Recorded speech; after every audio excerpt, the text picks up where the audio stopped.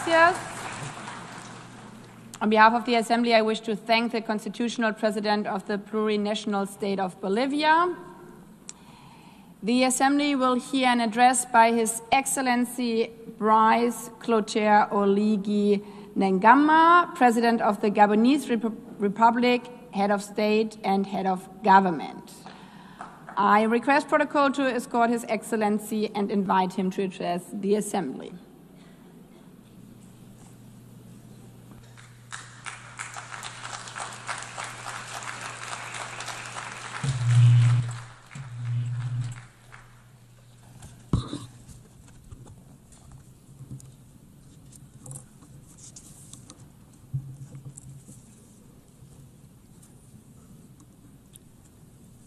Madame la Présidente Madam de l'Assemblée President of the générale, General Assembly, Mesdames et Messieurs les distinguished chefs d'État et de heads of gouvernement, state and government, Monsieur le Secrétaire distinguished général Secretary General des Nations of the Unies, United Nations, distingués délégués, distinguished delegates, Mesdames et ladies Messieurs, and gentlemen, à l'entame de mon at the propos, outset, il me plaît I would like d'adresser mes plus to sincères et most chaleureuses warmly and félicitations sincerely à congratulate Son Excellence, Her Excellency Madame Annalena Annalena Baerbock, Baerbock pour son élection à on la her présidence election de cette as 80e President session of de this l'Assemblée 80th générale des session Nations of Unies. the General Assembly of the United Nations. Madame la Présidente, Madam President, votre expérience your experience, vous permettra, I'm j'en sure, suis convaincu, will allow you d'accomplir to avec efficacité effectively carry out les missions inhérentes the à missions votre haute fonction. of your august post. Soyez assurés Rest de assured l'entière coopération of de the mon full pays. cooperation of my country. À Son Excellence, To His Monsieur Philemon Excellency, Yang, votre Philemon prédécesseur, Yang, your j'adresse predecessor, mes compliments pour le remarquable I travail pay accompli tribute to the durant son outstanding mandat. work carried out during his Enfin, term. je voudrais saluer à nouveau And lastly, I would like l'action de to Son once Excellence, again commend Monsieur His Antonio Excellency Guterres, Antonio secrétaire Guterres, général de notre Secretary organisation, General of tous les our efforts organization, for qu'il ne all cesse de of the déployer efforts that depuis he sa prise has de constantly made since he took up his office. Gabon, Gabon, my mon pays, country, est particulièrement is attentif keenly à interested l'initiative in ONU the 80 UN 80 qui initiative, vise which l'efficacité aims at ensuring opérationnelle operational face aux défis efficiency mondiaux in the face et à of la global rationalisation challenges, des mandats as well au sein as du to système des optimize Nations Unies. mandates within the UN system. Madame la Présidente, Madam President, il y a un an, 1 year ago, devant cette before auguste this assemblée, prestigious assembly, en qualité as de the président President de la of the transition de la République transition of the gabonaise, Republic of Gabon, je présentais le I processus presented politique the political entamé dans mon process pays begun depuis le in coup de la my country libération after opéré the le 30 août liberation 2022. coup which took place on August 30th, 2023. Au terme de l'élection After the présidentielle presidential election du 12 of avril April 2025, 12th, dont le 2025, processus for et which les the résultats process ont and été outcomes unanimement were salués unanimously par la endorsed communauté by the internationale. international community. Cette transition s'est This achevée transition par mon investiture le 3 mai culminated with my 2025, inauguration on May 3rd, qualité de premier président 2025, élu as the first de la elected République president gabonaise, of the établissant Gabonese ainsi Republic, les bases thus de l'ordre establishing the démocratique. foundations of democratic order. Comme vous le savez, As you know, le Gabon a connu une Gabon transition pacifique, has undergone a exemplaire, peaceful marquée par and l'inclusion exemplary de transition l'ensemble des forces vives de la that nation. included all of the political parties in Cette our transition apaisée, nation. This ouverte à un dialogue national smooth inclusif transition et à un référendum led to an constitutionnel inclusive national conforme au dialogue and a chronogramme constitutional qu'il s'est referendum in accordance with the agreed lequel se upon poursuivra timelines. par l'organisation And it des will élections continue législatives through the holding of legislative, local, et sénatoriales, and senatorial libres elections et that are transparentes. free and transparent. Pour ce faire, To this end, le premier the et le first second tour and des élections second jumelées round législatives of et locales combined legislative se tiendront and local le 27 elections will take septembre place on et le September 11 octobre 27th and 2025. October 11th, En ce 2025. qui concerne With regard to the l'élection election des of sénateurs, senators, celle-ci aura lieu this will take le place 8 on novembre November et le 8th, second and the tour est second fixé round is au scheduled for 29 November novembre 29th, 2025, 2025, en vue d'un with a retour view toward définitif a definitive à l'ordre restoration of constitutionnel dès constitutional janvier order 2026. by January 2026. Nous pensons légitimement We believe that ce this processus pacifique et peaceful historique and historic pourrait process d'ailleurs can faire l'objet serve d'enseignements as a et lesson d'études and a dans model divers milieux. in many other spheres. Le peuple gabonais The people a of puisé les Gabon ressorts have drawn de this ce success succès from dans son its histoire, history, sa culture de paix its culture of et peace, sa vision and partagée its du shared vision of the future. C'est l'occasion pour moi Here I would d'exprimer au like nom du peuple gabonais to express et au on mien behalf of the Gabonese nos people sincères and on my remerciements own à behalf l'Organisation des our Nations sincere Unies gratitude pour son to the United accompagnement Nations for multiforme. its multifaceted Je sais assistance. également I pouvoir compter know sur that l'appui de I l'ONU can count on the dans le support cadre de la of mise en the œuvre UN du plan de as we croissance et implement développement du our Gabon. national growth and development plan. Ce plan met This l'accent plan focuses sur l'augmentation de nos on capacités bolstering our énergétiques, energy capacity, le on renforcement des strengthening infrastructures infrastructure, le développement du numérique digital sector et and l'employabilité on des jeunes. enhancing youth employment.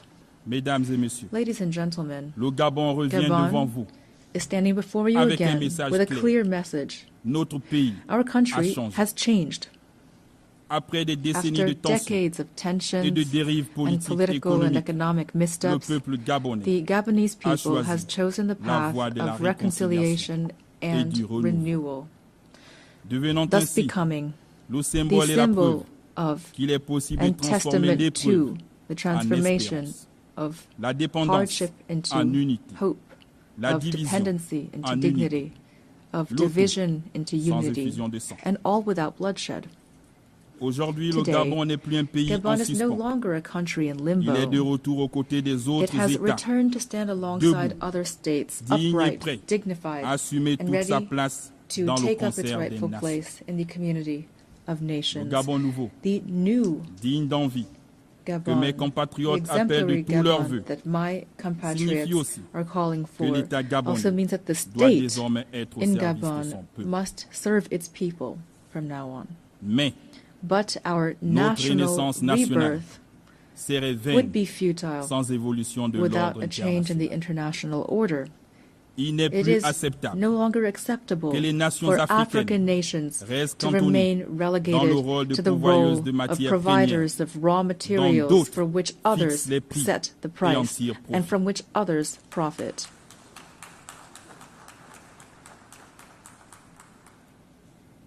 C'est donc le lieu pour moi Therefore, d'inviter les investisseurs publics et I would privés like to invite à nous public and accompagner private dans le investors to cadre de support us partenariats through gagnant-gagnant. win-win partnerships. Nous avons We décidé have de decided to transformer nos ressources sur transform, to place, process our de créer resources des emplois chez on nous, our territory, to create développer des jobs filières at home, to industrielles develop africaines African et industries, dialoguer and to interact avec le with monde the world on sur the des basis bases d'équité, of equity, de probité integrity, et de respect and mutuel mutual respect pour notre essor as we vers la strive félicité. toward happiness.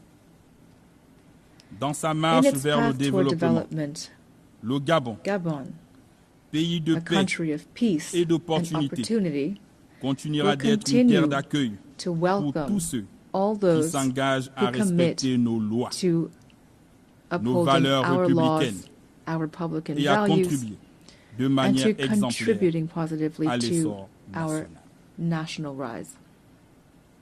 Distingués délégués, Distinguished delegates, mesdames et messieurs, ladies and gentlemen, cette 80e session de this l'Assemblée 80th générale session of the General ayant pour Assembly thème has mieux the theme ensemble, Better plus de Together, 80 80 ans years and more et plus pour la for paix, peace, le développement development, and et les droits human humains. rights. Se tient It dans un takes contexte place in an international international marqué par des context crises économiques, characterized by environnementales et economic, sécuritaires environmental, qui and appellent à security un crises engagement that call for collectif plus more soutenu sustained et plus ferme. and more staunch collective Ceci engagement. est une invitation urgente This à is an faire urgent face call à ces préoccupations to tackle these conformément à l'esprit concerns in accordance et à with la the valeur spirit de la and the Charte values des of the Nations UN Charter. Mesdames et messieurs, Ladies and gentlemen, le monde offre aujourd'hui un today visage the world profondément has a différent, radically different face. alors que l'humanité Humanity n'a jamais has disposé never d'autant de had moyens so technologiques much technological pour assurer prowess son to bien-être. ensure its well-being. Jamais And yet, la paix et la international sécurité peace and internationale security have n'ont never paru si seemed fragiles so et si fragile menacées. and so under threat. Il est plus It que is temps high time que la paix that peace règne sur la terre reign on et earth, particulièrement en and Afrique, especially in Africa, si meurtrie par which des has conflits so long dont suffered les donneurs d'ordre under et conflicts financiers that have se been trouvent hors stoked du continent. and financed from outside the Que les armes continent. se taisent Let en the République guns at démocratique du last Congo, fall silent in the au Soudan, DRC, in Sudan, dans la Corne in de the Horn of l'Afrique Africa, et au Sahel. and in the Sahel. À cet égard, In this plutôt que regard, de toujours stigmatiser instead of constantly et condamner stigmatizing and les condemning États the du state Sahel, of the Sahel, la the communauté international internationale community gagnerait would à les benefit from soutenir supporting dans them leur in lutte their battle contre against the l'hydre terroriste. many-headed threat of terrorism. Mesdames et messieurs, Ladies and gentlemen, le 12 décembre on December 12, 1988, le Gabon reconnaissait officiellement l'État de la recognized the state of Palestine. Hier comme aujourd'hui, then, as now, nous soutenons we la solution support à the deux États, two-state solution, seule voie, the only conforme way, aux in résolutions accordance des with Nations UN Unies, resolutions, pour to garantir une paix guarantee juste a just et and lasting durable peace entre Israéliens between et Israelis and autant Palestinians, que la sécurité as well as to guarantee international security.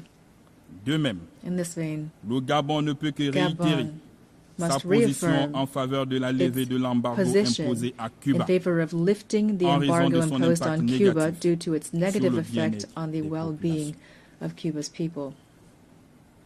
Nous réaffirmons solennellement We solemnly reaffirm our notre plein full support appui aux efforts for internationaux international efforts menés à travers le monde carried out pour throughout the parvenir world à la paix. to achieve peace. Ces efforts These efforts devraient être must centrés sur l'humain, be centered on humans, notamment especially les femmes women et les jeunes. and youth.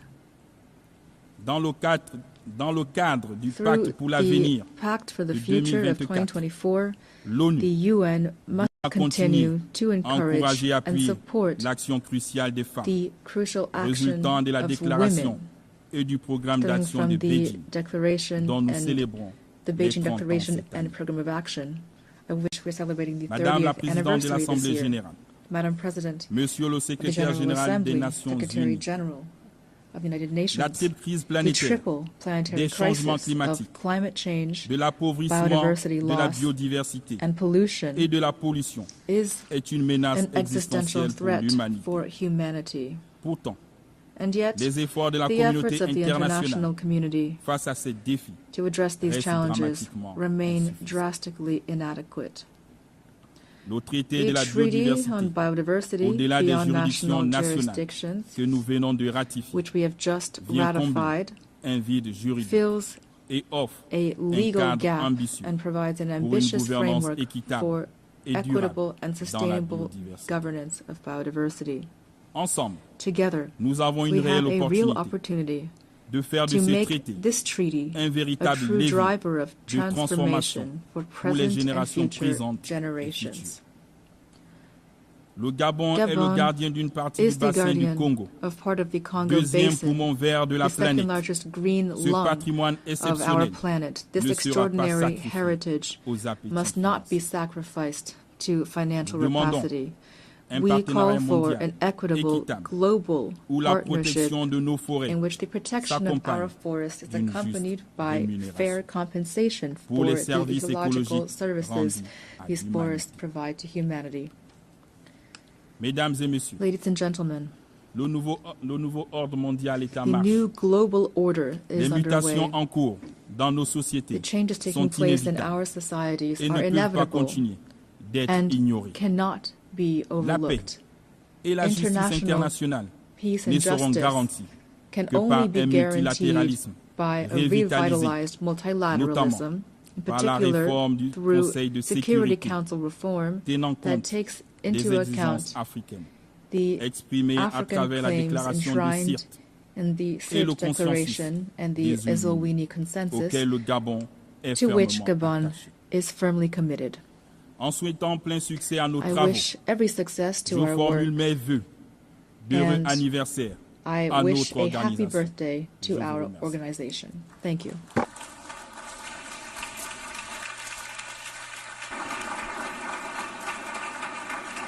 I thank you and happy birthday to all of us. On behalf of the Assembly, I wish to thank the President of the Gabonese Republic, Head of State and Head of Government. The Assembly will hear an address by His Excellency John Dramani Mahama, President of the Republic of Ghana. I request protocol to escort His Excellency and invite him to address the Assembly.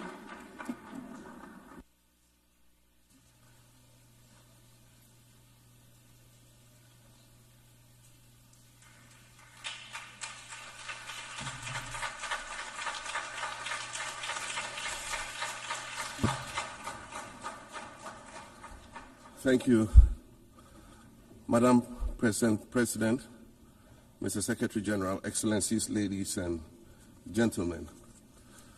At this 80th session of the United Nations General Assembly, I'd like to speak about Africa's role in the future of this organization.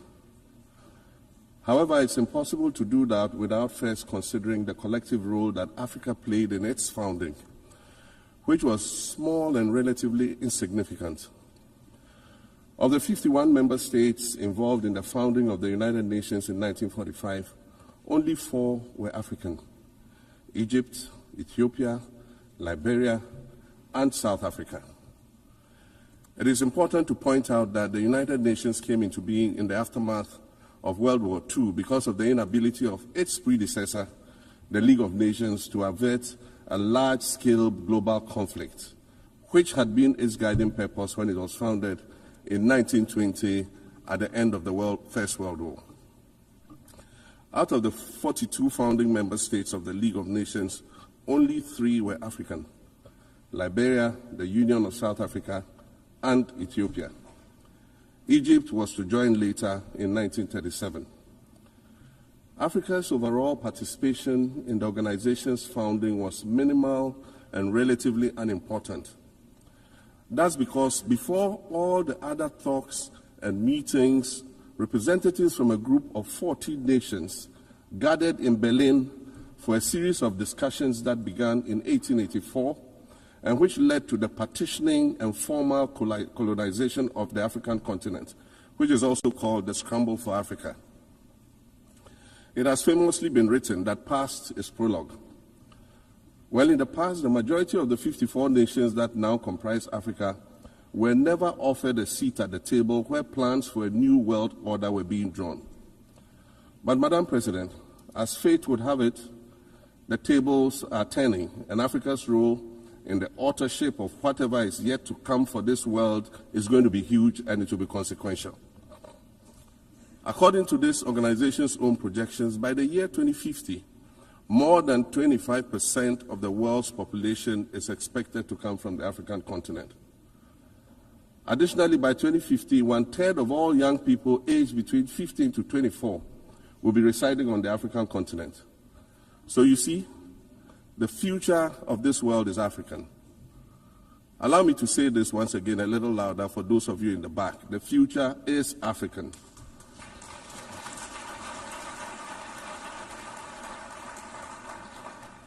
Already today, Africa is a catalyst for human potential and development, as well as for economic reform and ecological stability. Africa is a catalyst for systemic change. If this reality, which is fact-based and straightforward, seems provocative or unsettling, perhaps it's because you are viewing it through the lens of centuries of filters, colonialism and imperialism, and the resulting implicit bias. Maybe you are unaware of the resilience of African nations or their remarkable ability to make a strong comeback just when you think it's safe to count them out. That is what is happening right now in my own country, Ghana. Our constitution limits leaders to 2 4-year terms. In January, I was sworn in for a second term, which, let me point out, was non-consecutive with my first term. Our currency, the Ghana cedi, was rapidly depreciating, faced with rising inflation, a huge debt burden, and low morale amongst our citizens. My new administration settled down quickly and embarked on an ambitious program of comprehensive transformation designed to restructure Ghana's economic foundation and enhance our competitive standing globally. We refer to this process of recalibration as our reset agenda. In just 8 months, we have achieved significant reduction in inflation from 23.8% in December 2024 to 11.5% in August 2025, restoring price stability for our citizens. Additionally, our currency, the Ghana cedi, has appreciated considerably against other currencies, with Bloomberg reporting it as the best performing currency in the world at one point. Our improved sovereign credit rating reflects increasing investor confidence in our economy, and our 24-hour economy initiative promises to transform our economy. And there's a renewed willingness amongst our people to trust that their elected officials have Ghana's interests at heart and that we're progressing together. Madam President, I believe that in honor of this milestone celebration, the United Nations should also embark on a process of serious recalibration and establish its own reset agenda. Since the organization's founding, the number of UN member nations has nearly quadrupled. And quite frankly, it is not the same world that it was back then when the UN was formed. I mentioned earlier that I began my second non-consecutive term as president this past January. My first term ended in January 2017. In that span of time, 8 years, the world has changed with such ferocity. My first days in office after my return felt as though I had just awakened from a Rip Van Winkle-style sleep. Now, no, that was only after 8 years. Imagine then what it will be like after 80 years since the founding of the United Nations. In 1945, the sun had not yet set on the largest empire in history. The most common mode of international travel was by sea. The personal computer had not been invented, let alone made portable. And television, a new convenience, was still in its infancy, albeit in black and white color. Relations between the US and the Soviet Union were turning frosty, with Winston Churchill declaring that an iron curtain has descended across the European continent. Fast track 80 years on. In today's world, hundreds of thousands of commercial flights take off and land every day. Libraries have been digitized so that volumes of literature can exist on a small device, small enough to fit inside your pocket. We live in a world of cryptocurrency, artificial intelligence, social media, the internet and its dark hidden dungeon of the dark web, all of which carry a potential threat to global peace and security. Climate change is real, and we're fighting a losing battle against the loss of Maldives and other island nations to the rising sea level, against the loss of Timbuktu to desertification and the Amazon forest to global warming and deforestation. Madam President, the UN Founding Charter is outdated when it comes to representation in this August Assembly. The most powerful post-World War II nations are still being rewarded with an almost totalitarian guardianship over the rest of the world. And yet, the first sentence in Chapter 2, Article 1 of the UN Charter declares that the organization is based on the principle of sovereign equality of all its members. If this were true, and was the case, a continent as large as Africa, with its numerous UN member states, would have at least one permanent seat on the Security Council.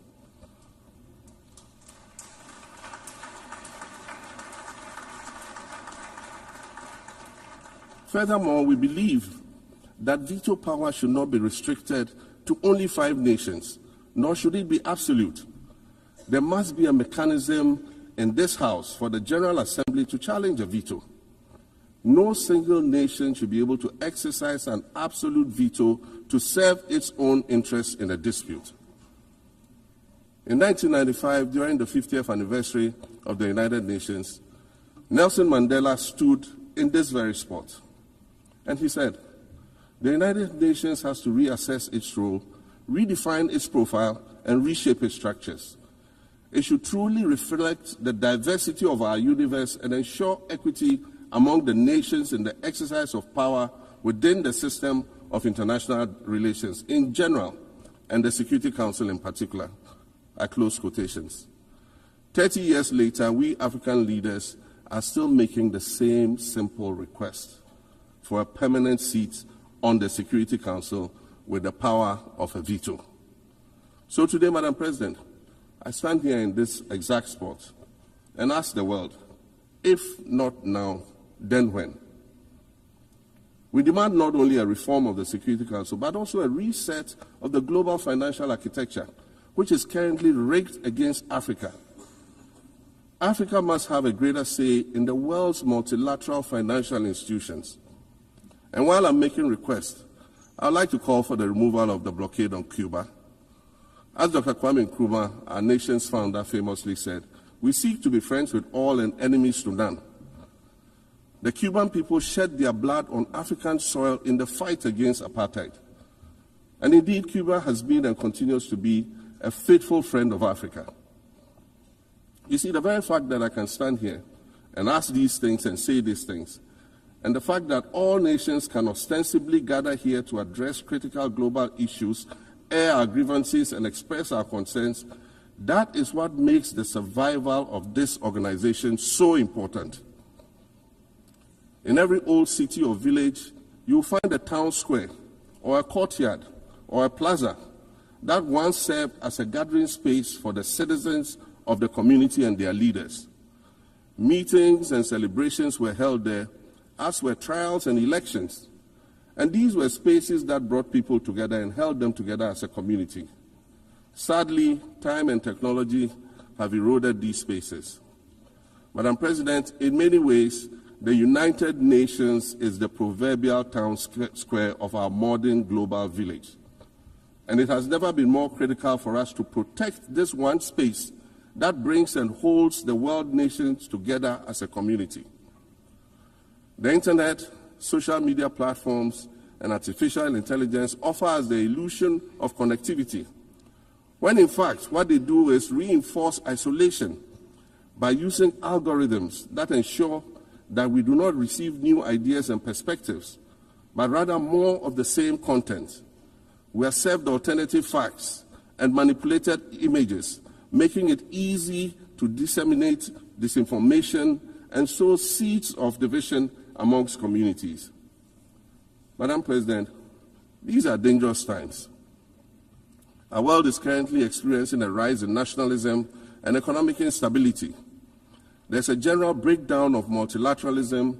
Various acts of aggression have been committed against the sovereignty of others, and nations are attempting to circumvent the very safeguards that were put in place to prevent large-scale global conflict. These conditions are all too similar to the ones that led to the League of Nations' failure in fulfilling its mandate. The denial of visas to President Abbas and the Palestinian delegation sets a bad precedent and should be deeply worrying to all member nations of the United Nations. Ghana recognized the state of Palestine in 1988 and supported a two-state solution to the conflict since then. And I say, contrary to the claims of some, a two-state solution would not be a reward for Hamas.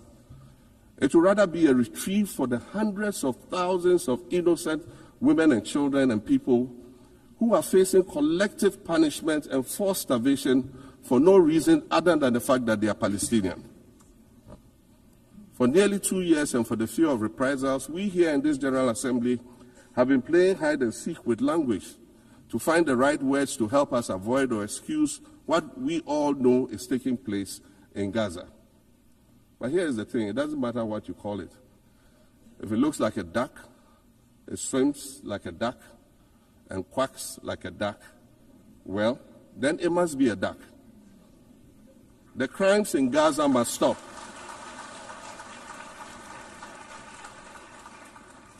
The crimes in Gaza must stop. Madam President, I also want to draw particular attention to the conflict in Sudan, which this body has described as the world's largest humanitarian crisis. 12 million people have had to flee their homes. And when we speak of migration, we refer to the 12 million new Sudanese refugees, whom we as a global community should be willing to assist in much the same way that many member nations readily assisted new refugees coming out of Ukraine. Let's dispense with the euphemisms and dog whistles and speak frankly. It is not a mystery that when leaders of Western nations complain of their migration problems, they are often referring to immigrants from the global south. But many of those immigrants are climate refugees. And interestingly, the global north emits 75% more greenhouse gases than the global south. However, the effects of climate change are more severe in the global south because we lack the resources to address them effectively. And so when the desert encroaches on our villages and towns and they become unlivable, we are forced to flee. Wasan Shire, a Somali-born prophet, a Somali British poet, born in Kenya to Somalian refugee parents, was London's first youth poet laureate. She writes in her poem titled Home, and it says, "You have to understand that no one puts their children in a boat unless the water is safer than the land. No one bends their palms under trains beneath carriages.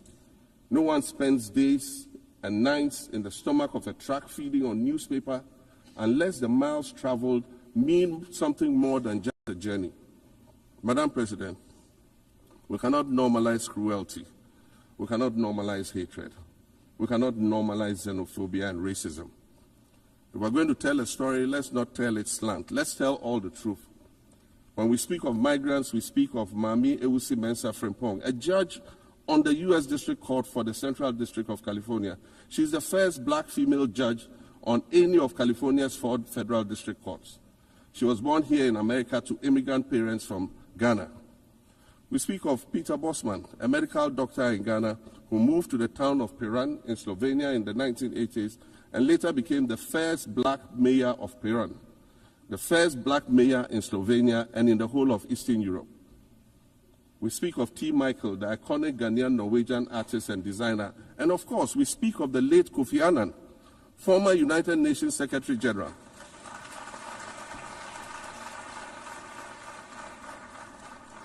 Former United Nations Secretary General and Nobel Peace Prize recipient, who was born in Ghana but spent his adulthood in various places in America and Europe. These are people who have brought great distinction to the countries that they decided to call home. Just as the migrants and the children of migrants before them did, I dare say these are not invaders. These are not criminals. Madam President, the slave trade must be recognized as the greatest crime against humanity. As the African champion on reparations, Ghana intends to introduce a motion in this August body to that effect. More than 12.5 million Africans were forcibly taken against their will and transported to create wealth for the powerful Western nations. We must demand reparations for the enslavement of our people and the colonization of our land that resulted in the theft of our natural resources, as well as the looting of artifacts and other items of cultural heritage that have yet to be returned in total. We recognize the value of our land and the value of our lives, as did our colonizers, as well as the governments that happily paid reparations to former slave owners as compensation for the loss of their property, in quotes, and that property for which they received compensation was paid referred to enslaved people who had been freed. Madam President, an increasingly insecure world is witnessing upward spending on defense budgets of bilateral partners and steep cuts in official development assistance. Since July 2024, it is estimated that there's been a 40% drop in humanitarian aid globally. In this era of global uncertainty, Africa must exercise sovereignty over its natural resources to raise the necessary funds to ensure the well-being of its citizens. The days of parceling out vast concession areas to foreign interests for exploitation must come to an end. We'll continue to welcome foreign investment, but we must negotiate better for a bigger share of the natural resources that belong to us. And we must insist on value addition to these resources. We're tired of the continued image of poverty-stricken, disease-ridden rural communities living at the periphery of huge foreign-controlled natural resource concession areas. We're tired of having people extract the most they can from us and in return offer us the very least by way of respect, consideration, and dignity. We're tired of not being represented in ways that reveal the richness and complexity of our history or acknowledge all that we have overcome to arrive here in this liminal space of untold possibilities. Allow me to echo the Indian-American writer Arundhati Roy, who wrote, "Another world is not only possible, she's on her way. On a quiet day, I can hear her briefing." I want to add that for the sake of Africa, and quite selfishly for the sake of my 18-year-old daughter, I hope that this new world that is arriving is a place of safety and equality for women and girls. To succeed, we must empower everyone, including women and girls, to reach their full potential. In closing, Madam President, I'd like to congratulate you on your election to preside over this historic 80th General Assembly and on being the 5th woman to hold this distinction. I'd also like to congratulate Her Excellency Nana Jane Opoku-Agyeman on being the first woman Vice President of Ghana.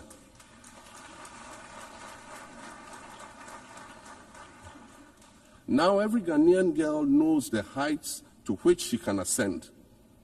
Words matter, but issues of representation matter even more, which is why Ghana looks forward to the appointment of a woman as Secretary General of this organization in the near future. Madam President, Your Excellencies, I thank you for your kind attention.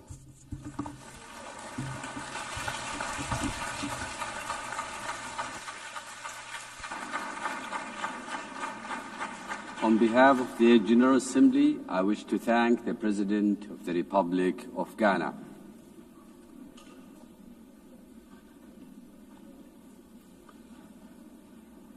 The Assembly will hear an address by His Excellency Mahama AU Sohkan Embalo, President of the Republic of Guinea-Bissau. I request protocol to escort His Excellency and invite him to address the Assembly.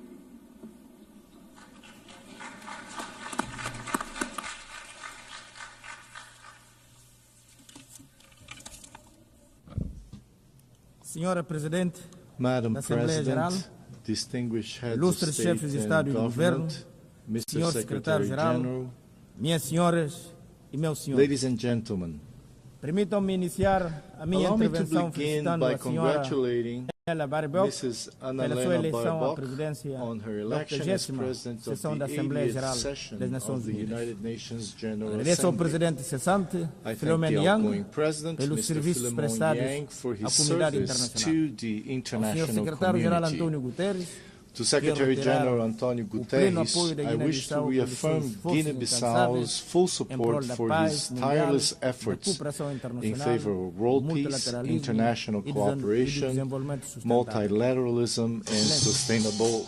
Minhas senhoras e meus senhores, há 80 anos, os 80 fundadores years da ago, ONU comprometeram-se a preservar as The gerações founders of the futuras United Nations do flagelo pledged da to guerra. save succeeding Essa promessa, generations from the infelizmente, scourge of não foi war. plenamente That cumprida. promise, unfortunately, Todavia, has not yet esse compromisso, been fully assumido fulfilled. por cada de nós, Yet ou dos this Estados-membros, ao aderir à Carta undertaken das by Nações each member Unidas, state upon continua joining the válido. UN Charter E ele remains perpetua-se valid através and do continues empenho to be de honored cada capacete azul, through the cada dedication trabalhador of humanitário, every UN que muitas das peacekeeper vezes and every faz a humanitarian diferença entre a worker vida e a morte who often em zonas make de the conflito, difference ou between na life and sequência death de in desastre conflict natural. zones or As following suas natural agências, disasters. nomeadamente a UN OMS, agencies such as UNESCO, WHO, UNESCO, FAO, UNICEF, HCR, FAO, WFP, UNHCR, and UNDP, among others,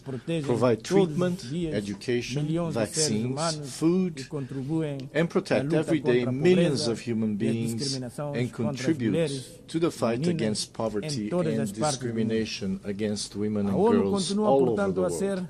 The United Nations remains relevant, especially in these times of deep global uncertainty and crisis.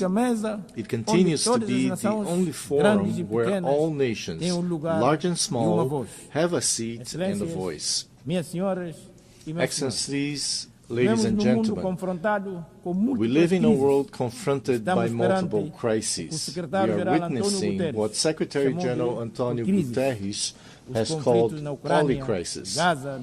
Conflicts in Ukraine, Gaza, Sudan, and other regions persist. Socioeconomic inequalities, environmental shocks, political instability, and humanitarian emergencies disproportionately affect developing countries, with the greatest impact on small island developing states.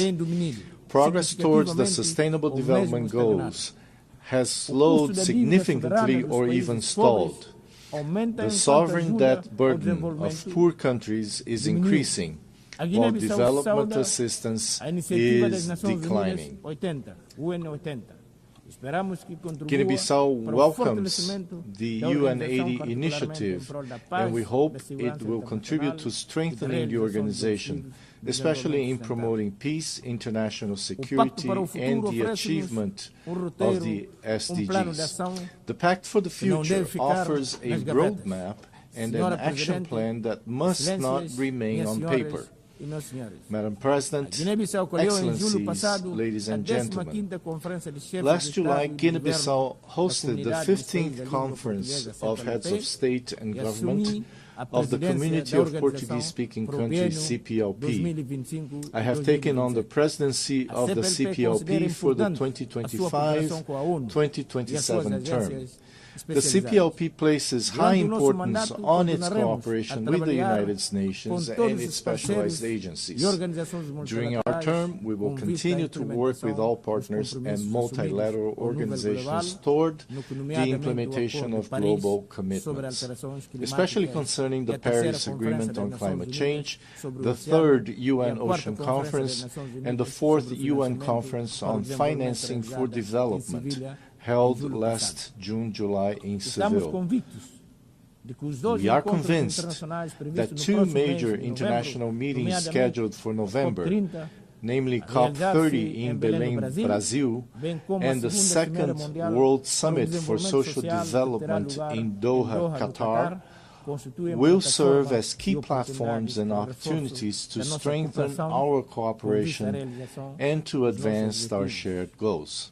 Madam President, Excellencies, ladies and gentlemen, Guinea-Bissau is scheduled to hold presidential and legislative elections on the 23rd of November this year.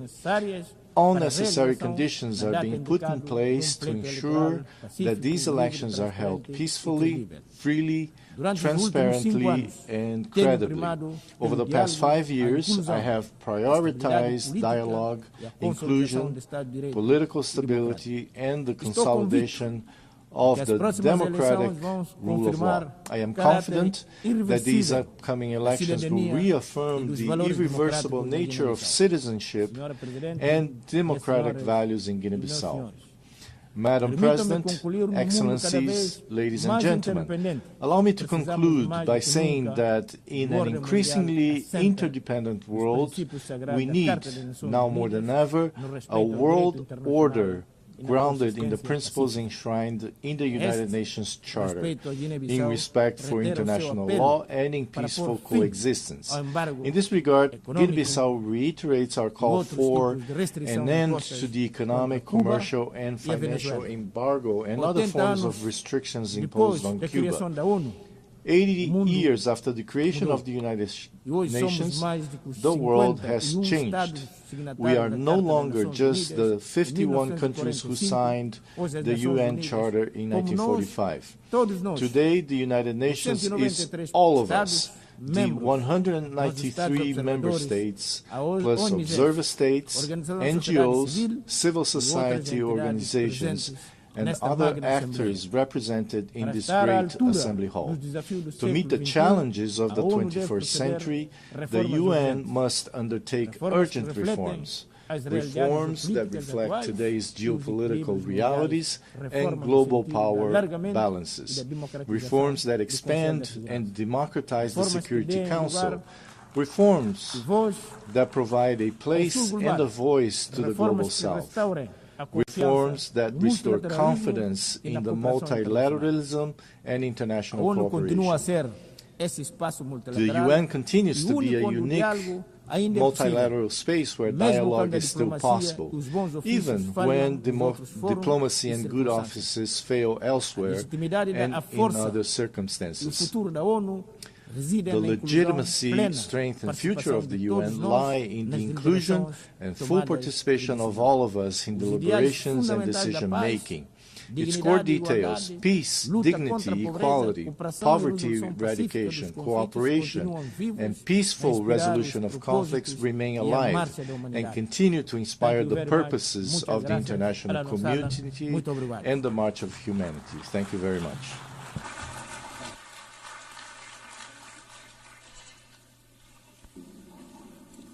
On behalf of the Assembly, I wish to thank the President of the Republic of Guinea-Bissau.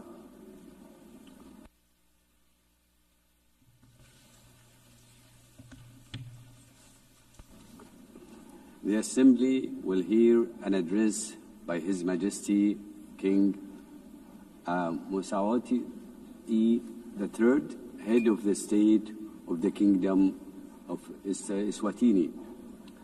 I request protocol to escort His Majesty and invite him to address the Assembly.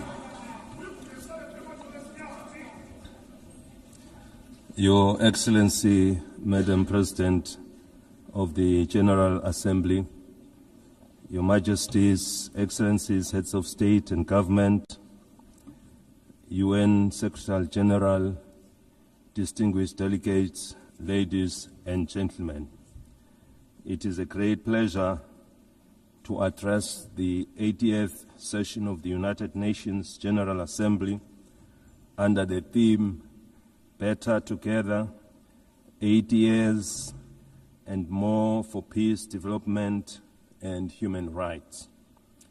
At the outset, we wish to assure you, Madam President, of Eswatini's unwavering support during your tenure. We also commend the UN Secretary General and the Secretariat for their steadfast leadership in navigating our world through unprecedented challenges. As we gather today, mankind is confronted with many challenges, including conflicts around the world.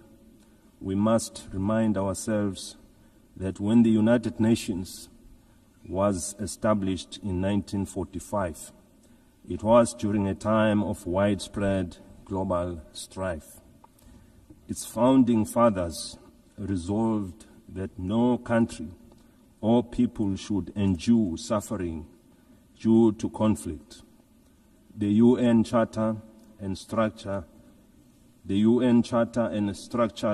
were designed to be clear and resolute. Now is the time to ask ourselves what has gone wrong and what steps must be taken to correct these challenges and restore the UN's mission of fostering peace. The question we must ask ourselves further is, what is the UN doing to address these issues effectively? I propose that the United Nations establishes ad hoc committees to tackle global conflicts and promote peace.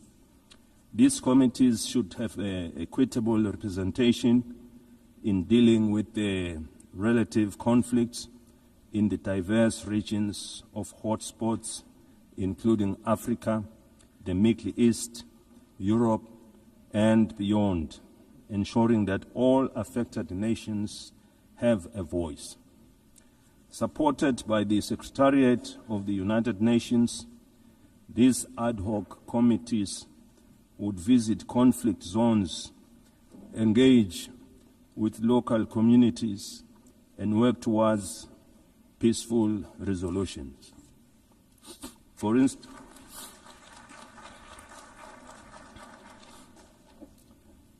instance, in Africa, the conflicts in Sudan, South Sudan, Somalia, the Sahel, and the Great Lakes need the intervention of these ad hoc committees. In the Middle East, they should facilitate dialogue with all parties involved. The team could ask the Palestinians what it will take to release the hostages, given the fact that the Israelis would remain aggrieved as long as their loved ones are not with them. Similarly, the ad hoc committee should engage the Israelis to ascertain what it will also take for them to stop the bombardment, to avoid loss of more innocent lives, widespread destruction of property, and a growing refugee crisis. By engaging directly with the affected communities, these communities could help broker solutions that address the concerns of all sides to reduce tensions, suffering, and foster stability. In the conflict between Russia and Ukraine, these ad hoc committees could mediate discussions to identify pathways to peace. Their role would be to engage in meaningful dialogue and report back to the United Nations with actionable recommendations on what it would take to end the war. In Eswatini, we encourage that yield positive outcomes proving that dialogue is the cornerstone in nation building. We thank those countries already making means in finding solutions. This suggested approach is not meant to undermine their efforts, but it would complement them as they are already working towards peaceful resolutions. We must avoid actions that could escalate tensions further and instead focus on saving innocent lives. Millions of lives have already been lost during the COVID-19 pandemic. We therefore cannot afford to lose any more to conflict.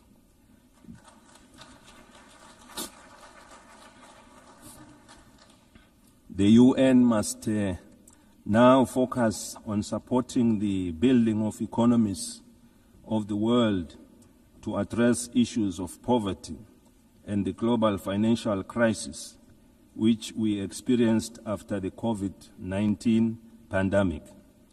By investing in these areas, we can create conditions for lasting peace. We therefore need one another in building and supporting our development initiatives in our respective countries. The time for action is now.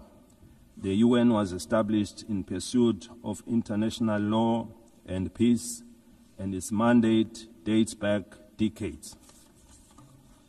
In 2025 and onwards, we must renew our commitment to this mission by forming these ad hoc committees and making informed, inclusive decisions.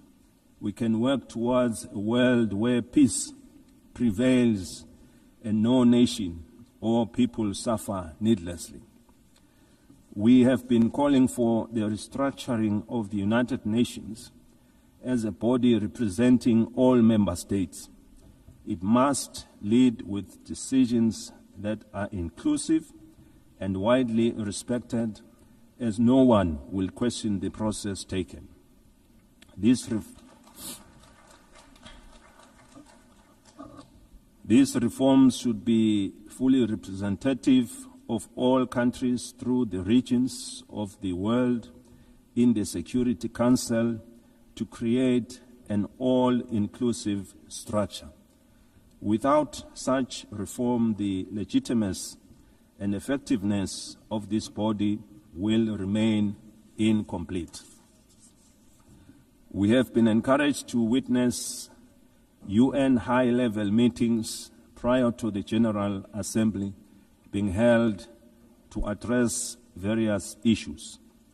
These include the Seville and Awaza declarations on financing for development and socio-economic challenges faced by landlocked countries.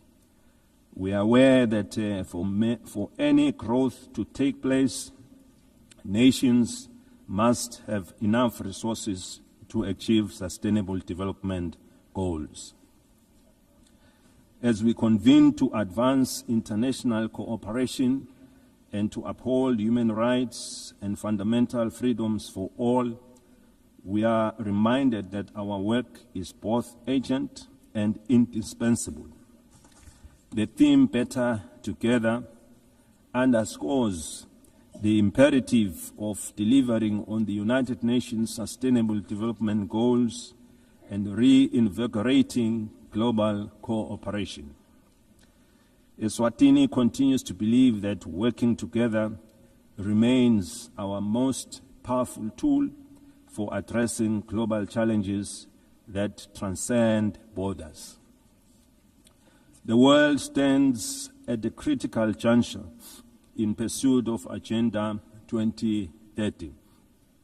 With only 5 years remaining, we must face the reality that progress on the SDG is far off track. This is a sobering reminder that our collective efforts must be redoubled and that international solidarity, cooperation, and shared responsibility are more urgent than ever before.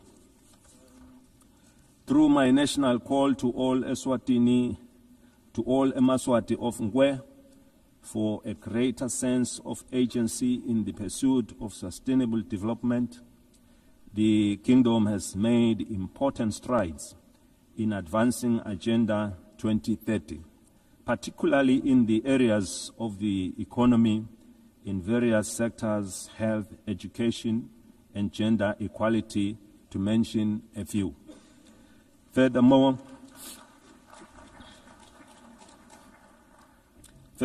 the country's literacy rates have improved, reflecting our investments in education, while the nation continues to be empowered through targeted programs that strengthen their role in our society and economy.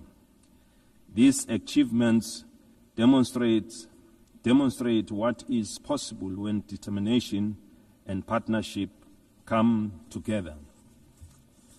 While we have witnessed the GDP growth of our economy, we remain with a number of challenges to address, and we count on the UN for support to become one of the advanced economies of the world. We have implemented initiatives to grow our economy and attract new investments by opening trade opportunities with other countries that give access to regional and international markets. Your Excellencies, the global economy remains fragile. Persistent inflation resulting in rising food and energy prices, as well as tightening financial conditions, have eroded fiscal space for many developing nations. Across sub-Saharan Africa, countries spend on average 12% of government revenues on debt servicing, diverting resources urgently needed for social cohesion programs. Eswatini also advocates for trade facilitation and economic diversification, simplifying customs procedures, reducing regulatory barriers, and enabling greater participation in regional and global value chains. In this regard, the African Continental Free Trade Area has the potential to boost intra-Africa trade by up to 52%, drive industrialization, and create millions of jobs. For countries like Eswatini, the AfTA offers more than market access. It provides a pathway to overcome geographic constraints through regional integration, cooperation, and efficient trade corridors. In an increasingly connected world, the Kingdom of Eswatini is actively striving for digital transformation as a catalyst for sustainable development. Eswatini is open for business in technology and looks forward to partnering and sharing experiences with other developed countries in advancing our technologies. Eswatini is proud of the significant progress achieved under Sustainable Development Goal 3. We welcome the progress made in the ratification of the Pandemic Treaty. This landmark agreement is essential for strengthening preparedness and resilience against future health emergencies, fostering effective and equitable cooperation. We remain deeply concerned about the decline in bilateral and multilateral support for global health priorities. Weakening our joint efforts threatens to erode decades of progress in this sector, as health is a global security. The Kingdom of Eswatini recognizes that the increasing frequencies and intensity of natural disasters, emergencies, and protracted crises highlight the urgent need for integrated responses that bridge humanitarian relief, long-term development, and peace building. We urgently need to strengthen disaster preparedness, build resilient communities, and integrate emergency responses with sustainable development. Eswatini, like other countries in the region, has many young and marginalized groups who face unemployment and inequality in various sectors. Ensuring empowerment, capacity building, and employment is our priority, and with the support of the UN programs, we are taking deliberate steps to provide a more enabling environment to guarantee their future. We equally recognize the rights and potential of persons with disabilities who continue to face disproportionate barriers to education, employment, and social participation so that they can fully contribute to and benefit from national development. The United Nations General Assembly Resolution 2758, adopted in 1971, did not address the issue of Taiwan's representation in the United Nations, and it does not preclude their participation in the UN system. The United Nations must seek suitable ways of including Taiwan so that she can better contribute to realizing the UN Sustainable Development Goals. In that way, this will fulfill the UN mandate to ensure that no country is left behind.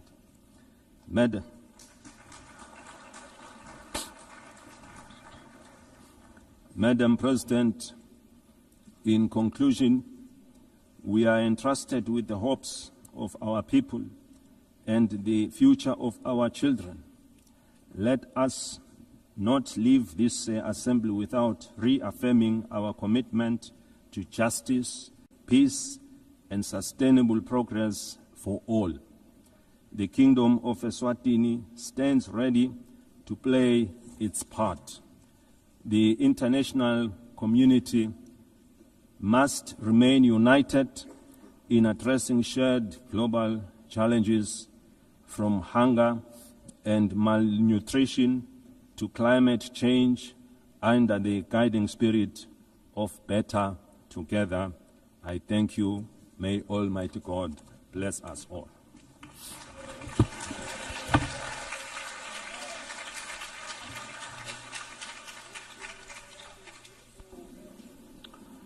On behalf of the Assembly, I wish to thank the head of the state of the Kingdom of Eswatini.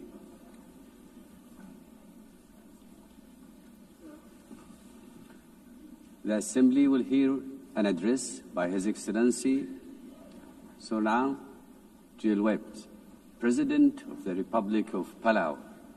I request protocol to escort His Excellency and invite him to address the Assembly.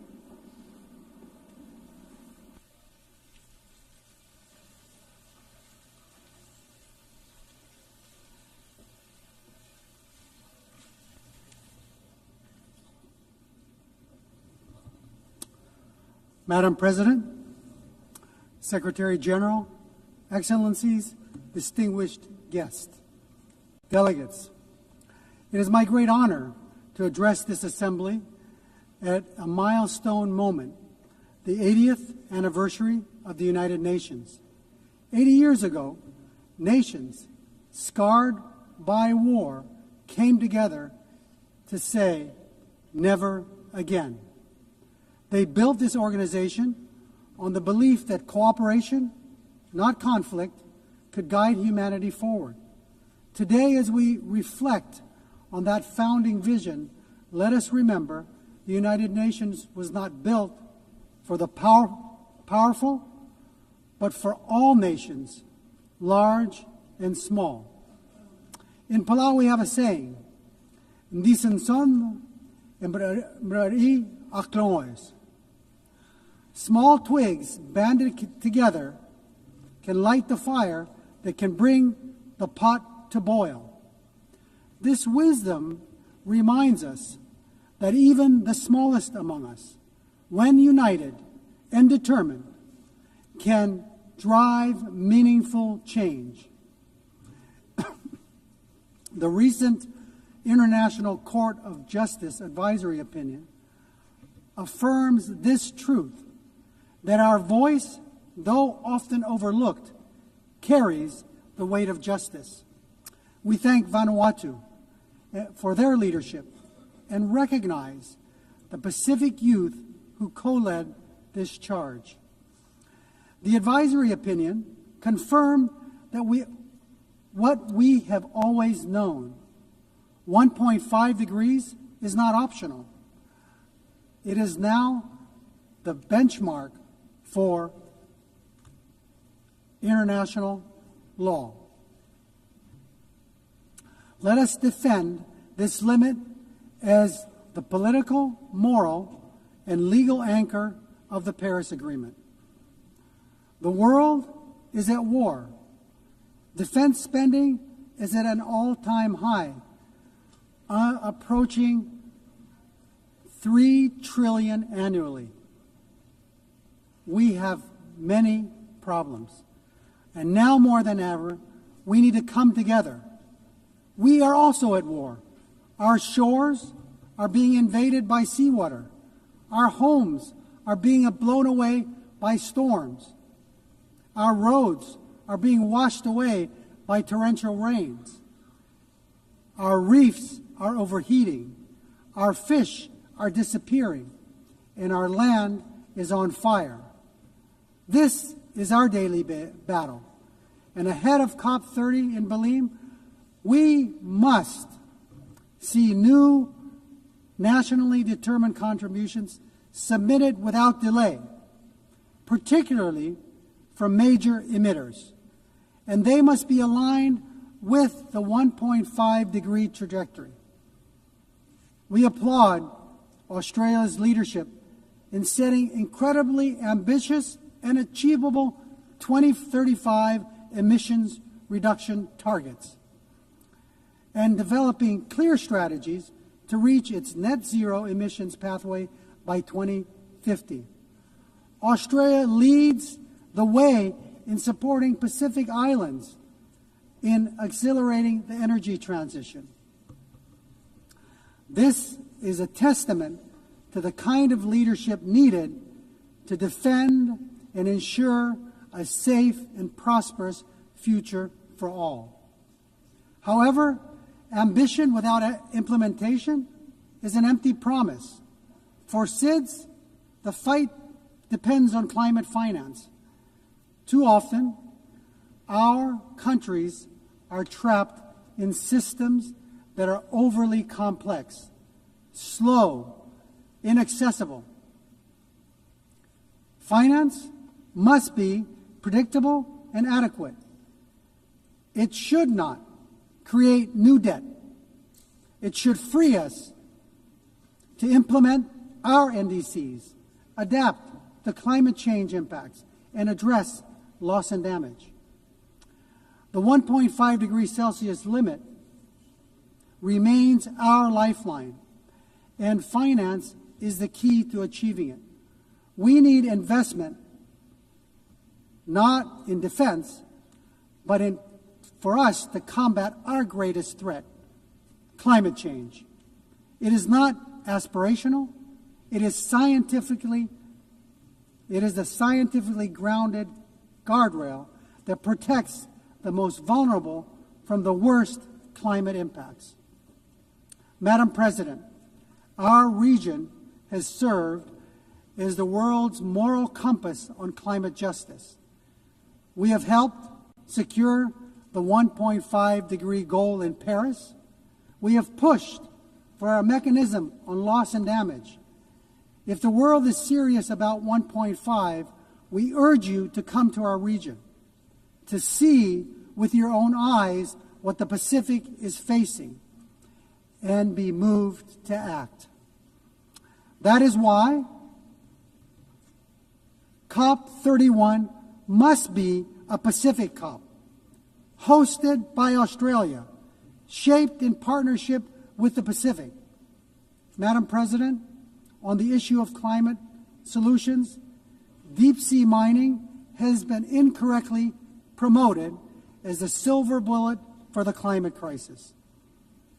If we rush forward without understanding the consequences, we risk inflicting irreparable harm. The loss of biodiversity, the release of carbon, damage to our water column, and the destruction of fisheries that sustain our people is unfathomable. At UNOC 3, 38 countries, including Palau, came together to support a moratorium, and our message is clear. We must let science guide before we exploit the deep sea. The historic BBNJ agreement enters into force in January. And while Palau is proud to be the first ratifier, we couldn't have lit this fire alone. Like the Palauan proverb of the twigs, crossing the collective effort of over 60 countries demonstrates that we are better together. While we celebrate this achievement, we need even more nations to join this commitment to truly safeguard our ocean's future. Colleagues, the BBNJ agreement presents an unprecedented opportunity to design new ocean governance institutions where SIDS have a voice from the start. We are big ocean states, and we call on our partners, including the EU, to support a SIDS seat in the BBNJ governance structure. Excellencies, the stakes for SIDS could not be higher. Our economies are small, our vulnerabilities are acute, and our physical space is painfully narrow. The Antigua and Barbuda agenda for SIDS gives us a blueprint for resilient prosperity, but it cannot stand without tools. That is why the Seville commitment matters. The world has finally recognized that the financial system cannot be fair if it measures only income and ignores vulnerability. Multilateralism is our only shield, yet too often it is sidelined blacklisted, and cut off from finance, and boxed in by rules we did not write. We demand a seat not as bystanders, but as equal architects of our shared future. We call for the full and immediate integration of the multi-dimensional vulnerability index into the policies and frameworks of international financial institutions, multilateral development banks, and international organizations. It is time that we move the MVI from theory to practice. As we commemorate 80 years of this United Nations, we must look honestly at the strengths and its shortcomings. We welcome the Secretary General's UN 80 initiative, but let me be clear, reform cannot be cosmetic. This UN must be more responsive, more equitable, and more focused on delivery. Madam President, Palau knows too well the heavy cost of war, having endured the devastation of World War II on our islands. That history reminds us not only of the suffering left in the wake of conflict, but also the sacred value of peace. Palau has always stood for dignity of every human life and for the peaceful resolution of disputes through dialogue and respect for international law. Our positions, whether in support or restraint, are always guided by a deeper purpose, the pursuit of peace that is just, lasting, and stable. We believe that a durable solution, one that envisions two peoples, Israelis and Palestinians living in two democratic states, side by side, in peace and in dignity and security, within mutually recognized borders, is essential for lasting peace. Russia's unprovoked war against Ukraine is a stark reminder that when international law is disregarded, peace everywhere is placed at risk. It is only through respect for the rules-based order that all nations, large and small, can live securely. Continuing in that spirit of respect for life and stability, I must raise an important issue of principle. Years ago, China wrongly interpreted UNGA Resolution 2758. And today, it continues to claim that Taiwan is a part of the People's Republic. The end result has been Taiwan been silenced. The 23 million people's voices have been kept unheard, keeping Taiwan out of fully participating in the UN system and contributing to the world. Palau believes that inclusivity, which includes Taiwan, strengthens the United Nations, and that no community should be barred from contributing to the solutions of our world that it so desperately needs. Madam President, let me close with another Palauan proverb. It's about tides. Dol Raivis. An incoming tide should lift everyone. The choices we make together are about lifting all of us, ensuring the next generation inherits a world that sustains them just as it has sustained us. As we face today's greatest challenges, climate change, ocean decline, debt, inequality, wars, and conflict, no nation can carry the weight alone. But together, guided by the spirit of the UN's founding and strengthened by 80 years of hard-learned lessons, we can turn the tide.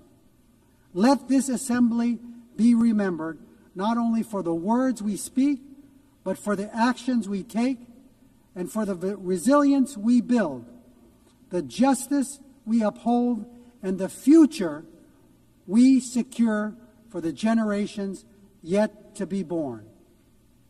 We are better together. God bless you. Sulang, thank you.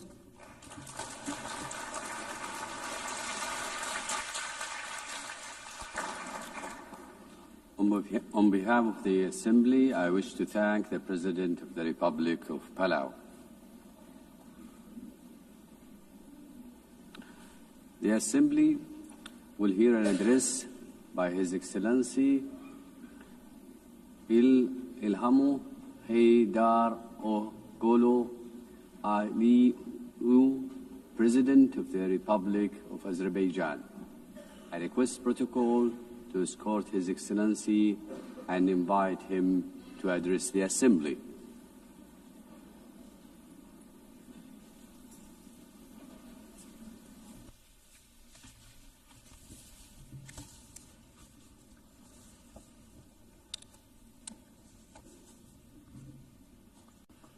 Ladies and gentlemen, for many years I spoke from this tribune about tragedies of aggression, occupation and injustice experienced by Azerbaijan. Today I will speak about our long road to victory and peace, and a new era in Azerbaijan's history, about how we managed to end the occupation through a liberation war and how we won peace by political means. For nearly 3 decades, almost 20% of Azerbaijan's sovereign territory remained under military occupation by Armenia. 1 million of Azerbaijanis were expelled from their homes as a result of the policy of ethnic cleansing and war crimes conducted by Armenia. Their fundamental human rights were grossly violated. 4 United Nations Security Council resolutions adopted in 1993 demanded immediate, complete and unconditional withdrawal of Armenian armed forces from the occupied territories. Sadly, these resolutions were never implemented. Armenia demonstratively ignored them because no sanctions were imposed on it by international community. The OSCE Minsk Group, established in 1992 to facilitate a settlement, has failed in its mission. Instead of enforcing the norms and principles of international law, its co-chairs sought to preserve the status quo and keep the conflict frozen. In 2020, after almost 30 years of ineffective negotiations, Azerbaijan was forced to exercise its legitimate right to self-defense under Article 51 of the UN Charter. During the war, Armenia shelled our towns and cities with ballistic missiles and cluster munitions, killing more than 100 of innocent civilians. Azerbaijan, in its turn, conducted the war in strict compliance with international humanitarian law. We ensured protection of civilians and refrained from targeting non-military infrastructure. In 44-day patriotic war, our armed forces liberated occupied territories and restored Azerbaijan's territorial integrity in accordance with international law and relevant UN Security Council resolutions. The 10 November 2020 marked the capitulation of Armenia and restoration of Azerbaijan's territorial integrity after nearly 30 years of occupation. Right after our victorious war, Azerbaijan declared its readiness to open a new page in relations with Armenia, based on mutual recognition of territorial integrity and sovereignty. We proposed 5 basic principles rooted in international law. We tabled the proposal for a peace treaty. Then we initiated a negotiation process on its draft text, which lasted from October 2022 to summer 2025. Despite several attempts to derail the process, the negotiations produced positive results as they were conducted on a strict bilateral basis, free from any kind of external interference. On August 8 this year, the foreign ministers of Azerbaijan and Armenia in Washington, in the White House, in presence of the leaders of the United States, Azerbaijan and Armenia, initialed the text of peace agreement. The same day, the President of Azerbaijan and the Prime Minister of Armenia signed the joint declaration.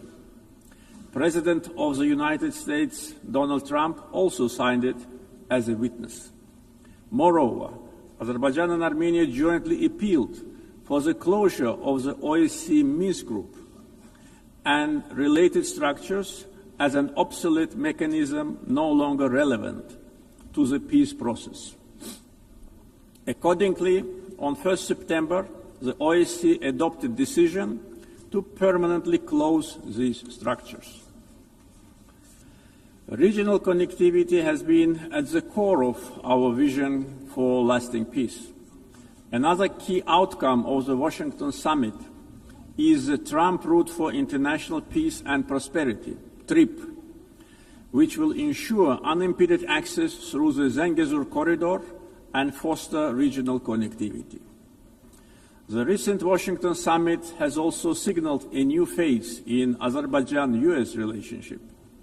Together with President Trump, we signed the Memorandum of Understanding between the two governments regarding the establishment of a strategic working group to develop a charter on strategic partnership between Azerbaijan and the United States.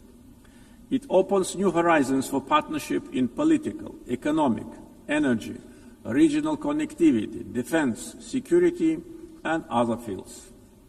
The waiver by President Trump of the sanctions imposed on Azerbaijan in 1992 in the form of the Section 907 of the Freedom Support Act is a historic step as well. The permanent removal of Section 907 by the US Congress would eliminate a legacy of double standards and help strengthen trust and cooperation at a time when Azerbaijan is contributing to global security and stability. Overall, the agreements reached during my August visit to the United States carry historic significance. I want to express my gratitude to President Donald Trump for opening a new chapter in the US-Azerbaijan relationship, for his decision to elevate it to the strategic partnership level, and for his support to the peace process between Azerbaijan and Armenia. Right after the victory in the patriotic war of 2020, Azerbaijan started a large-scale reconstruction program in the liberated territories. During the time of occupation, Armenia leveled to the ground hundreds of Azerbaijani cities and villages, deliberately ruined 65 mosques. That was a policy of Armenia which was ruled by war criminals for almost 30 years. We are rebuilding villages and cities razed to the ground. Under the Great Return Program, already more than 50,000 people live, work, and study in the liberated territories. One of the gravest humanitarian challenges facing Azerbaijan in the post-conflict period is landmine contamination during the time of Armenian occupation. Since November 2020, more than 400 Azerbaijani civilians and military personnel were killed or seriously injured by landmine explosions. This massive contamination obstructs the safe return of displaced persons and delays reconstruction projects. Similarly, the tragic fate of nearly 4,000 Azerbaijanis who went missing during the Armenian aggression and occupation since the early 90s continue to require close attention and action. Ladies and gentlemen, coming to the global challenges we are facing, we believe that response must be inclusive, fair, and universal. Through its many initiatives, Azerbaijan has shown its clear commitment to advancing sustainable solutions. Azerbaijan is proud to have hosted COP29 last year, where we achieved important outcomes in advancing climate action, the green transition, and equitable access to financing. As a host of COP29, we guided negotiations towards ambitious and balanced outcomes, ensuring that all voices, particularly those of the developing world, were heard. The adoption of the new collective quantified goal at COP29, also known as Baku Finance Goal, is a historic milestone in global climate finance. This commitment brings previous $100 billion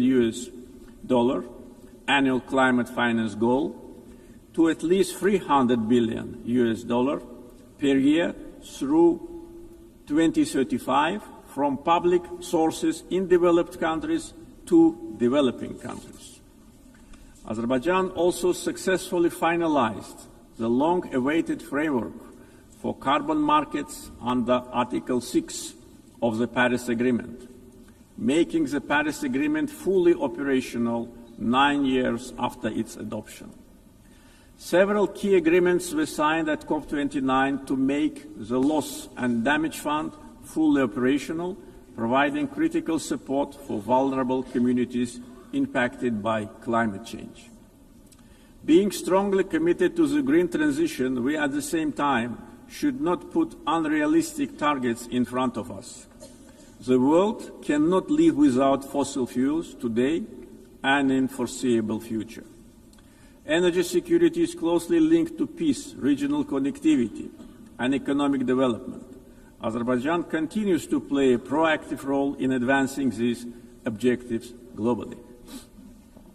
Azerbaijan has established itself as a reliable and indispensable partner in providing energy security to many countries. We play a strategic role connecting the Caspian region with international markets through diversified oil and gas pipeline systems. As of today, we are supplying natural gas to 14 countries. This ranks Azerbaijan as a top country in the world in terms of number of countries it supplies with pipeline gas. This reflects our strategic role in enhancing energy security and diversifying supply routes across Europe and beyond. Moreover, Azerbaijan and Syria have recently strengthened their bilateral partnership, focusing on energy supply, infrastructure development, and post-conflict reconstruction. Since August this year, Azerbaijan started to supply Syria with natural gas via Turkey, significantly reducing its electricity shortages. Azerbaijan also attracts large investments in renewable energy sources, like solar, wind, and hydropower. Almost 40% of our energy will be generated by renewables by 2030. Connectivity projects like East-West and North-South corridors cross our country. We have witnessed almost 90% growth in cargo volumes through the Middle Corridor since 2022. The transit time along the corridor has been significantly reduced. The biggest trade fleet in the Caspian, Alat International Trade Port, with its annual capacity reaching 25 million tons in the near future. The Baku-Tbilisi-Kars Railroad, 9 international airports, the biggest air cargo company in the region, and many other factors have turned Azerbaijan into one of international transport hubs. There is a great potential for cooperation in digital connectivity. Azerbaijan leads the Digital Transformation Initiative through such ambitious projects as the Digital Silkway. This project includes plans for the advanced fiber optic cable network under the Caspian Sea, establishing Azerbaijan as a key regional digital hub. Azerbaijan achieved significant economic growth by focusing on diversifying its economy beyond oil and gas, developing the non-oil sector and improving the investment climate through reforms and transparency. Reducing poverty and unemployment to the historic low of 5% is another achievement of our country. Recently, two major international rating agencies, Moody's and Fitch, have increased Azerbaijan's ranking. Azerbaijan was provided with favorable investment-grade status, citing very strong external balance, low public debt, and substantial sovereign wealth assets as a key strength. This underscores our economic resilience, strong fiscal discipline, and favorable investment climate. Our foreign debt is only 6.5% of GDP, which is one of the lowest in the world. Azerbaijan's foreign exchange reserves exceed its foreign debt almost 16 times. Back in 2022, at the summit of the Caspian littoral states, I raised the issue of environmental degradation of the Caspian Sea. Today's situation is much worse. Caspian Sea is shrinking rapidly. The main reason is not climate change. Joint efforts of littoral states are needed to stop ecological catastrophe with unpredictable consequences. Azerbaijan is also ready to cooperate closely with the UN to tackle this problem. Ladies and gentlemen, Azerbaijan is proud of its global humanitarian assistance efforts. We are providing aid to countries affected by natural disasters, conflicts, and public health emergencies.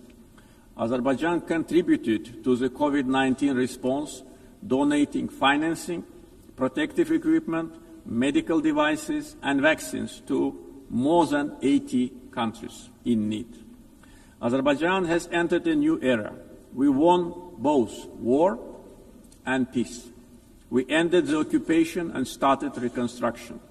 Justice has triumphed. Sovereignty has been consolidated, and peace is de facto reached. We stand prepared to share our positive experience. The achievements of the recent years are not only a victory and success of Azerbaijan, they are also a demonstration that international law must ultimately prevail. Our vision is clear: peace and development based upon international law, non-interference in internal affairs of states, mutual respect and cooperation. Let us together build a world without double standards, where justice is not selective, the rule of law is respected, and peace is achieved not through words alone, but through actions. Thank you.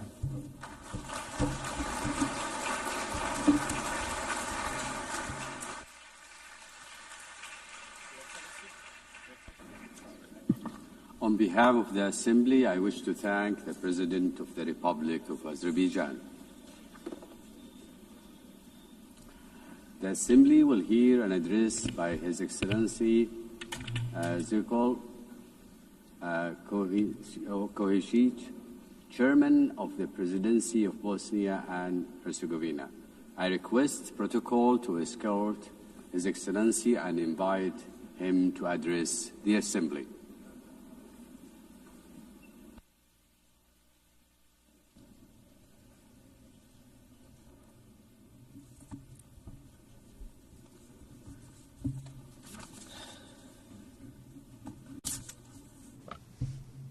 Gospodine predsjedavajući, gospodine generalni sekretaru, Dear Chairperson, Secretary General, dear colleagues, ladies and gentlemen. To start with the theme of this year's session of the United Nations General Assembly, Better Together, 80 years and more for peace, development and human rights, allow me to express my congratulations to the United Nations from this important place on behalf of Bosnia and Herzegovina and all its citizens. The UN is celebrating 80 years since its founding, and at the same time 80 years of continuous work on the fundamental goal of this organization. That goal is to secure and maintain peace in the world. History will give the final judgment on how successful the UN has been in the past, as well as on the results of the work and participation of several generations in the United Nations itself, its bodies and organizations. At the same time, I believe it is important to clearly express our common position today. Peace in every part of the world has no alternative. We must continue to work together persistently on this. I would like to believe that we all share the same positive opinion, that we must protect peace in every part of the world. However, reality and what is happening today in different parts of our planet clearly show us that world peace is often not in the interest of certain geopolitical actors. For them, conflict or war is a means to realize their own political and economic interests. These interests largely diverge from the goals set out in the United Nations Charter. If we add to this the fact that attempts are being made to change the borders of state around the world by means of armed force in a manner that is contrary to the United Nations Charter, we can draw a simple conclusion. International law is not applied equally to all states that are subject of that very international law. We have been witnessing that in the past period, certain armed conflicts have been deliberately provoked.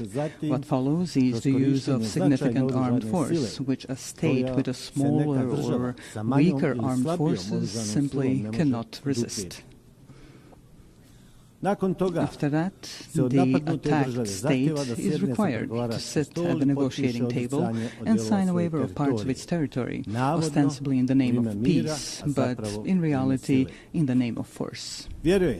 I believe that all of us in this room know that the United Nations Charter allows for the changing of state borders. However, this can only be done by voluntary agreement between states. Armed forces or political pressure backed by armed forces cannot be used. However, if armed force is used to force the other side to agree to an imposed agreement in which it loses part of its territory, then there is no good and sincere will. Only coercion is present, which is contrary to several acts of international law. In this particular case, I'm speaking of Ukraine and the pressures it is under as a sovereign state. These pressures require Ukraine to give up parts of its territory in order to achieve a supposedly lasting and sustainable peace.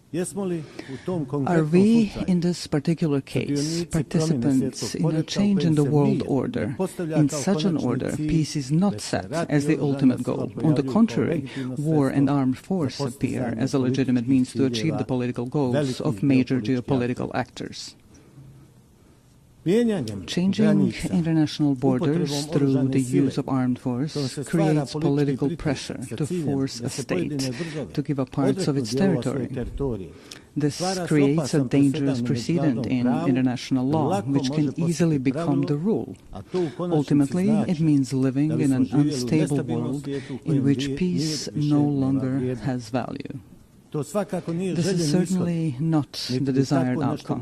Such a thing cannot be justified by any provision of the United Nations Charter or other acts of international law.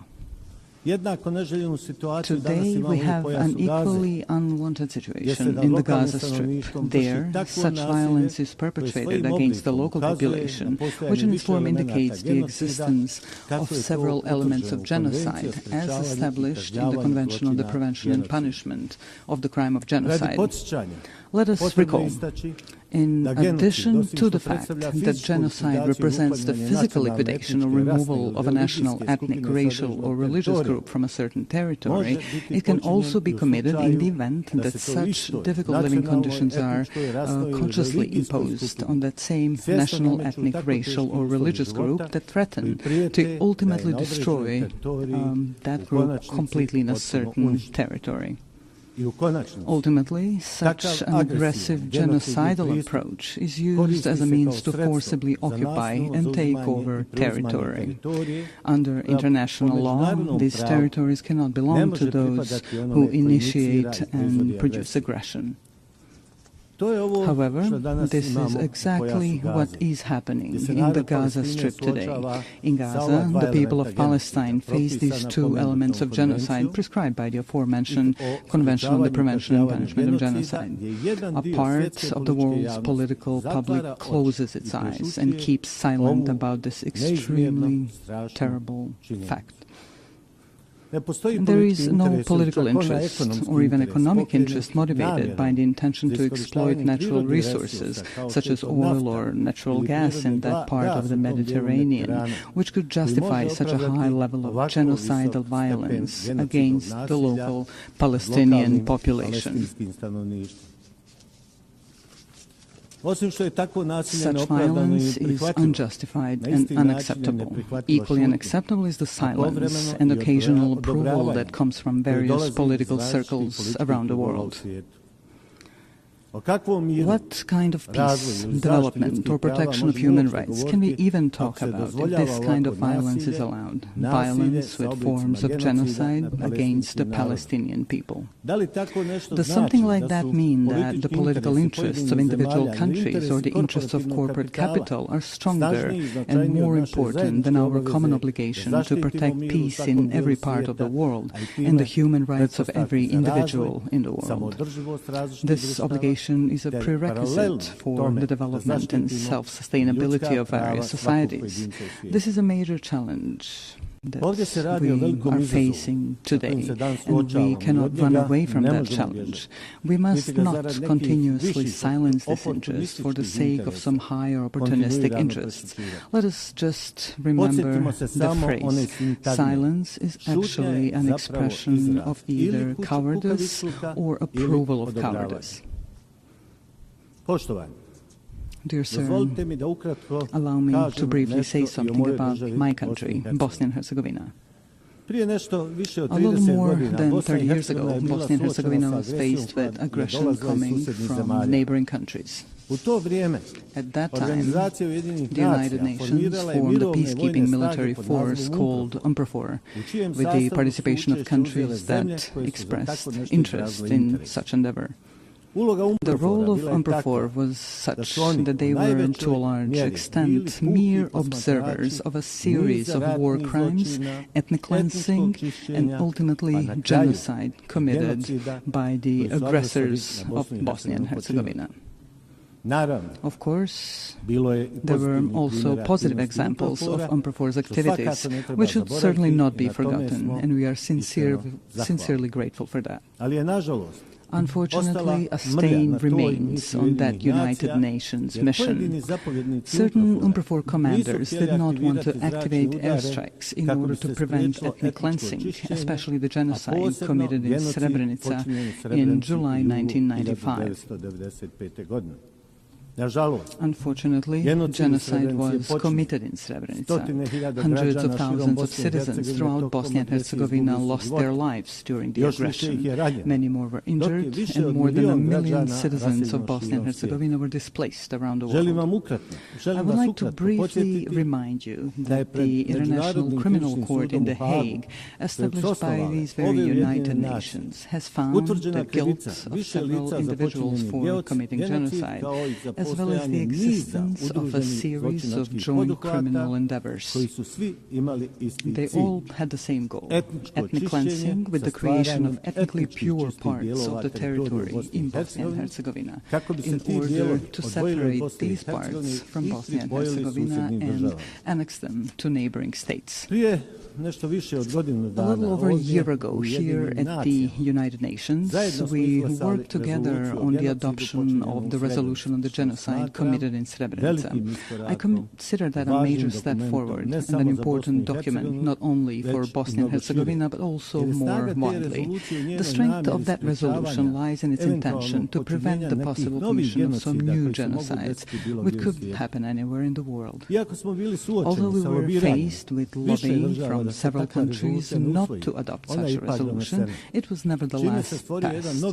This creates a new environment of preventive action through a culture of remembrance, so that genocide, the most terrible war crime, would never happen again. This is when we realized that there were states that, for their own political reasons or political convenience, were not ready to support the text of that resolution. That text is based on the rulings of the International Criminal Court in The Hague, which, I repeat once again, was founded by the United Nations.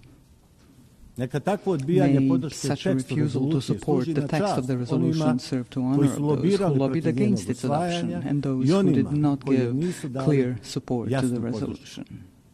I would like to remind you that during that period, in the 90s, the international community, through the United Nations, imposed an embargo on Bosnia and Herzegovina on the purchase of defensive weapons. This prevented the defense of our country from double aggression.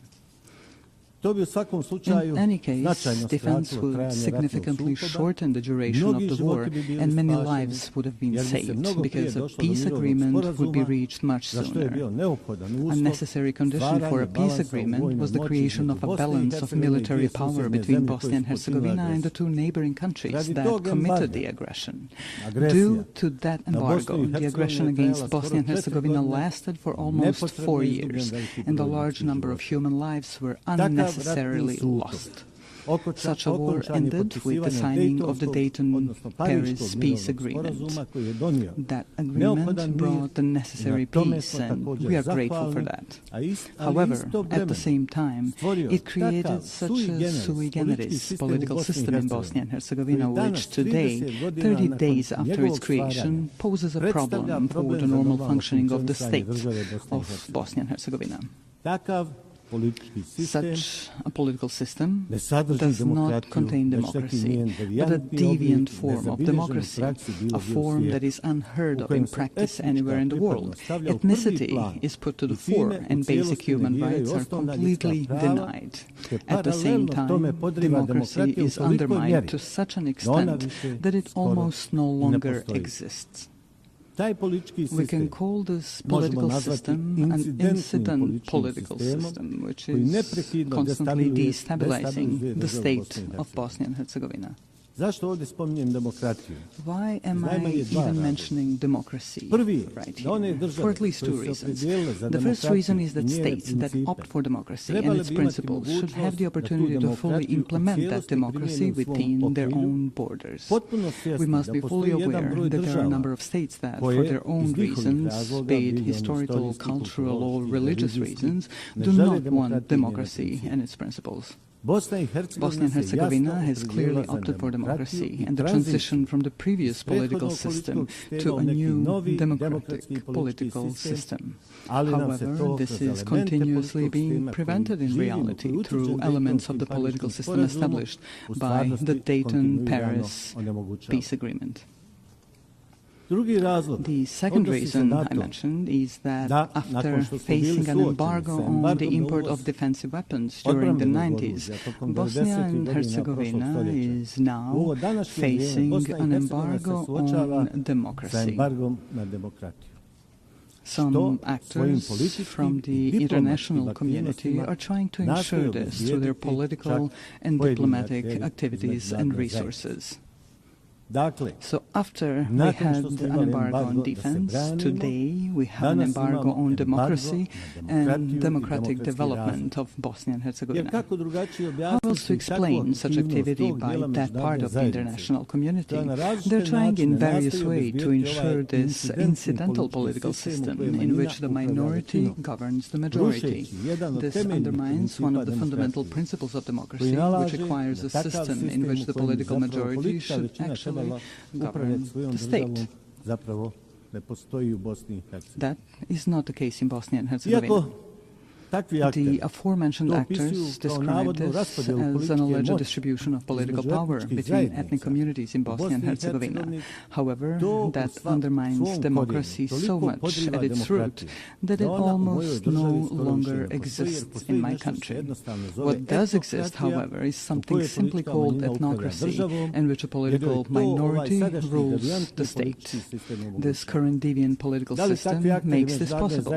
Are such actors of the international community trying to ban or impose an embargo on democracy in Bosnia and Herzegovina because of its demographic picture? Are they trying to create a situation to reopen talks on Bosnia and Herzegovina with an uncertain outcome for its existence within its current borders? These questions remain open. I would like to remind you here that without democracy, there is no rule of law. Without the rule of law, there is no protection of individual human rights.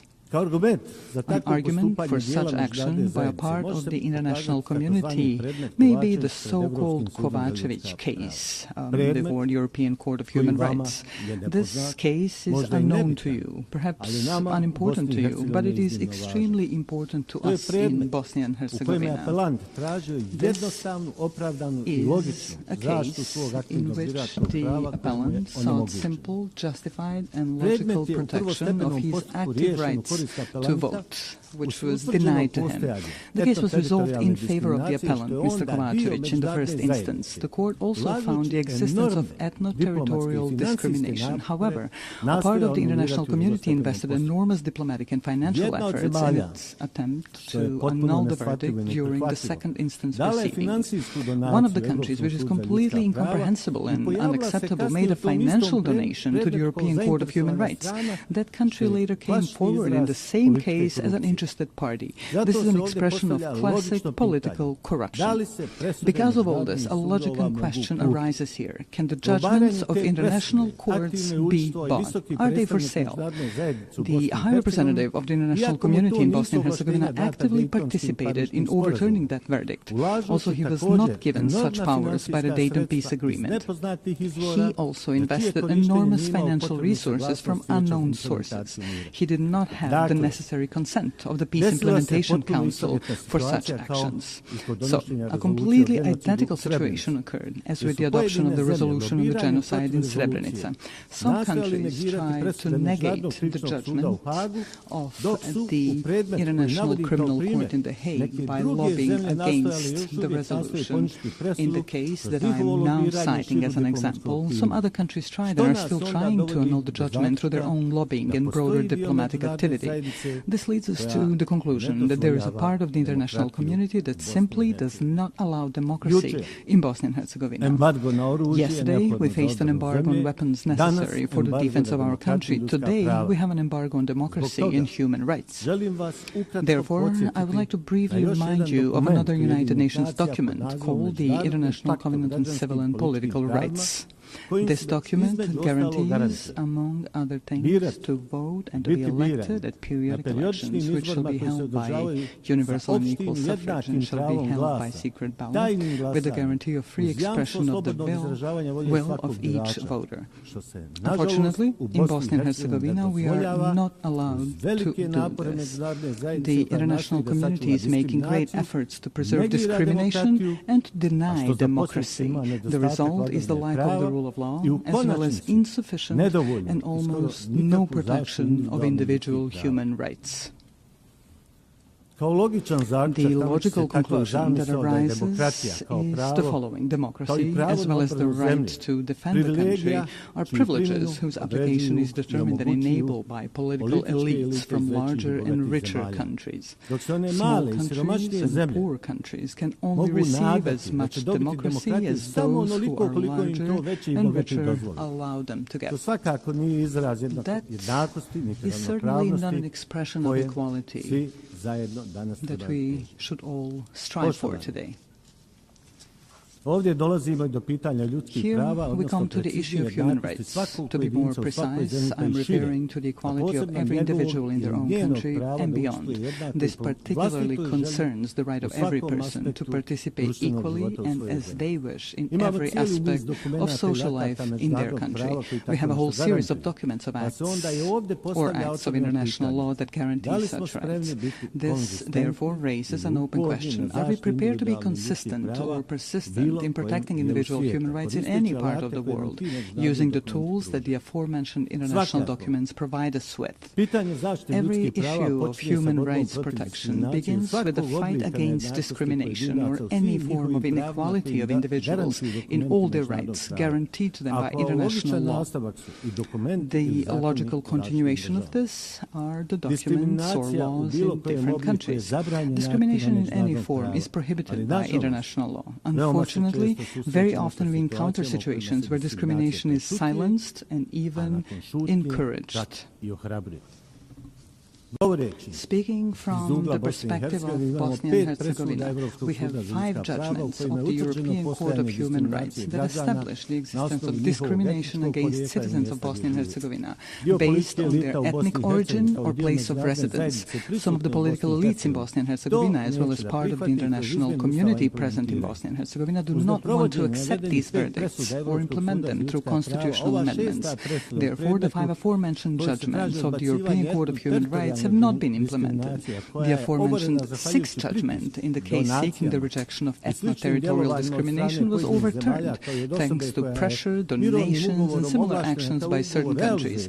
The person who was authorized by the peace agreement to implement that very peace agreement and to protect all aspects of that agreement also participated in this. This includes all acts of international law that speak of human rights. All of this leads us to difficult questions and even more difficult answers. Are human rights and the protection of the same privileges of the larger and wealthier societies and states, while those that are smaller and poorer are consciously and internationally bypassed in the protection of human rights? It starts from the right to life all the way to the right to equality and democracy. Finally, let me emphasize that we can only respond to all 3 open questions which are the subject of this session of the United Nations General Assembly through consistency and principled insistence on the protection of peace. Only in this way can we create the conditions for the unhindered development of societies in the member states of the United Nations and act together as active protectors of human rights in all parts of the world. Without that consistency on those issues, we will once again be just a group expressing concern over deviant phenomena in the world, such as wars, violent border changes, genocide and war crimes, denial of human rights. In fact, we will do nothing more than express our concern. The consistency I'm referring to means complete determination to confront various deviant phenomena in the world through the tools provided to us by international law. We must be resolute and unwavering in our intentions to protect the fundamental values of the United Nations without making any distinction between states as subjects of international law. Within this determination, I call upon you to do the following. Let us not differentiate between ourselves, dividing us into large and small countries, rich and poor. Together, as an organization, let us actively seek and facilitate solutions to all the outstanding issues that arise in the world. Peace is not a privilege. Peace is an obligation of all of us, which we must ensure at all times and in all places. Likewise, human rights are not a privilege. Human rights are a permanent civilizational obligation, which we must continuously fulfill. This is certainly an ongoing challenge, one that generations before us have faced and that generations after us will keep facing. Our mission is to leave them a better world than the one we live in now. Such a goal requires persistent and continuous active work. Ladies and gentlemen, Your Excellencies, thank you for your attention.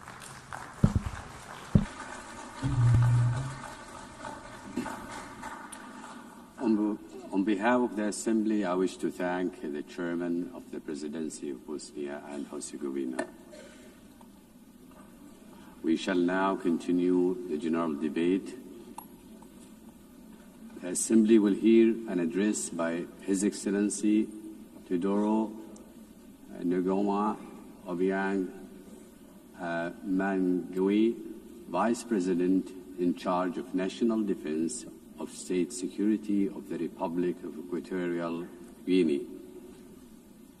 I request protocol to escort His Excellency and invite him to address the Assembly.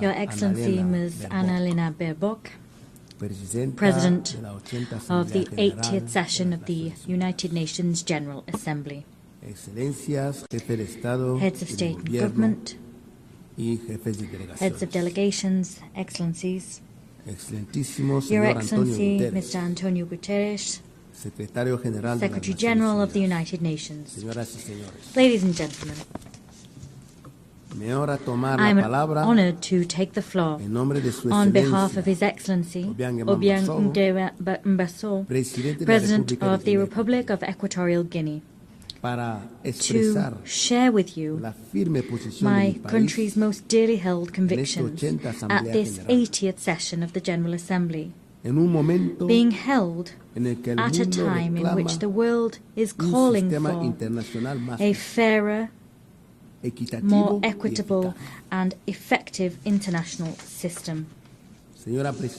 Madam President, 80 years ago, the founding states established this organization, aspiring to build a multilateral system based on cooperation, respect for international law, and the dignity of all human beings.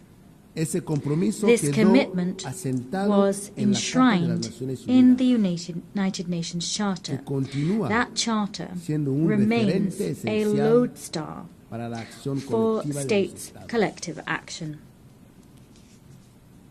Today, under the theme Better Together, 80 years and more for peace, development and human rights, we celebrate important achievements. The UN, over these 8 decades, has been a universal forum for dialogue and a space for international cooperation. It has helped to avoid conflicts. It has supported decolonization processes. It has promoted sustainable development. And it has served to pique our moral conscience in service of human rights. However, this anniversary must serve as an opportunity for critical self-reflection. It would be a mistake to simply mark the anniversary and not to recognize the woeful shortcomings of our multilateral system. Excellencies, the peoples of the world trust in the United Nations to tackle the major challenges of our time. Armed conflict, violence, climate change, growing inequalities, migration crises, cyber threats, and the lack of technological transfer are all some of these challenges. However, all too often, the response provided to those challenges has fallen short. The United Nations has been brought to a standstill by individual interests and straitjacketed by an institutional platform which no longer reflects the reality of today's world. Talking about leaving no one behind becomes meaningless if millions remain marginalized in systems of dependency and exclusion. The Security Council, the body responsible for upholding international peace and security, is perhaps the clearest example of the extent to which the United Nations is out of step. 8 years after its inception, the UN's membership structure remains rooted in the geopolitical state of play we had in 1945, and not that we see in the 21st century. Consequently, the United Nations' legitimacy and representativeness are quite rightly called into question. Security Council reform is an urgent need. Without that reform, the Security Council will continue to be perceived as an exclusive club of historical privileges, powerless to respond legitimately to current threats. Africa is demanding what is hers by right, full and permanent representation on the most important security organ in the world. We want to see an international governance system which serves the interests of all of us, not those of an elite. We demand a Security Council which represents the world of today, not the world of yesterday. Let us take real steps forward towards collective action which is more democratic, more equitable and effective. If not, we risk finding ourselves with a United Nations which is increasingly on the sidelines and one which holds less and less weight in the international arena. Our commitment with this organization remains intact. We believe in the United Nations. We believe in the strength of international law. Creemos en la cooperación internacional como único camino para enfrentar desafíos que ninguna nación, por poderosa que sea, puede resolver sola. Pues nuestro compromiso no es ciego, sino es exigente a los resultados, reformas y adaptación a los tiempos. En este aniversario, debemos recordar que la paz, el desarrollo de los derechos humanos son pilares inseparables. La paz no es sostenible sin desarrollo, y el desarrollo no es real si no se basa en la dignidad y en los derechos de cada persona. Por ello, reafirmamos nuestra apuesta por la Agenda 2030, aún reconociendo retrasos y dificultades. La Agenda 2030 es un compromiso colectivo que refleja nuestra voluntad de construir un mundo sin pobreza, sin hambre y con dignidad para todos. Sin embargo, nos queda menos de una década para cumplirla y los avances son demasiado lentos. Excelencias, el cambio climático es la mayor amenaza de nuestro tiempo. Las naciones más vulnerables pagan un precio desproporcionado, mientras los grandes emisores posponen compromisos. La justicia climática no es un gesto, es una obligación moral y jurídica. Guinea Ecuatorial defiende también el principio de la soberanía de los estados. Cada pueblo tiene derecho a diseñar su propio modelo de desarrollo sin injerencias ni sanciones arbitrarias que socaven su independencia. Debemos crear un mundo de paz, donde ningún país sea considerado enemigo por ser amigo de otros. Compartir un ejemplo reciente de la contribución de Guinea Ecuatorial a la paz internacional. El histórico acuerdo con la República de Gabón sobre la soberanía de las islas del Valle, Cocoteros y Conga. Durante décadas, Su Excelencia Obiang Basogo condujo este diferendo con paciencia y diálogo hasta resolverlo pacíficamente bajo el amparo de la Corte Internacional de Justicia. Este caso no solo crea un precedente histórico en el continente africano, sino que demuestra que los conflictos pueden resolverse con el espíritu de la Carta de las Naciones Unidas y la voluntad política de los Estados. Excelencia, la promoción de la dignidad humana es una responsabilidad compartida. Guinea Ecuatorial reafirma su compromiso con la protección de los derechos de la infancia y de las personas con discapacidad. Los derechos a la seguridad alimenticia, a la vivienda, al agua potable y a la explotación soberana de los recursos naturales forman parte inseparable de los derechos humanos. Sin dignidad material, la libertad es un ideal vacío.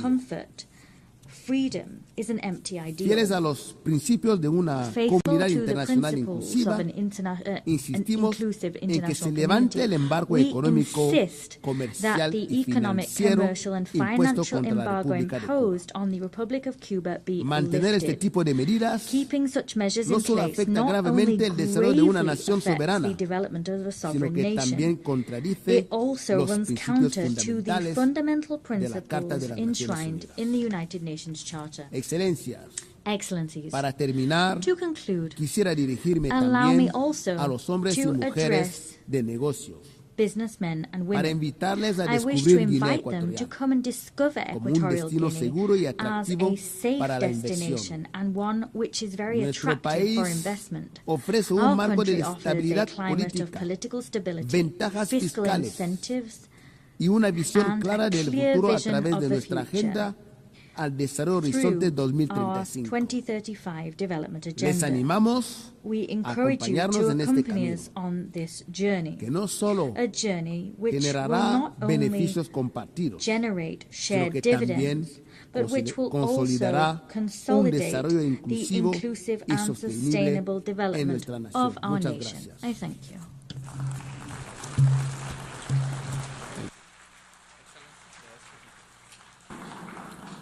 On behalf of the Assembly, I wish to thank the Vice President in charge of National Defense and State Security of the Republic of Equatorial Guinea. The Assembly will hear an address by Her Excellency Josephine Joseph Lago, Vice President of the Republic of South Sudan. I request protocol to escort Her Excellency and invite her to address the Assembly.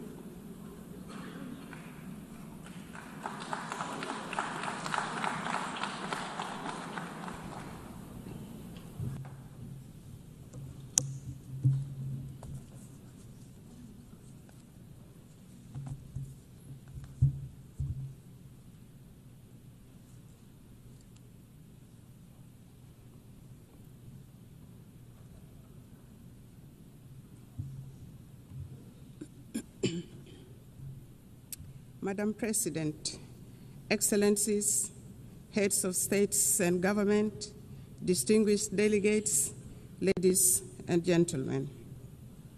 I bring you warm greetings and best wishes from my President, His Excellency Salva Kiir Mayardit, the President of the Republic of South Sudan.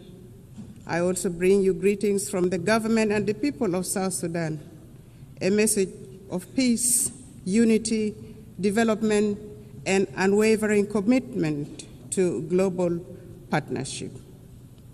I wish to extend my sincere congratulations to you, Madam President, on your election to preside over the 80th session of this esteemed Assembly.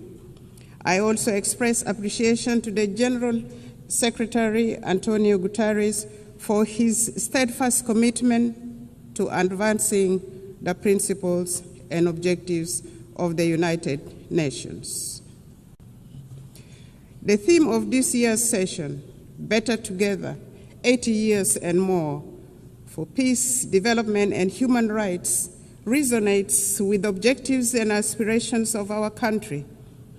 South Sudan is the youngest country in the world and the 193rd member of the United Nations. After 50 years of brutal armed liberation struggle, it gained independence in 2011. Unfortunately, 2 years later, the country descended into an internal civil war. With the support of regional and international community, a peace agreement was signed between the warring parties in 2018, known as the Revitalized Agreement for the Resolution of the Conflict in South Sudan. This led to the formation of the current revitalized transitional government of national unity, a coalition government comprising the warring parties, other peace partners, and stakeholders. The peace agreement has provisions on governance structure, security sector reforms, transitional justice mechanism, economic sector reforms, and Truth and Reconciliation Commission.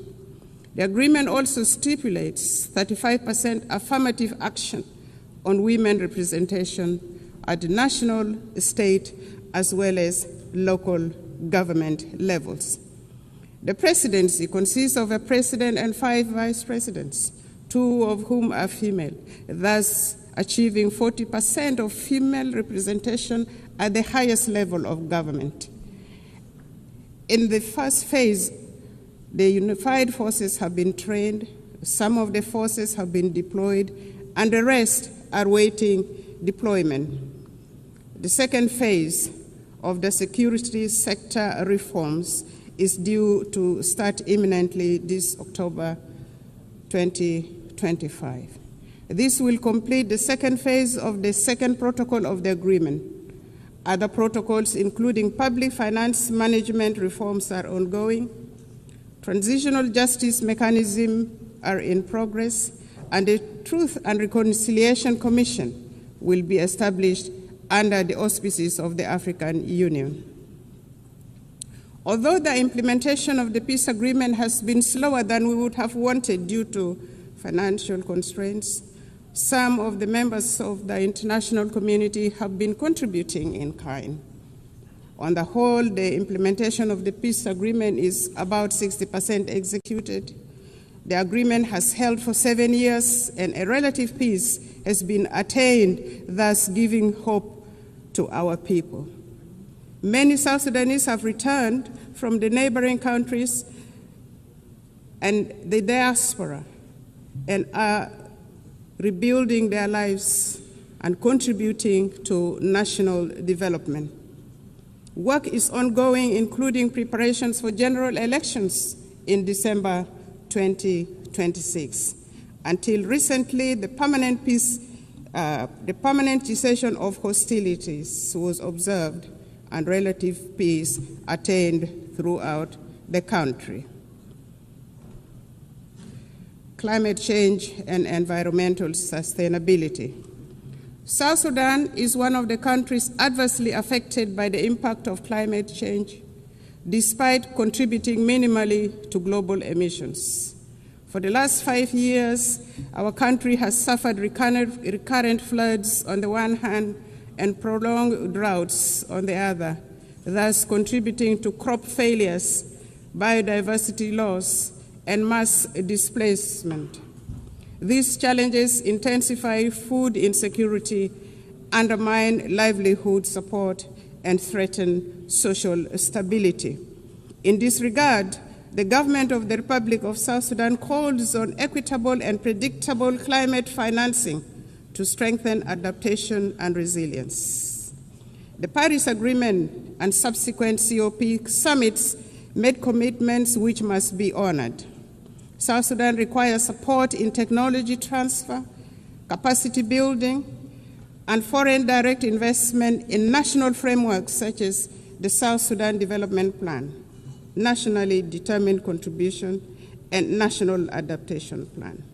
This support is essential to address the intertwined challenges of development and environmental stability.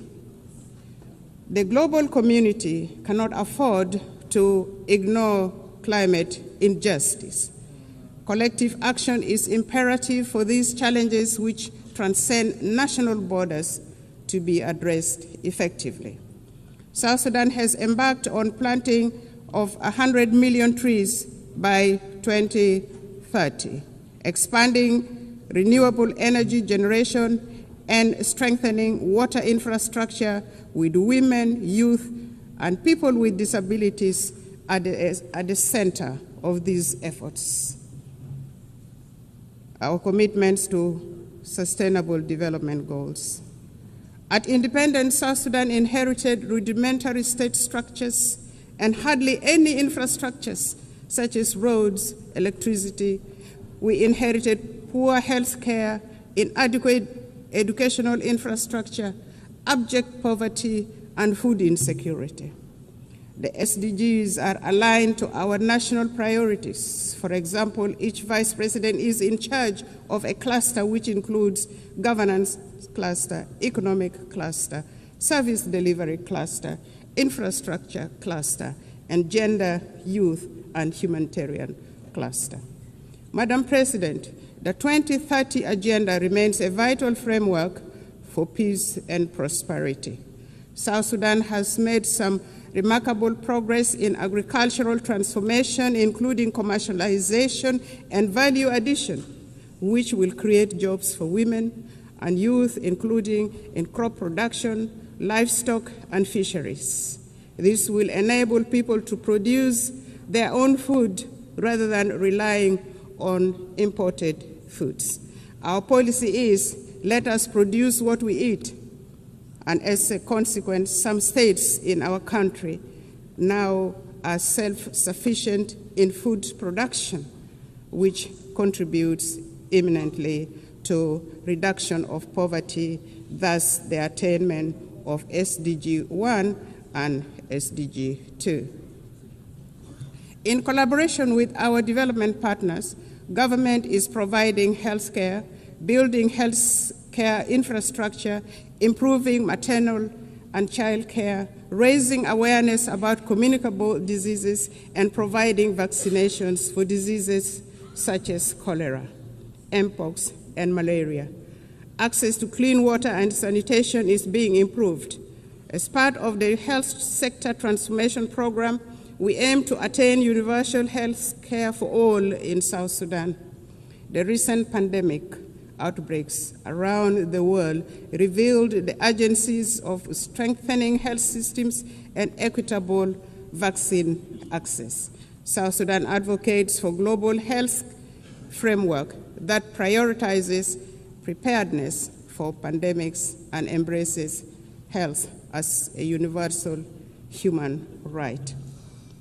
In his latest statement to Parliament in June 2025, His Excellency President Salva Kiir Mayardit identified education as a key priority area for the government.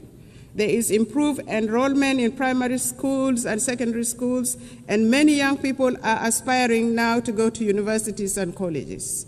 Enrollment has risen from 300,000 to 2.1 million children, with gender parity in primary schools nearly achieved. This is a remarkable national achievement. There is focus on teacher education to improve the overall quality of education. Despite these efforts and achievements, 2.8 million of our children are still out of school. South Sudan has expanded programs to promote girls' enrollment and retention in schools while investing in technical and vocational skills training for women and youth. Our government would like to take this opportunity to appreciate all those countries that have offered scholarships for our young people to study in their countries, and those supporting girls' education in particular and vocational training to provide employable skills for our young people. But more clearly needs to be done. South Sudan is a young population. Over 60% of the population is under the age of 30 years. In any society, the youth are the future of the country and the future of the society. Our youth are a source of great pride. South Sudan's recent participation in the Olympics Games in Paris last year was a unifying moment for the people of South Sudan and Africa at large. South Sudan athletes showcased talent, discipline, and resilience, embodying the spirit of a nation determined to rise. Sports have become a powerful force for unity, inspiring hope, and bringing communities together across our young nation.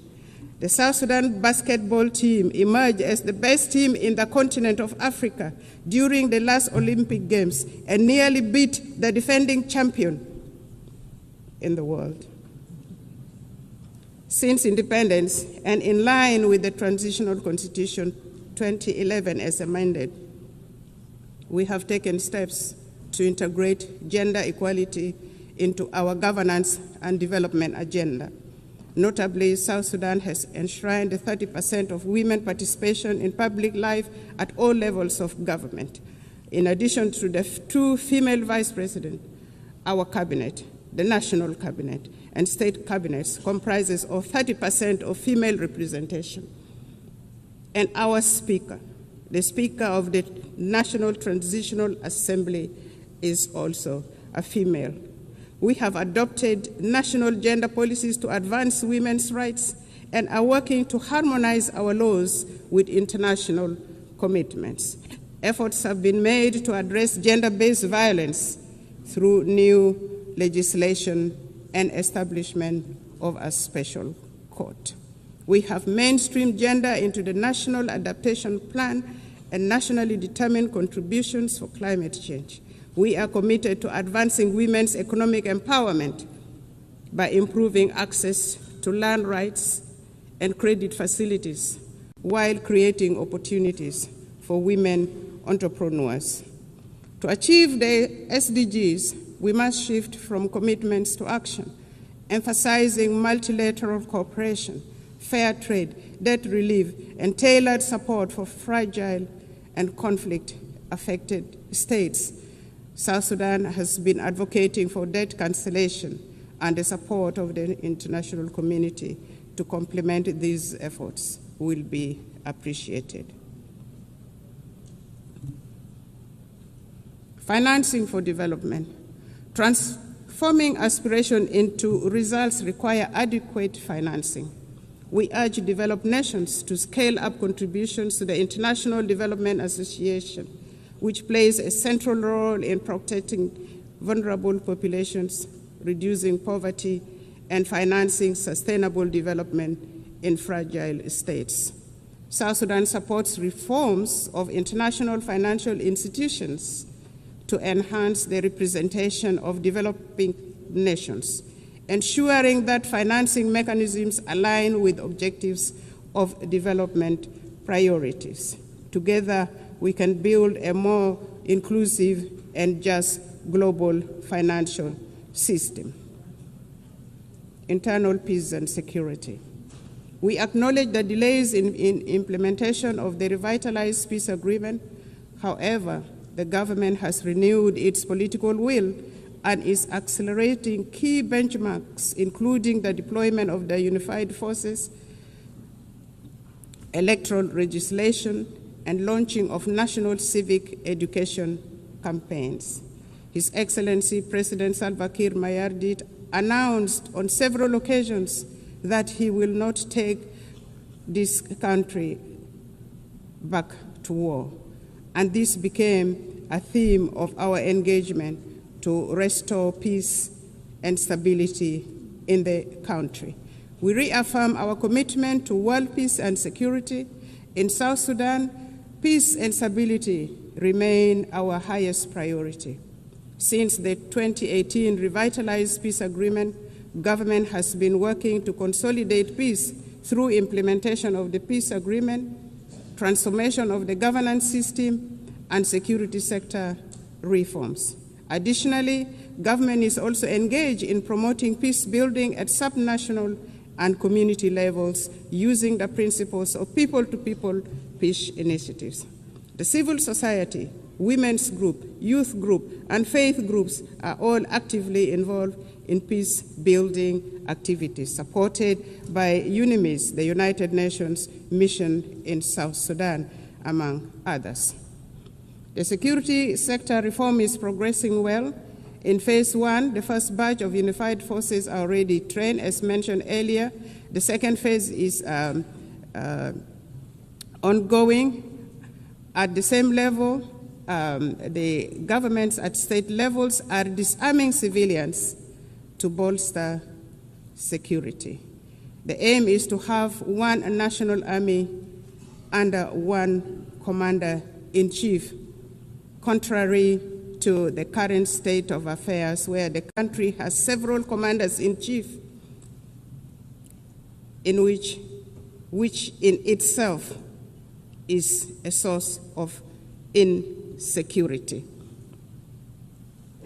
In general, there has been relative peace and security throughout the country, with the exception of the recent attack by the White Army militia associated with the first Vice President, Dr. Riek Machar, on South Sudan People's Defense Forces in Nasir, which led to his detention and the detention of the co-accused. This matter is now being handled legally, and it will take due process, with assurance of a fair trial in a competent court. The government is committed to following due process to achieve justice in this matter. It should be noted that the arrest of the first Vice President, Dr. Riek Machar, and his co-accused was not politically motivated, but had endangered the peace process and constitutional order in the country. Notwithstanding the legal proceedings, Dr. Riek Machar and others have been formally charged and presented to court. Their legal rights have been respected, including granting access to their legal team, and they appear on their behalf in court. South Sudan remains open to meaningful dialogue with other holdout groups. In this regard, the government is considering resumption of the Tumaini Peace Initiative and welcomes facilitation from regional and other partners. We urge regional and international communities to urge the holdout groups to renounce armed violence and engage in political dialogue. Furthermore, we appeal to the international community to continue supporting South Sudan's efforts and democratic process through provision of technical assistance, capacity building, and development support. It is worth mentioning that consolidating peace in South Sudan is not only vital for our people, but also for stability across the Horn of Africa, the Great Lakes, and beyond. Since our last statement to this General Assembly, South Sudan has embarked upon a transformative journey. We have launched the South Sudan Development Plan 2026 to 2036, a forward-looking 10-year blueprint to diversify our economy, fortify our institutions, and reduce reliance on oil. This plan is anchored in the principles of transparency, inclusivity, and resilience. It guides comprehensive reforms in public financial management and service delivery. We have initiated independent audits, strengthened procurement oversights, and recommitted ourselves to the fiscal reforms outlined in the 2018 revitalized peace agreement. We are determined to foster a culture of integrity, accountability, and good governance. Determined to shift from oil dependency to a green, sustainable economy, South Sudan is investing in the future of its land and people. The Agriculture SME Grant Initiative 2025 now empowers farmers, agro-processors with vital tools, training, and market access. Our investment in irrigation, seed distribution, and post-harvest technologies are boosting productivity and strengthening food security. We have successfully established effective governance structures both at the national and local level, including establishment of relevant commissions such as the Constitutional Review Commission, the Judicial Review Commission, among others. The constitutional making process is in progress. Civic education and voter rights training have commenced and are progressing well. The National Bureau of Statistics will advise on options available for elections. The Political Parties Council has been established and has started registering political parties intended to contest in elections. Therefore, with these positive developments, the government of the Republic of South Sudan appeals for the removal of targeted individual sanctions and the arms embargo on South Sudan. Elections.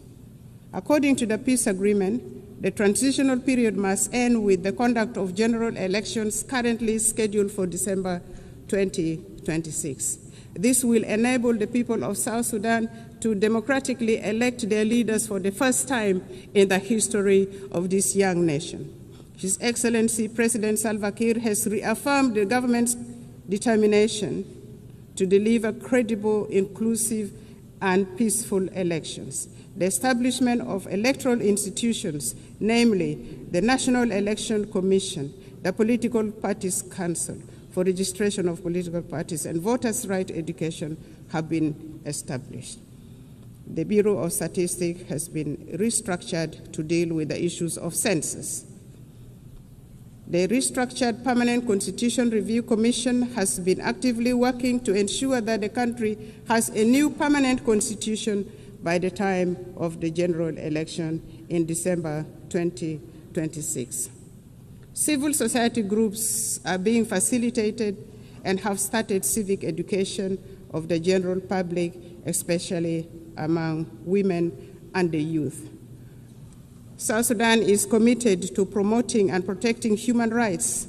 We are strengthening national institutions, promoting accountability, empowering women and youth. We have taken steps to integrate gender equality into our governance and development agenda, not forgetting the people with disability. Civil society is actively engaged in the promotion of human rights and civic education.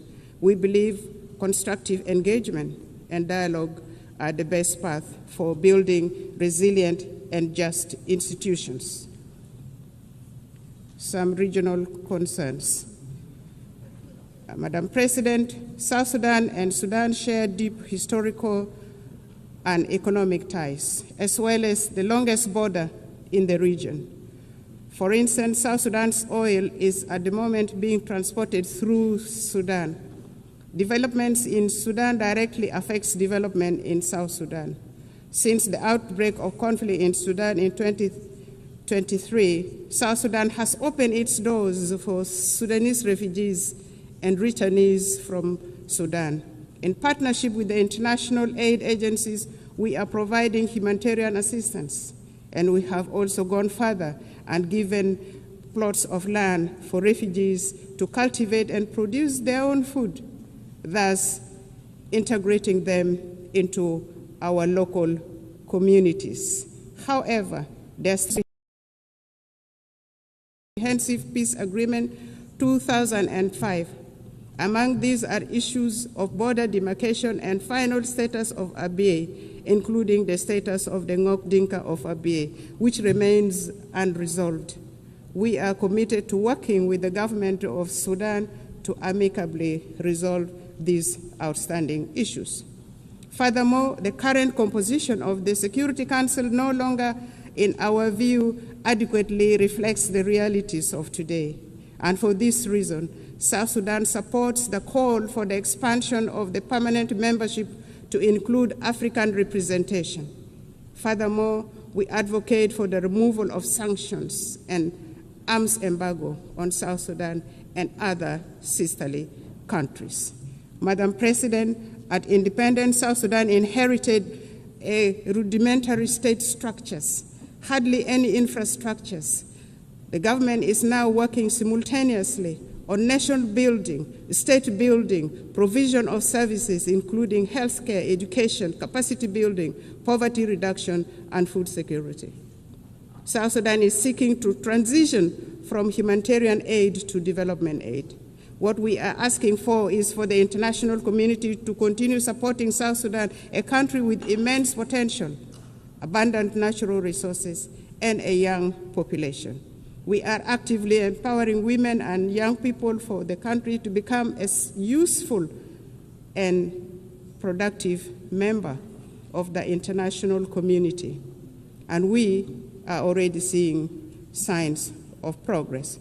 To conclude, Madam President, Excellencies, and distinguished guests, the United Nations was founded on the belief that humanity is stronger together. The theme of this 80th session, Better Together, is a reminder of our shared responsibility for survival and progress.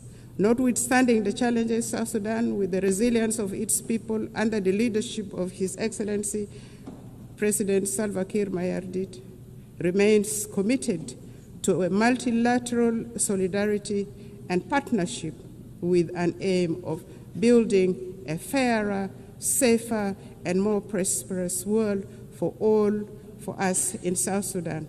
It is, a more prosperous world for all. And for us in South Sudan, we all know that it is better together. It is better together for us nationally. It is better together for us globally. Permit me in closing to reaffirm our unwavering faith in the principles of the United Nations and the possibility of a better world, built upon solidarity and shared purpose. May God bless the people of South Sudan. May God bless the nations of the world. I thank you for listening. Thank you.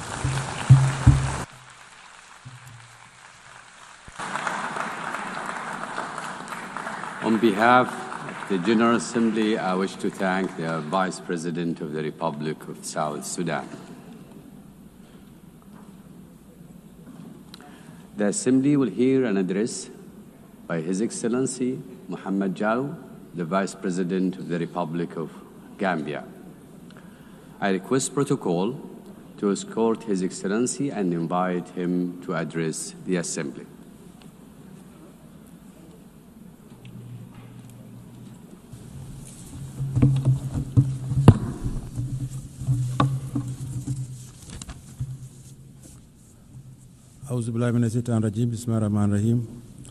Your Excellency Annalena Baerbock, President of the 80th session of the United Nations General Assembly, His Excellency Antonio Guterres, Secretary General of the United Nations, Your Majesties, Excellencies, Heads of State and Government, Heads of Delegation, distinguished delegates, ladies and gentlemen. As we commemorate the 80th anniversary since the founding of the United Nations, it is with great honor and profound sense of commitment that I stand before you to deliver this statement on behalf of His Excellency, Mr. Adama Barrow, who could not be here due to circumstances beyond his control. At the outset, allow me to convey warm greetings and best wishes for a successful session from His Excellency, Mr. Adama Barrow, the President of the Republic of the Gambia, and government and people of the Gambia. Madam President, let me also use this opportunity to congratulate you on behalf of the government of the Gambia on your election as President of the 88th session of the United Nations General Assembly. Your election is a testament to the importance our organization attaches to gender mainstreaming and the empowerment of women. It constitutes an affirmation that more than ever, women are capable of leading organizations like the United Nations and achieving remarkable success.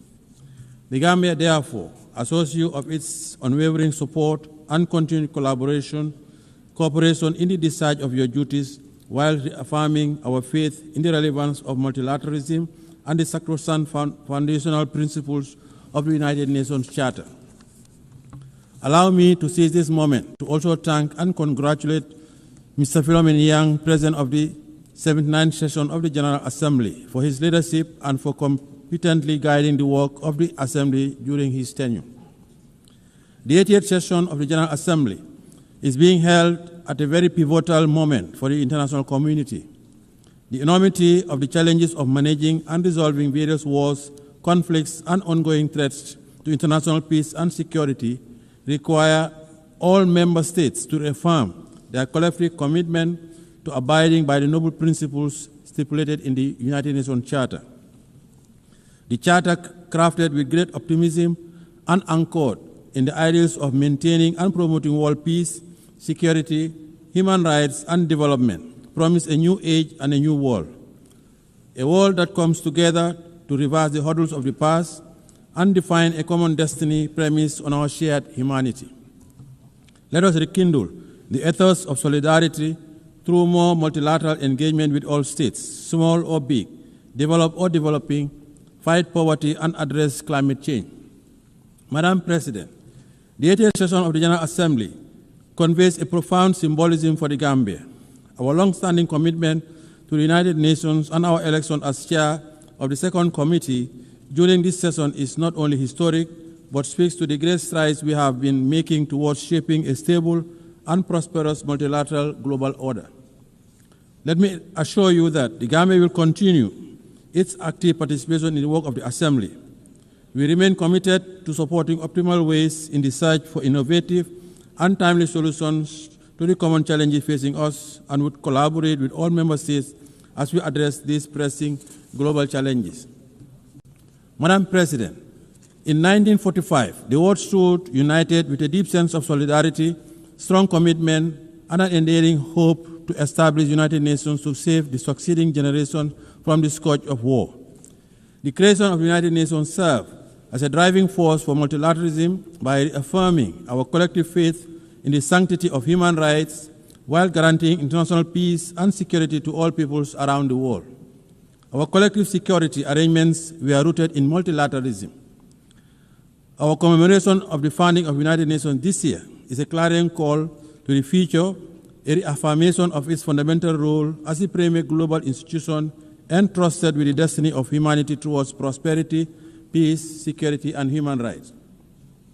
Madam President, last year our Assembly adopted the Pact of the Future to revive multilateral engagement and rekindle global solidarity. We must do more to fulfill the commitments that we assured under the Pact. 80 years on, the world is still encountering the challenges of protracted conflicts and geopolitical fragmentation, including the threat to the spirit of multilateralism under the United Nations. As the world continues to grapple with complex and unprecedented challenges on different fronts, the peace and security landscape of our world is becoming increasingly fragile. Amid the changing nature of conflicts, we are also witnessing a serious disregard for the principle of international humanitarian law in conflict zones. What is even more profound is that the rules-based international order is under enormous stress, losing its momentum, relevance, and moral underpinnings. Today, we live in a world that is undergoing profound geopolitical transformation, presenting unique emerging challenges and reflecting an international community that is still trying to find answers to the challenges it faces in the 21st century. However, despite the challenges we are confronting, the Gambia believes that the United Nations' enduring relevance and structural institutions contributed to significant historic achievements in the past, particularly for countries in the global south. The United Nations holds forth the hope for global stability and good governance by translating ambitions into actions and championing issues of immense international importance. In the case of the Gambia, the United Nations used its convening power and preventive diplomacy through the Peace-Building Commission to support a democratically elected government that assumed power in 2017. The support was key to upholding the will of the Gambian people as they ushered in the present government and launched our transitional justice system to promote the rule of law and respect for human rights. Madam President, As we assemble and reflect on this important and timely theme for this 80th session, Better Together, 80 years and more for peace, development, and human rights, we must admit that the daunting challenges we are facing today require us to deliberately invest in sustainable development, climate action, peace, and security. We must equally continue to foster resilience and growth for the realization of inclusive development and shared prosperity for all. Since the change of government in 2017, the administration of His Excellency President Adama Barrow had strived towards a path of development, peace, and respect for fundamental rights and freedoms. 8 years ago, we set out to build a stable and viable country, making sure that the needs of our people are placed high on our national development agenda. With our current reform agenda that is inclusive, the Gambia is eyeing a future without the realm of immense potential and possibility. By addressing the grievances of the past through the implementation of recommendation of the Truth, Reconciliation, and Reparations Commission. In the past 8 years, the government has also organized several elections in a credible, impartial, and transparent manner, in line with domestic laws and international norms and standards, and plans are on for holding presidential elections next year. We are committed to consolidating participatory democracy, sustainable development, and good governance, as we have done for the past 8 years. Madam President, in our drive for greater reform, the government of the Gambia will continue to take the appropriate people-driven and informed policy decisions to strengthen institutions and design processes aimed at promoting and protecting human rights as well as addressing past violations. As we look forward to consolidating building strong state institutions and reinforce the never again principle, the government is ushering in legislative reforms and expanding the scope of our criminal jurisdiction to prosecute international atrocity crimes. Since reforms include the enactment of the Special Prosecutor's Office, Act 2024, giving that office the mandate to deal with offenses that constitute international crimes and serious rights violations, and for the first time, the enactment of an Anti-Corruption Act, a significant step towards the organization of an Anti-Corruption Commission. These are all part of our national efforts to deliver restorative and transformative justice, build a clear path towards nation building, and lay a foundation for social justice, as well as prevent impunity. Our goal is to consolidate and nurture a more national culture of accountability and respect for human rights in fulfillment of our domestic and international obligations. To support our national development ambitions as enshrined in our National Development Plan, we continue pursuing a national budgeting mechanism that is grounded on human development, fiscal stability, education, and building critical infrastructure to promote development and investment. Madam President, our primary social contract with the Gambian people is to meet the demands of our socio-economic challenges whilst at the same time encourage citizen participation and engagement in democratic governance. This propels us to ensure that our democracy continues to thrive, respect for fundamental rights robust, expansive, and comprehensive, and the building of institutional mechanisms. In building a peaceful society, we continue to recognize the integral role of women and their representation and participation in political affairs and public life. We also continue to promote media freedom and the right to assembly and freedom of expression as guaranteed inherent rights through coordinated and sustained actions. As a government, we encourage constructive engagement with our citizenry, particularly the young people, and respect their rights to participate in democratic functioning of the state. In view of our own experience with governance challenges, we value the need for addressing the consolidation of democracy and good governance in our neighborhood. It is in this spirit the Gambia recently hosted the Sahel Governance Forum, which seeks to galvanize a multi-stakeholder convergence to address the governance challenges that continue to hamper regional peace, stability, and development. We are confident that such forum will provide the right opportunity for systematic discussion on finding definitive solutions to the rising tide of violence, insecurity, and instability of the Sahel. Madam President, with its strong commitment to the promotion and protection of international peace, security, and human rights, the Gambia continues to be a member of the African Union Peace and Security Council, the United Nations Human Rights Council, and a police and troop contributing country to UN, AU, and ECOWAS peacekeeping missions around the world. By serving on this important council of the continent and taking part in peacekeeping operations, the Gambia continues to prioritize the maintenance of international peace and security, including the consolidation of political and democratic governance and strengthening partnership for African security. It is significant that the African Union and the United Nations continue to work together to address regional peace and security matters, including the recalibration of our preventive diplomacy tools for maximum impact. We need to strengthen the early warning mechanisms as well as prioritize the protection of children affected by armed conflict. Madam President, by echoing the mantra of the Africa we want and an Africa at peace with itself, the Gambia believes that more needs to be invested towards conflict prevention as part of efforts to respond robustly to challenges of insecurity and underdevelopment, particularly through resilient building. We call on the United Nations Security Council to step up and meet its responsibility towards the resolution of conflicts in Africa and beyond. The rising level of inequalities are indicative of the unequal global economic system, creating huge imbalances for countries in the global south, particularly in Africa, to address poverty, debt, and unemployment.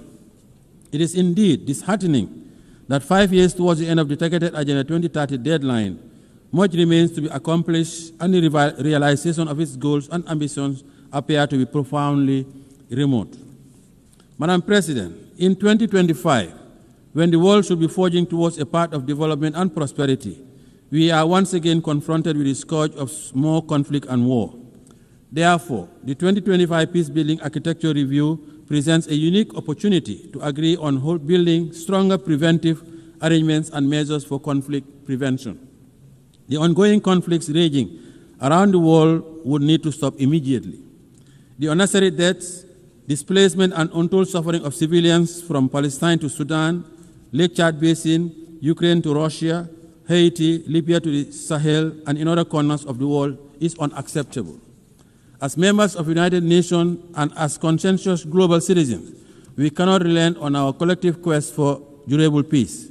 We must continue to pursue responsive and purposive actions by exhorting the parties to the conflicts and make progress on key milestones on their journey to political dialogue. We must all assist by putting in necessary security arrangements and frameworks for ending conflicts, including the protection of civilians, particularly women, children, and the elderly. Parties to the conflicts must allow immediate and uninterrupted humanitarian aid to reach the suffering population, and they must commit to ending the hostilities. It is the responsibility of the international community to collectively muster the necessary political will and courage to end intractable conflicts. The bleeding must stop. Madam President, as we celebrate the 80th anniversary of the founding of the United Nations, the plight of the Palestinians remains unresolved, with the people continuing to face alarming difficulties under dire humanitarian conditions. The situation of Palestine continues to be about the core principles of justice, respect for international humanitarian law, and self-determination. The ongoing situation needs to stop. We cannot remain unperturbed by these worsening conditions, and it is imperative that we act urgently and collectively by utilizing our leverage to revitalize the prospects of an inclusive peace process for Israel and Palestine and the region. In this context, we reaffirm our call for the two-state solution to urgently enable the Palestinian people to regain their legitimate national rights as recognized by the international community through its recognition of the state of Palestine within the 1967 borders with Al-Quds al-Sharif as its capital. We also support the membership of the Palestine in the United Nations. In this spirit, we express our appreciation to the Kingdom of Saudi Arabia and France for the recently concluded high-level conference on the question of Palestine. Madam President, as part of our call for proactive engagement towards the resolution of global conflicts, the Gambia reaffirmed its support for the efforts undertaken by UN Secretary General in relaunching the roundtable process in the Moroccan Sahara to achieve a realistic, pragmatic, and sustainable political solution to the regional dispute over the Moroccan Sahara. The Gambia welcomes Morocco's commitment to the ceasefire, full cooperation with UNISRO, and relaunching the political process based on the parameters of Resolution 2756 of 2024. In this regard, we call on Polisario to abandon its unilateral withdrawal from the ceasefire, lift restrictions imposed on the freedom of movement and the provision of supply to MINUSO, and urge all parties, Morocco, Algeria, Mauritania, Polisario, to work towards a realistic, pragmatic, and sustainable political solution based on compromise. The positive impact of the Moroccan Autonomy Initiative, a realistic, credible, and serious effort for the settlement of this regional dispute, is already well recognized, and the people of the region continue to enjoy peace and development and protection of their human rights. Thanks to the government of the Kingdom of Morocco's new development model for the Moroccan Sahara region. Furthermore, the Gambia also lauded the launch by His Majesty Mohammed VI, King of Morocco, of the Morocco-Nigeria gas pipeline, the Atlantic African Initiative, and the Sahel countries' access to the Atlantic. The three regional royal initiatives would give new impetus to the Moroccan Sahara region by establishing it as a new platform for security, stability, and co-development in the Atlantic, the Sahara, African, and Mediterranean areas. Madam President, the Gambia also continues to stand with the government and people of the People's Republic of China on the One China policy. China's commitment to international cooperation and support for the critical spaces of development in different sectors demonstrate that the sustainable development of South-South and triangular cooperation are possibilities. The Gambia continues to reiterate the call for the lifting of economic embargo against the brotherly people of Cuba. The embargo continues to inflict undue hardship and economic devastation, occasioning substantial challenges for the government and people of Cuba. We believe it should come to an end now. Friendly cooperation is the way forward. Madam President, as we mark 25 years since the adoption of Security Council Resolution 1325 on women, peace and security, we should take a moment to renew our firm conviction that the attainment of sustainable development and the consolidation of peace and security are anchored in the full and inclusive representation of women in all spheres of political and decision-making processes. While considerable progress has been made towards the realization of women's inclusion, women's participation in the consolidation of peace and security, there continues to be significant impediments that we must overcome. Women must always have a seat at the negotiating table. They usually bear the brunt of conflicts. Therefore, as we prepare for the Fourth World Conference of Women, and as nations sharing the same destiny, we have a moral obligation and a collective responsibility to act swiftly to address all issues hampering the empowerment of women, including institutional advancement and their contribution to the consolidation of peace and security.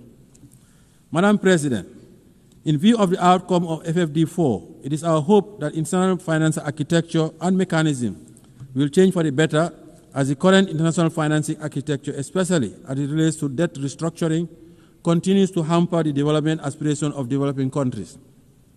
Due to limited fiscal space exerted by debt distress, developing countries find it hard to make significant investment in the social sector. The challenge is even more profound when it comes to investment in the productive base of their economies to engender growth, employment, and development. This situation significantly contributed to the dismal attainment of only 17% of the SDGs.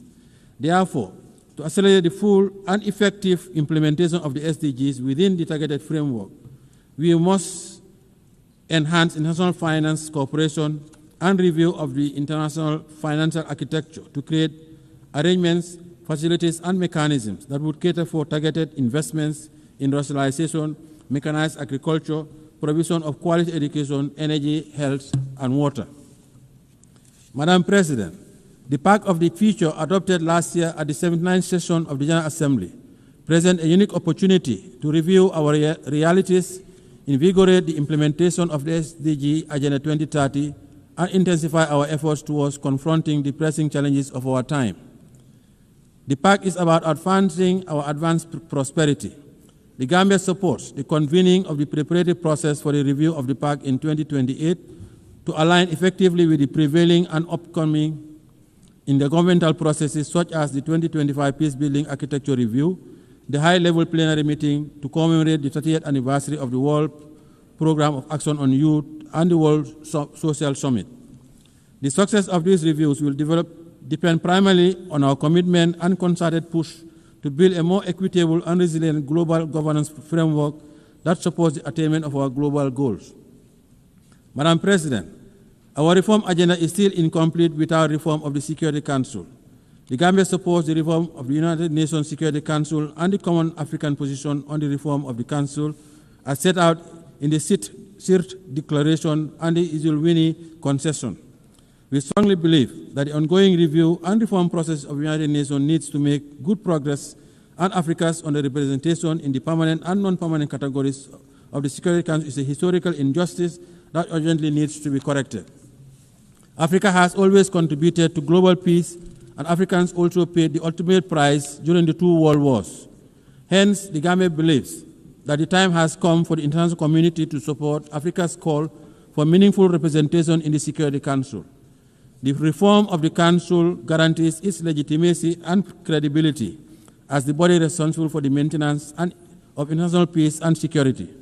We commend the AU Committee of 10 heads of state and government on the United Nations Security Council reforms, chaired by His Excellency President of the Republic of Sierra Leone, for their leadership in this legitimate quest. Madam President, as the world continues to witness heightened level of insecurity, the threat of climate change continues to aggravate security challenges, especially in the Sahel. We must address the impact of the climate crisis as part of the vital resilient measures that mitigate climate-related risks where they intersect with political, social, and economic factors. The Gambia would like to acknowledge the progress made at COP29 in Baku, Azerbaijan, for moving from $100 billion to the new collective quantified goal, which is still not adequate to finance all the mitigation and adaptation actions, especially for countries in special circumstances. We need to take concrete decisions at COP30 in Belém, Brazil, to galvanize support for more climate financing. The Gambia calls for more ambitious, nationally determined contributions by all states due to their submission this year to achieve net zero emissions by 2050. Madam President, as I conclude, allow me to call on member states to use this 88th session of the General Assembly to forge a new consensus to confront our new reality, a consensus that unites us behind our shared determination to make the United Nations a potent instrument to serve our common purposes and aspirations as one human family. This is our only planet. Let us preserve it for posterity. The Gambia is ready to play its part in making our world a better place for all. On behalf of His Excellency President Adama Barrow, the government and people of the Gambia, I wish you all fruitful deliberation towards advancing the theme of the 88th session of the General Assembly. I thank you for your kind attention.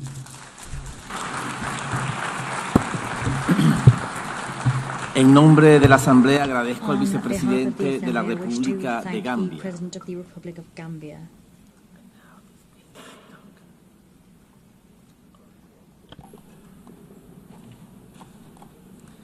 Doy ahora la palabra a la excelentísima señora Sabine Monauni, viceprimera ministra y ministra de Asuntos Exteriores, Medio Ambiente y Cultura de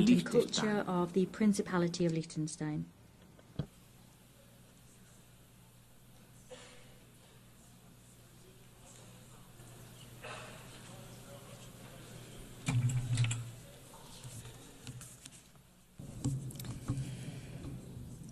President, ladies and gentlemen, let me begin by saying how happy I am to see a woman preside over this assembly. For only the 5th time in the history of the United Nations, and for the first time by a woman from our region. It is my hope that this is also a good sign for the selection process of the next Secretary General, a position in which no woman has ever served over 8 decades, and which will be conducted under your leadership. It is a distinct honor and pleasure for me to address this assembly for the first time as a foreign minister, continuing a very long tradition of female foreign ministers in Liechtenstein. The United Nations is a key building block of our foreign policy, which is guided by a strong belief in international law, cooperation, and multilateralism. We are gathering at a landmark moment in the history of the United Nations. For over 80 years, this has been the place where nations have come together, where international law has been developed, where human rights have been codified, where we have agreed on common development goals. Of course, it has also been the source of many disappointments. Too often people around the world have been looking to this assembly and at the Security Council chamber next door in the hope of decisive action to secure peace.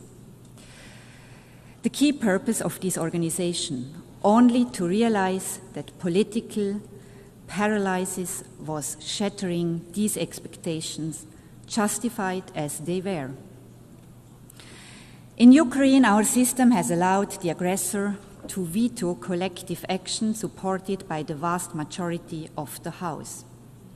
In Gaza, we have become bystanders, despite the fact that the two-state solution was one of the first decisions of the United Nations many decades ago. We are merely witnesses to the unprecedented and unjustifiable suffering of civilians in spite of our pledge to end and prevent atrocity crimes. The people of Sudan must have concluded that indifference is the guiding principle of our rare discussions, and that the outrage over a cynical veto wears off after a few weeks, if not days. These challenges to the credibility of the United Nations would be massive enough in and of themselves. But if we are looking at a completely uncertain future for this organization today, it is for largely different reasons. The very foundations of the United Nations are being challenged in a way we have not seen before. Such efforts threaten to undermine our joint commitments to solve common problems together on the basis of the principle of sovereign equality, the principle that we set ourselves rules that apply to us all equally and that they are enforced equally, and the belief in the value of international law as the common ground that allows us to govern world affairs in a way that is predictable, equitable, and fair. For us in Liechtenstein, the United Nations, which we joined 35 years ago, occupies a special place. It has been instrumental in our progress towards gender equality. Our membership in the organization has helped to put human rights at the center of our foreign policy. The Sustainable Development Goals have been embraced by civil society and the private sector. Most essentially, the Charter of the United Nations is the guarantor of our sovereignty. The United Nations is also our window to the world and the one place where we can connect with everyone. And it offers a unique foreign policy platform where we can present our initiatives and ideas as a sovereign equal. We have done so with commitment and enthusiasm, and I believe with some success. Today we feel a special bond with every other state, which is small in size, but not small in ambition and vision. Today we realize more than ever that we need this organization. We need a world based on rules that we have all agreed to. And especially now, those who share these views need to join together in common purpose to safeguard our common interests. The times we live in are fast-paced and full of challenges that can seem incredibly daunting. Many years ago, we identified climate change as the biggest threat to us all, big and small, wherever we are located on the globe. And yet, we are ever closer to the climate abyss and ever further away from agreeing on a path away from disaster. Artificial intelligence is developing with lightning speed, largely unchecked, with obvious risks to our social fabric, but without any agreement on rules and boundaries. In my part of the world, priorities have shifted dramatically in the last 3 years. We are now mostly preoccupied with the fallout of the destruction of the European security architecture by the Russian Federation and with preserving our trade relationships which we had believed were on a firm basis. Liechtenstein is no different to our neighbors in this regard, and any responsible state will prioritize imminent challenges as we have to. But none of this will be meaningful if it is not embedded in a larger vision, if we do not give ourselves the space to tackle the long-term risks and dangers. The place for us to do this is the United Nations, and we are committed to doing this together with all of you represented in this room. President, today the continued existence of the United Nations is at stake. This is a sobering observation, certainly. But we must find the opportunity that lies in this moment of existential crisis. We have allowed a system to grow that is plagued by duplication, inefficiency, and poor governance. The UN AU process is the chance, the only chance that we will have to make the organization leaner, more effective in its use of resources, and more productive in generating meaningful outcomes. When we adopted the Pact for the Future a year ago, Liechtenstein made a clear call for this organization to embrace its original purpose as the guardian of peace and security. For our people, our parliamentarians, our civil society, the United Nations is a peace organization. We have to find a way to make it effective in fulfilling this task. If the Security Council is unable to carry out its charter responsibility, as is regularly the case due to the veto power of its permanent members, there are ways for us to take collective action elsewhere, beginning in this hall. We are equally committed to the other pillars of the work of the United Nations, development and human rights, which are existential for the dignity and well-being of the people on whose behalf we serve, and pivotal for more peaceful, just, and inclusive societies.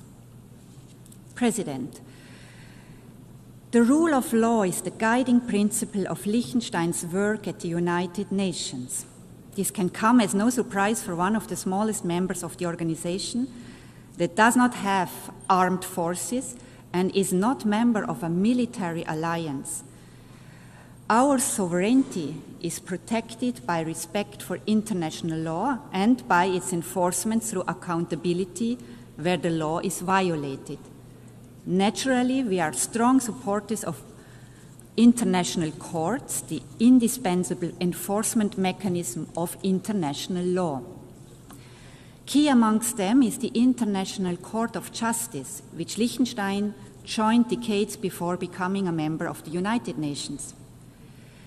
Liechtenstein has been an active participant in the court's proceedings. We are very pleased to see the attention the court's work has been given, particularly in recent years, and the high respect its decisions enjoy among governments and beyond. The recent advisory opinion on the question of climate change stands out in various ways. The initiative to ask for such an advisory opinion originated in the youth climate movement. The mandate to request it was adopted by this assembly by consensus, and Liechtenstein is proud to have been among the states drafting the text of the decision. The proceedings before the court found unprecedented attention inside and outside the courtroom. Finally, and importantly, the advisory opinion was agreed on unanimously by all 15 judges, giving it further authority. We have welcomed this decision, in particular its focus on the area of human rights, where important questions remain unaddressed, and we look forward to working with all of you to put it to the most productive use possible. For us, the International Criminal Court is a complementary and equally important institution.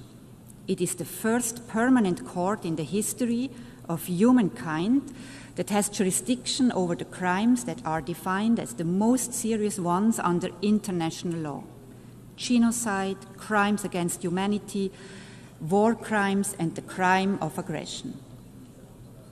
Almost 2/3 of all states have joined this project, the most ambitious treaty since the adoption of the Charter itself. Its central statement is unique and also uniquely important for the rule of law. Nobody is above the law. Nobody is protected from investigation and prosecution for what we have all agreed are the most serious crimes under international law. As we look at the flashpoints around the globe, be it Ukraine, the Middle East, or Sudan, we see how the basic rules of international law are violated, not just frequently, but systematically. This is why we have created the International Criminal Court, to offer protection for the victims and the vulnerable, but also to safeguard international peace and security. Today, the court finds itself under significant political attack and is targeted by unprecedented sanctions. This is the moment for us to protect this unique institution, one of the most powerful statements we can make to express our commitment to international law. President, the most among many worrying trends with regard to the respect for the United Nations Charter is the rapid erosion of the rules governing the use of force. Instances of the blatantly illegal use of force without any consequences or accountability, the threat of the use of force to solve disputes, and the suggestion that aggression may not only go unpunished, but in fact be rewarded and incentivized as part of a political agreement. These dangerous trends can set us back to a time we all believe we have left behind, and they are an attack on the very core of the Charter of the United Nations. Mitigating the fallout of armed conflict will sadly remain part of our daily work. But it is time that we become serious about our central task: preventing war in the first place, ending war where it takes place, and ensuring accountability for illegal war-making. The International Criminal Court, the only institution with jurisdiction over the crime of aggression, is therefore key to enforcing the UN Charter, and thus deserves the support of all states, including those who have yet to join it. President, our world is in a very difficult place today, with the forces of destruction and indeed self-destruction on the rise. If we are to have a chance to be successful in our fight against them, to safeguard our planet for future generations, we need this place, a stronger, better United Nations that we can shape together. I thank you.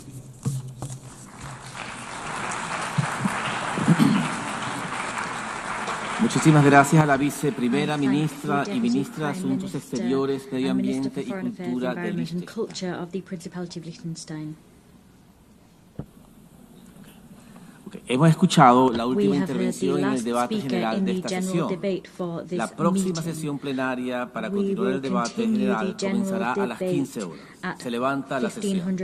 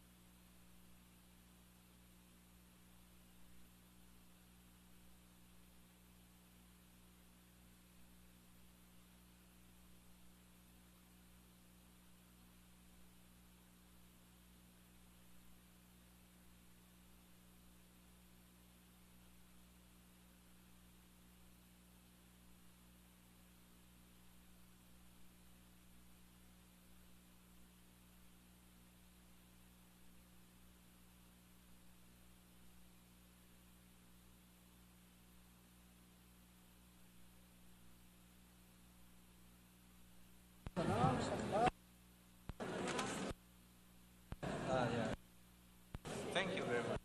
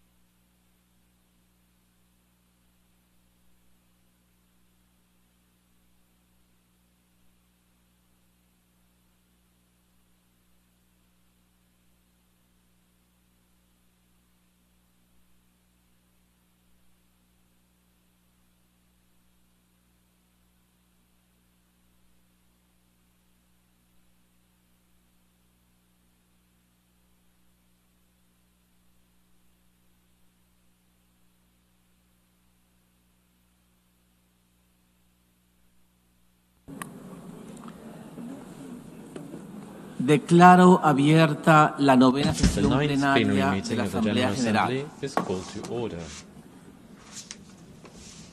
La Asamblea escuchará ahora The Assembly will hear an address now by His Excellency Mohammed Yunus Menfi, President of the Presidential Council of the State of Libya. I request protocol to escort His Excellency and invite him to address the Assembly.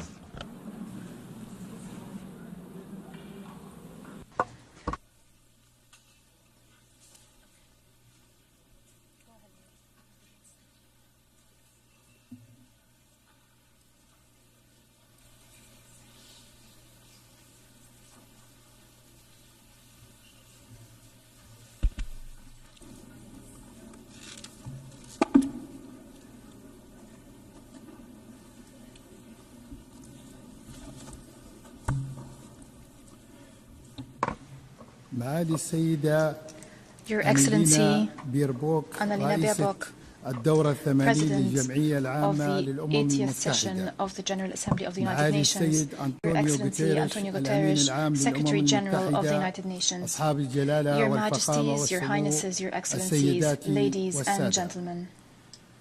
On behalf of the Libyan people, I congratulate you on the 80th anniversary of the establishment of the United Nations. It remains one of the greatest pillars of the international order,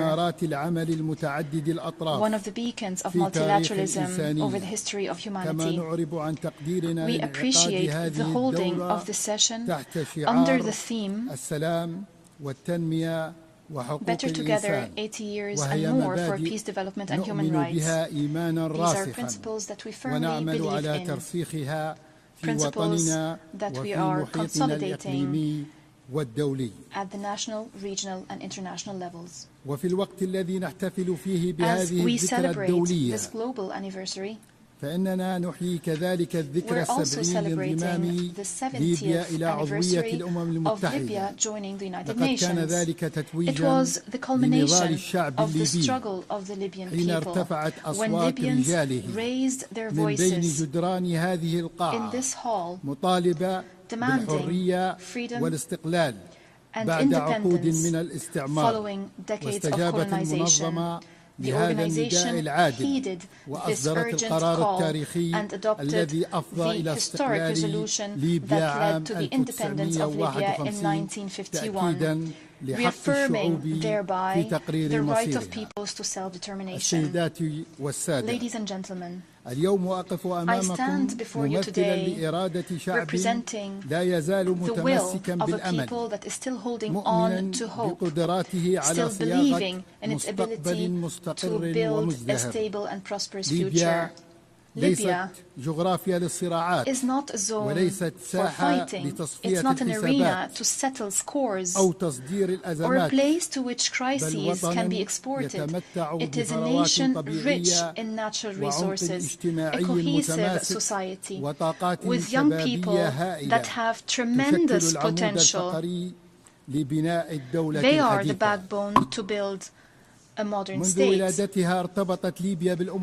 the very beginning, Libya's relationship with the United Nations has been based on partnership and mutual respect. And today, at this critical juncture, we look to the United Nations to play an effective and complementary role as it supports us to overcome this crisis towards stability and democracy. Despite the challenges, despite the threats, our people firmly believes that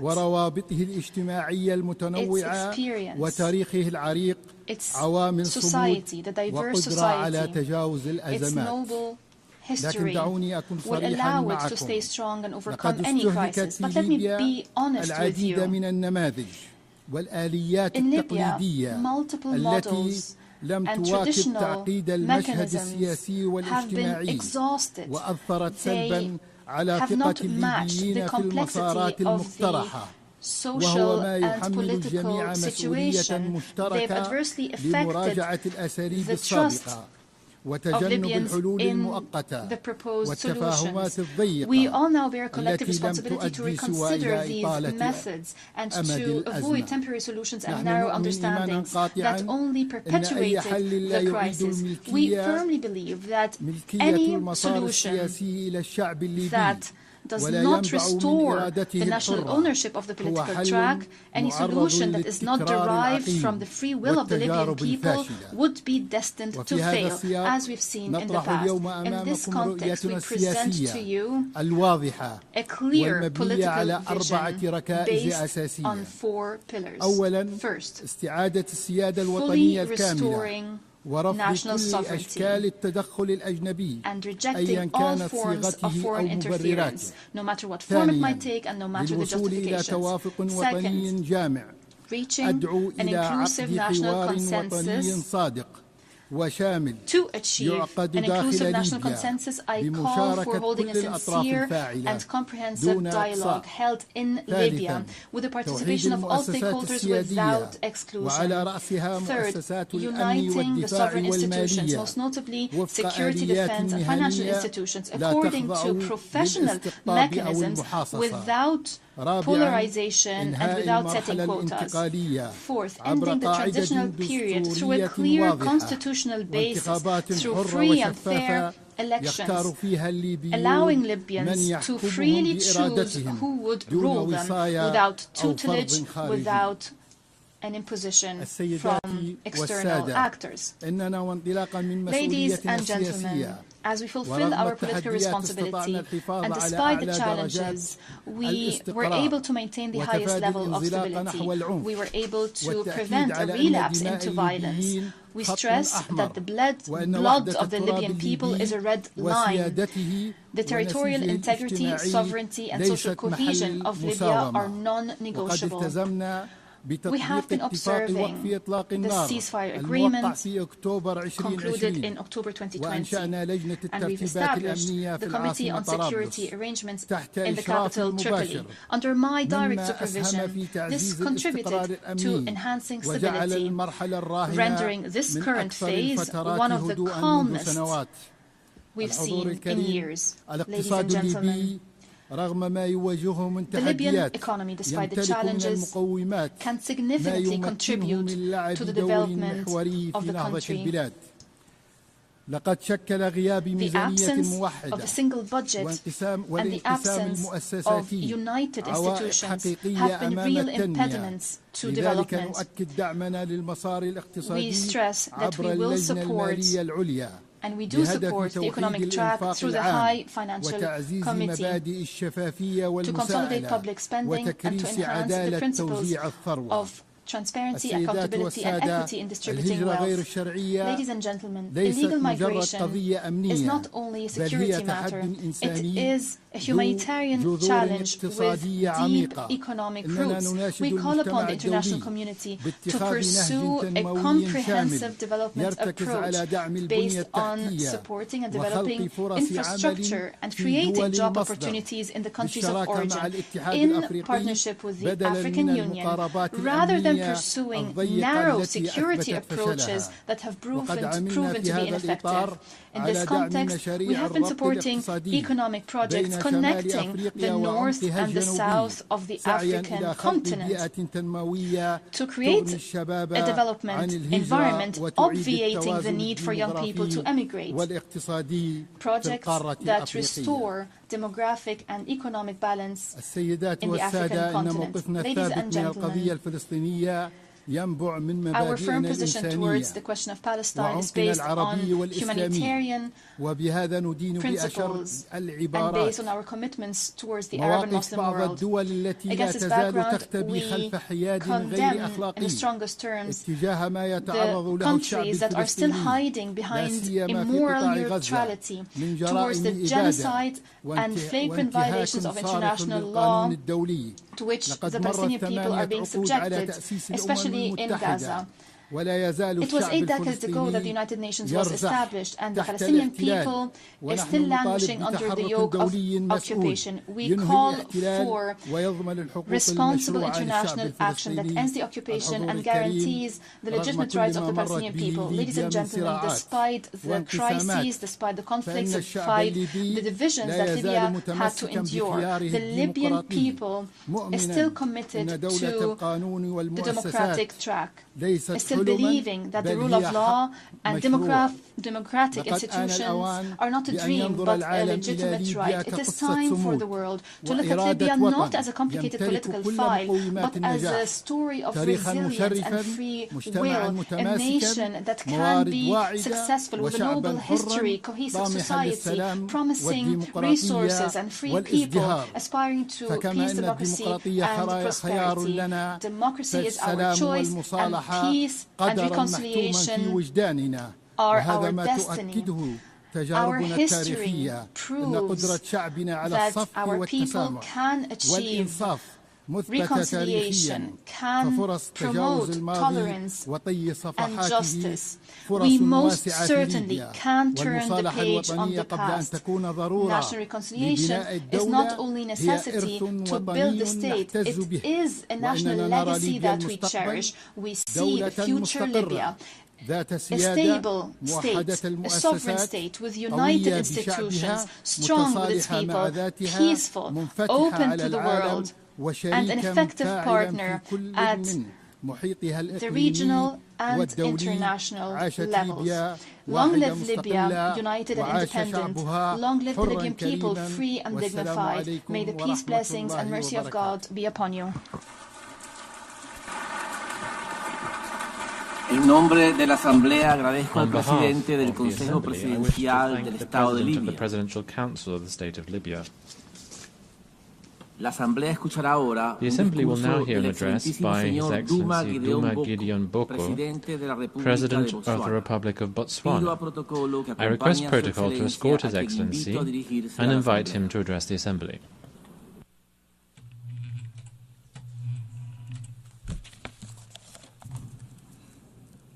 Madam President, Secretary General, Excellencies, ladies and gentlemen, we meet here today and this whole week in these hallowed precincts to remember the overwhelming gravity of the circumstances that gave birth to the United Nations, the ruins of war, a world poised to descend into further mayhem if courageous choices were not made. Leaders of great vision and courage stepped up. They realized that the charms and allurements of our unity trumped any tendencies to divide us, and from their conviction that humanity is better together, this institution was born. Their courage and fortitude merit our recurrent admiration. So I stand on this enchanted spot today to express my thanks and the gratitude of the people of Botswana to our forerunners and to all of you. We must recommit ourselves to the vision, peace, development, and human rights for all people in all nations. I stand here today in the composite capacity of citizen of Botswana and as an African. Yes, I am an African, stamp and root. For Botswana, the ideals of the United Nations are not abstractions. They are the foundation of our identity. Since our independence, we've sought to embody democratic governance, respect for the rule of law, including an international rule-based normative order, and the dignity of every human being. We reaffirm today our commitment to the Universal Declaration of Human Rights and to advancing equality, including the protection of indigenous peoples, women and youth within our borders and across our region. Yet we also acknowledge that the pursuit of justice is an arduous journey. My administration has pledged to reform and strengthen institutions, enhance transparency, and root out corruption. We do so not for accolades, but because our citizens deserve governments that serve them with integrity. We are on a quest for integrity in African leadership. Excellencies, Botswana has been blessed with the gift of diamonds. For decades, this resource has financed schools, hospitals, and infrastructure. But today, we confront the fragility of that reliance. Diamond markets fluctuate. Our people's needs do not recede. Our vision is clear: to diversify our economy, empower our people, and create resilience. We invite global partners to invest in renewable energy, technology, sustainable agriculture, and value-added industries. We extend an open hand to businesses, innovators, and institutions ready to work with us on this journey of transformation. Botswana is a semi-arid country. Our people know the meaning of drought. We know the anxiety of scarce water, of crops that wilt and wither under a relentless sun, of livelihoods eroded by forces beyond our control. Climate change is not a distant threat, it is a present reality. That is why I've joined the Global Center for Adaptation, because adaptation must be at the center of sustainable development. I call on this Assembly to scale up financing for climate adaptation. Let us invest in water infrastructure, early warning systems, and climate-smart agriculture. Let us ensure that the promise of the Paris Agreement is not confined to paper, but realized in the lives of farmers, of herders, and children across the global South. Earlier this year, Botswana faced an acute shortage of essential medicines. This crisis exposed not only the vulnerabilities of our supply chains, but the wider inequities of the global health system. Access to medicines is a human right, not a privilege. We call upon the United Nations, international financial institutions, and the private sector to work with us to build resilient health systems. Together, let us explore local production, regional supply hubs, and fairer mechanisms to ensure that no nation is left to face health emergencies alone. As an African, I stand here as one of the trumpet voices of Africa, a continent all too often treated with affable indifference. Africa's voice is not heard. This United Nations cannot be truly international. It cannot be truly together and will not be better until our continent, home to 1/5 of the population of the world, is afforded an equal voice at the highest body of this organization. Friends and partners in the Permanent Five, it is time to make good on your promise to a continent. Agree a permanent seat on the UN Security Council for Africa for 80 years, the only continent without one. I also appreciate the decision by Britain, Australia, Canada, and France, among others, to give heightened attention and consideration to the Palestinian crisis. The carnage in Gaza, it must prick our collective consciences. We stand in solidarity with the Palestinian people in their pursuit of a home and of dignity. So too, we affirm our support for the sovereignty and territorial integrity of Ukraine. We urge all parties to stop the war and seek a peaceful resolution. Distinguished delegates, the theme of this General Assembly is Better Together. This is not a slogan, it is a truth. We are better together in combating pandemics, better together in adapting to climate change, better together in securing peace, and better together in ensuring that human dignity is not a preserve of the few, but the inheritance of all. Let us therefore recommit ourselves to multilateralism, not as a matter of convenience, but as a matter of deep necessity. For none of us can weather the storms of this century alone.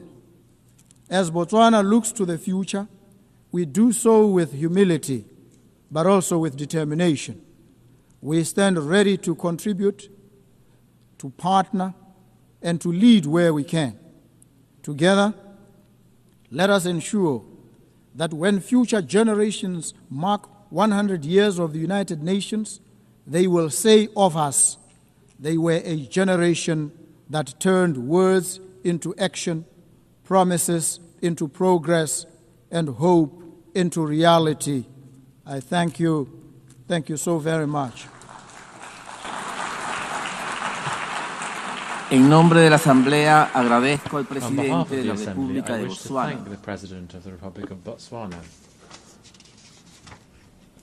La Asamblea escuchará ahora un discurso de la excelentísima señora Silvani Burton, Her Excellency Sylvanie Burton, President President of the Commonwealth of Dominica. I request protocol to escort Her Excellency and invite her to address the Assembly.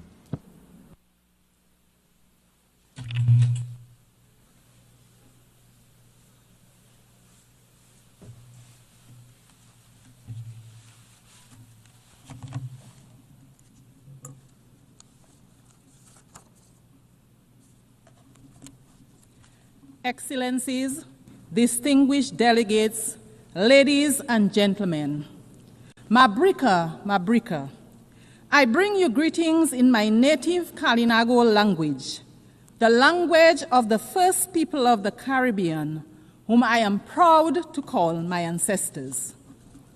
Madam President, on behalf of the government and people of the Commonwealth of Dominica, I am pleased to congratulate you, my fellow woman, on your appointment to guide the affairs of the 80th session of the United Nations General Assembly, a responsibility for which you are eminently qualified. We wish you every success in your new role. Excellencies, I address you at a pivotal time in the history of this organization, and indeed of this world.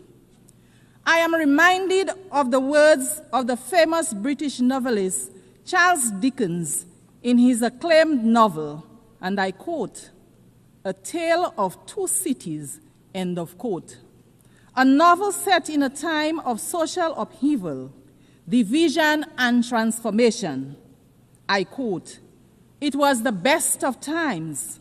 It was the worst of times," end of quote. Although this novel was written over 160 years ago, these words remain relevant today. As we celebrate 80 years of the existence of the United Nations, we are living a tale of two worlds. For some, it is indeed the best of times. Strong economies, access to education, medicines, top-class healthcare, clean water, sanitation, and housing. They are at the frontier of the artificial intelligence and other emerging technologies with expanding digital infrastructure and rising standards of living. But for many, it remains the worst of times. Persistent poverty, growing hunger, displacement, instability, and war. Nations on the front lines of climate change, enduring the worst impacts and debt crises, not of their own making, but a price they pay for the excesses of others. Unfortunately, this is not fiction, but our shared reality. If we as the United Nations do not confront this duality, this inequality, we will write a catastrophe of our own. It bears restating that the UN was created 80 years ago to prevent wars, to promote peace and international cooperation based on ideals of mutual respect, human rights, and the rule of law. It has championed multilateralism, recognizing that no one country has the answer for the world's problem, that the world is interconnected, and to maintain peace, we should operate a rules-based and not power-based approach. A Tale of Two Cities portrayed a society where the powerful live in luxury and the oppressed suffer in silence. We can take heed of the warning that we glean from Dickens' work, that injustice should not be ignored, that when powerful nations impose their will on the less powerful without accountability or regard for the rule of law, they plant seeds of discord and future unrest. What have the lessons taught us? What should we ask ourselves as we gather year after year in this chamber? Are we truly listening to the nations that take the podium every year to decry poverty, inequality, climate change, underdevelopment, and conflict? Do we have a system where resources and decision-making are truly being equitably shared? Or are we instead operating a system where power protects itself? I am reminded of the old African proverb, and I quote, "When elephants fight, the grass gets trampled," end of quote. We, the small island developing states, we are the grass.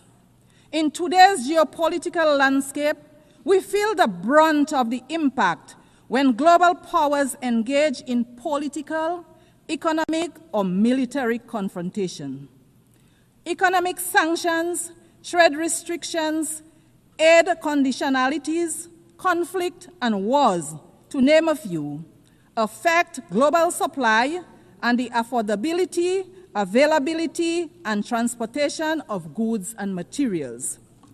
This significantly increases the cost of doing business and the prices of basic foods on our supermarket shelves, putting several goods out of the price range of many.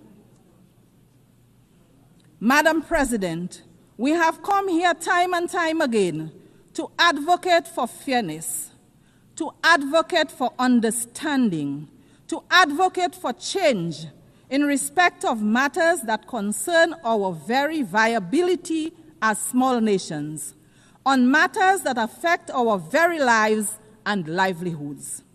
A major area for us is the devastating impact of climate change on our nations.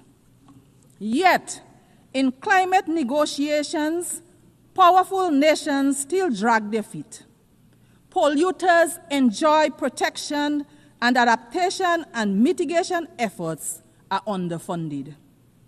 Meanwhile, our countries, which everyone accepts contribute the least to the climate crisis, continue to risk extinction from rising seas, extreme flooding, devastating storms, drought, amongst many other negative impacts of climate change. Madam President, how can this be fair? How can this be morally defensible? While we complain about these things, equally horrifying is the indiscriminate and deliberate loss of life that we see around the world from bombings, from induced hunger, from sanctioned violence and genocide. We do not have the power to prevent the storms and to bring the rains where there is drought, but we do have the power to limit further climate change and help countries adapt and mitigate its impact. So too, we have the power to end wars and not start new ones. We have to be willing to talk to each other. To empathize with each other, we should return to the founding principles of the United Nations. Wherever there is conflict, be it in the Horn of Africa, the Middle East and Southeast Asia, or sad to say, in the Caribbean, major powers engaging in geopolitical conflicts result in civilians becoming collateral damage, economies collapsing, increase in prices and instability. I want to emphasize here today that there is no place in the Caribbean for war. The Caribbean is a zone of peace. Any military conflict in the Caribbean will have significant negative impacts on the Caribbean and Latin America. There is a better way to resolve differences. We urge the powers that be to find another way. And so, Madam President, I return to our tale, where a man dismissed by society gives his life for another. Are the wealthiest nations willing to give up dominance for fairness, to make sacrifices to ensure justice, equity, and climate resilience for all? Will we choose compassion and empathy over control and indifference? Madam President, we stand in solidarity with the people of Haiti. We insist, like other CARICOM member states, that the current crisis being confronted by our sister CARICOM state in no way nullifies the entitlement of its people to the recognition of their sacred sovereignty and their right to be central in the search for a fair and durable peace in their country. The government of Dominica remains convinced that our sister CARICOM state, Haiti, faces major challenges today, in part because of the glorious contribution Haiti made to the quest for justice and freedom in our region and the world. Indeed, the current complexion of this august body would have been unimaginable without the heroic struggles of the Haitians. As such, the crisis in Haiti is much more than a Caribbean crisis, and its solution requires a united response and the support of the United Nations to resolve. My delegation unreservedly supports the position of CARICOM on the situation in Haiti, a position that rightly calls for a Haitian-led and owned transition process to bring across systematic changes for the benefit of the Haitian people. Let us provide them with all the support that they need. Nothing less is demanded of us. Madam President, the Commonwealth of Dominica is keen to underscore its commitment to advocating for unity, justice, peace, and the sustainable human development that they foster. In this regard, we continue to urge that the long-running, unjust, and illegal economic embargo against the people of Cuba be revoked. Maintaining this embargo is harmful, not only to the long-suffering people of Cuba, but also to the image and profile of its sponsors. Cuba, like every other country, has a right to its self-determination. Dominica continues to stand in solidarity with Cuba. The trade and economic embargo imposed against our brothers and sisters in Cuba continues to be of great concern to us in the Caribbean. Its lifting grows increasingly urgent. Therefore, the Commonwealth of Dominica once again joins its voices with the voices of the overwhelming majority of members of this global organization to call for the immediate lifting of trade restrictions and export bans imposed on the good people of Cuba. They are unjustified. They are unjustifiable. They belong to a bygone era. They should cease to exist. They fall, in our view, within the grand narrative of yet another Caribbean people's struggle for liberation. It is for these reasons that the government of Dominica strongly urges a radical reconsideration of these actions. Madam Speaker, our steadfast advocacy for respect for the United Nations norms of sovereignty and non-interference impels us as well to urge that the right of the government and people of Venezuela to resolve internal challenges without outside interference be respected. We renew our condemnation of the imposition of sanctions on Venezuela.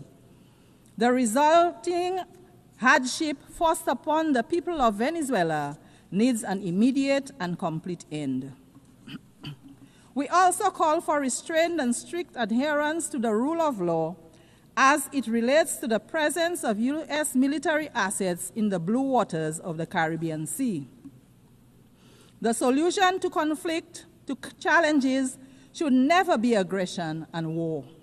We urge that all diplomatic efforts be pursued to respect the sovereignty of states, preserve the dignity of human life, and promote peace. Madam President, as we celebrate this 80th year of these United Nations under the theme, and I quote, 80 years and more for peace, development, and human rights, end of quote, let it not be just mere words. Let it instead be a call for respect and adherence to a rules-based order that applies to all nations equally, weak and strong, not just when it is convenient to the most powerful. The UN arose out of the ashes of a world torn by devastating wars. Let us not return to those dark days, but instead be guided by law, diplomacy, and shared values. Let us reform the system where small and developing nations have a real seat at the table, that we may have the opportunity to influence decisions that shape global climate policy, security, and economic well-being for all. Let it be where we build solidarity and cooperation, and where power is exercised with humility, compassion, and restraint. Madam President, let the history books say that in this chamber, in our time, we chose a better path. In the words of Charles Dickens, and I quote, "It is a far, far better thing that I do than I have ever done," end of quote. Let those words not only be the end of a novel, but also the beginning of a new era for us, the beginning of our collective resolve, where our actions are guided by the desire for true peace, by respect for others and the rule of law, for upholding the sanctity of human life, of ensuring true development and prosperity for all. Let us judge the strength of our global system, not by how loudly the elephants roar, but by how well we protect the grass beneath them. Excellencies, the challenges before us are too great and complex for any one nation to solve alone. We all need each other. So let us leave this hall committed to action, committed to partnership, and committed to each other. Because the truth is simple, yet profound. We are always stronger, wiser, and better together. Madam President, I look forward to the day when a woman leads this great institution as Secretary General, which to my mind would be a symbol of true equality. I thank you for the courtesy of your attention. Thank you. Muchísimas gracias a la presidenta de I would like to Commonwealth de thank Dominica. the President of the Commonwealth of Dominica. La Asamblea escuchará ahora The Assembly will now discurso hear del an address excelentísimo by señor Wesley Simina, His Excellency Wesley Presidente y Simina, Jefe de Gobierno President and del Head Estado of Government Federado of de the Micronesia. Federated States of Micronesia. I request protocol to escort His Excellency and invite him to address the Assembly.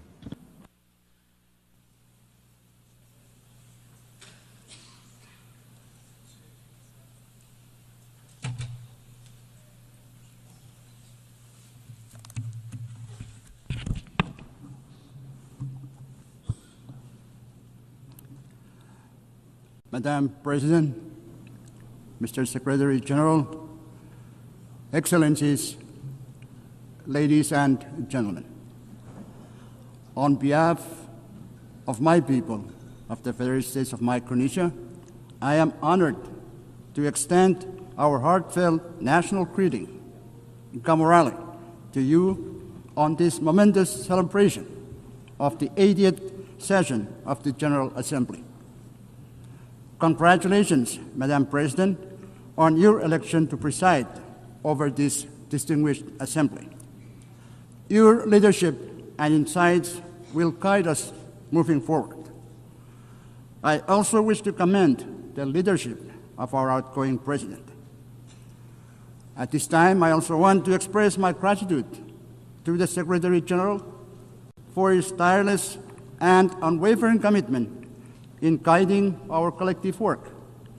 We are grateful for your dedication and efforts in keeping hope and cooperation alive across our global community. Madam President, Micronesia joins the United Nations in commemorating its 80th anniversary. This milestone calls on us to renew our collective commitment to strengthen multilateralism for the challenges ahead. Reiterating our commitment to multilateralism and inclusive reform, Micronesia emphasizes that any measures taken under the UNAID initiative must reflect the delicate balance and unique vulnerabilities faced by small island developing states. It is paramount that structural adjustments must enhance, not limit our access to critical support and representation. We urge that reforms ensure the continued resilience, tailored assistance, and participatory voice of small island developing states in the evolving UN system so that no one is left behind. Madam President, the climate crisis is not up for debate. We all know that. The only question now is whether we, as leaders, will act with the urgency it demands. The landmark ICJ's advisory opinion reminds us that climate action is not only a moral imperative, but also a legal one. It affirms that all states, particularly those who are parties to the UNFCCC and Paris Agreement, must do their fair share to limit warming to 1.5 degrees Celsius, and that major emitters carry the primary duty to act and keep 1.5 alive. It also underscores the obligations of developed countries to support the adaptation efforts of countries like mine, who live with the impacts of climate change every day. It confirms that not meeting these obligations can lead to legal consequences under international law.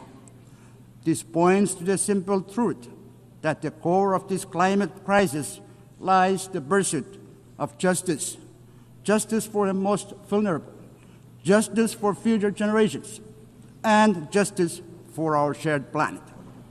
I call on the General Assembly to adopt a resolution endorsing the ICJ's opinion so that together we send an unmistakable signal that upholding climate obligations under international law is the shared duty of all nations. Pacific Island leaders have spoken with one voice in our recent Pacific Islands Forum communique. Methane mitigation must be a global priority, and methane mitigation across all sectors must be a core objective of every country. Cutting methane now could prevent 0.3 degrees Celsius of warming by the 2040s, slowing ocean heating and buying us time for long-term decarbonization. This is the only scalable near-term solution that can protect vulnerable nations and peoples today, while we build the future of clean energy tomorrow. The COP30 will be the first opportunity since the ICJ's advisory opinion for us to take ambitious and aggressive actions to put the world back on track for 1.5 degrees. There is no time to waste. After 3 decades of COPs, and now with the clearest pronouncement by the ICJ, let us get to work.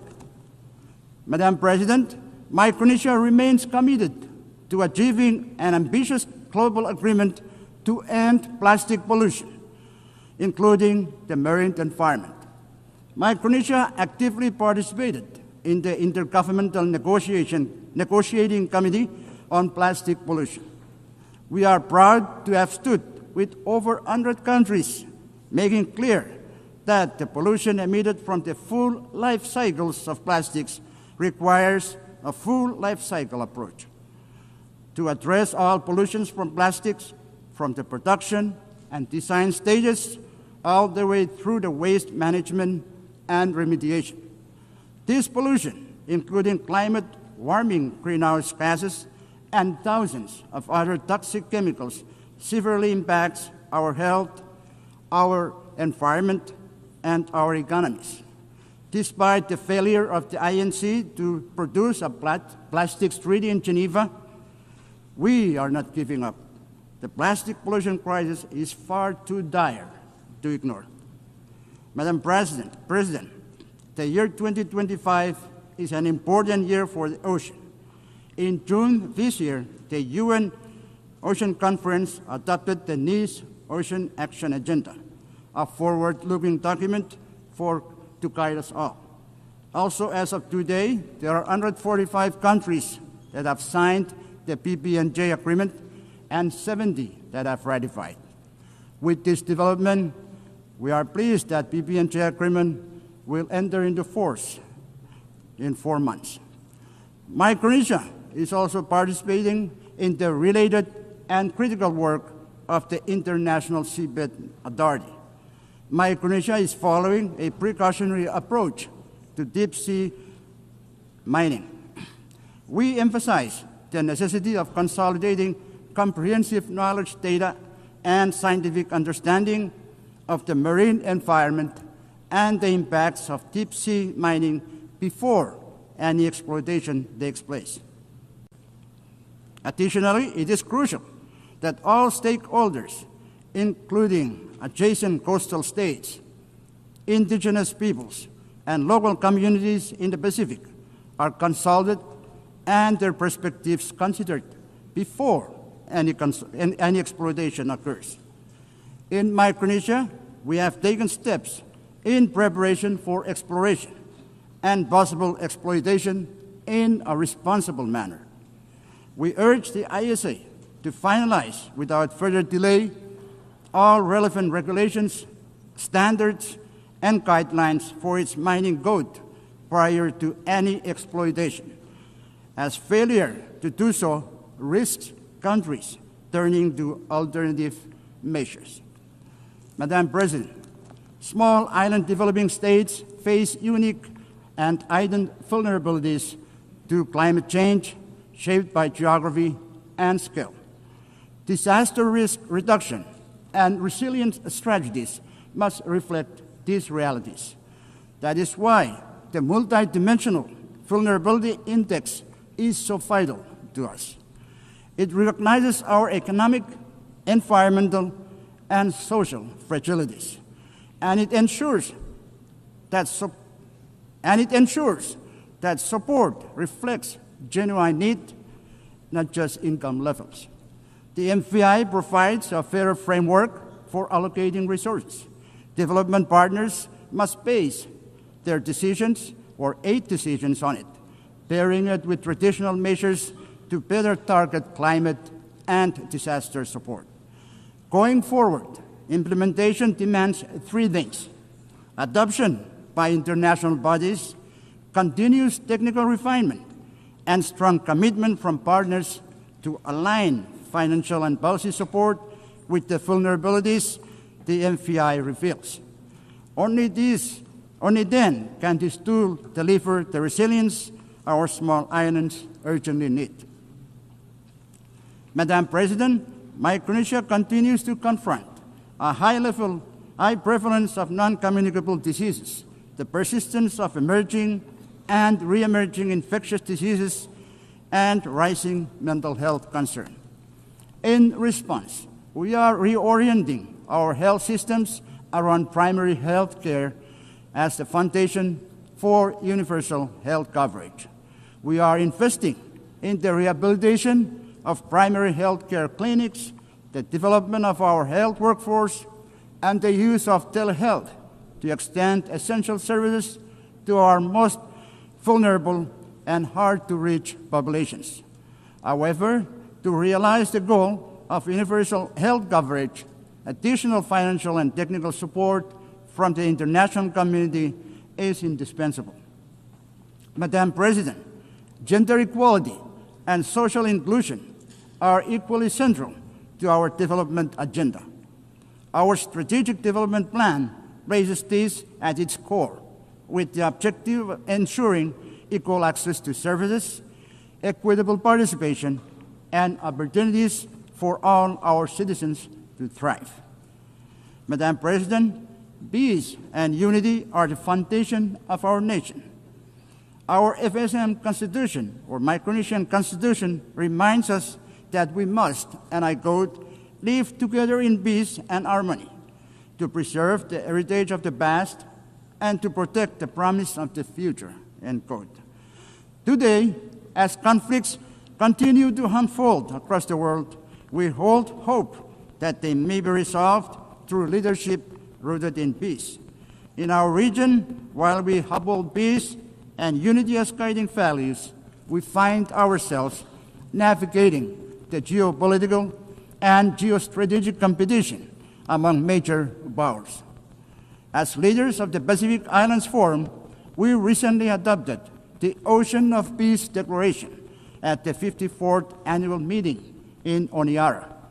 In doing so, we affirmed that no single member state can face the growing threats to peace and security alone.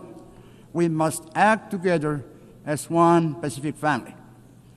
Madam President, Micronesia co-sponsored the first ever UN resolution on AI alongside 120 member states. While AI holds great promise for economic development, it also carries the risk that must be carefully managed.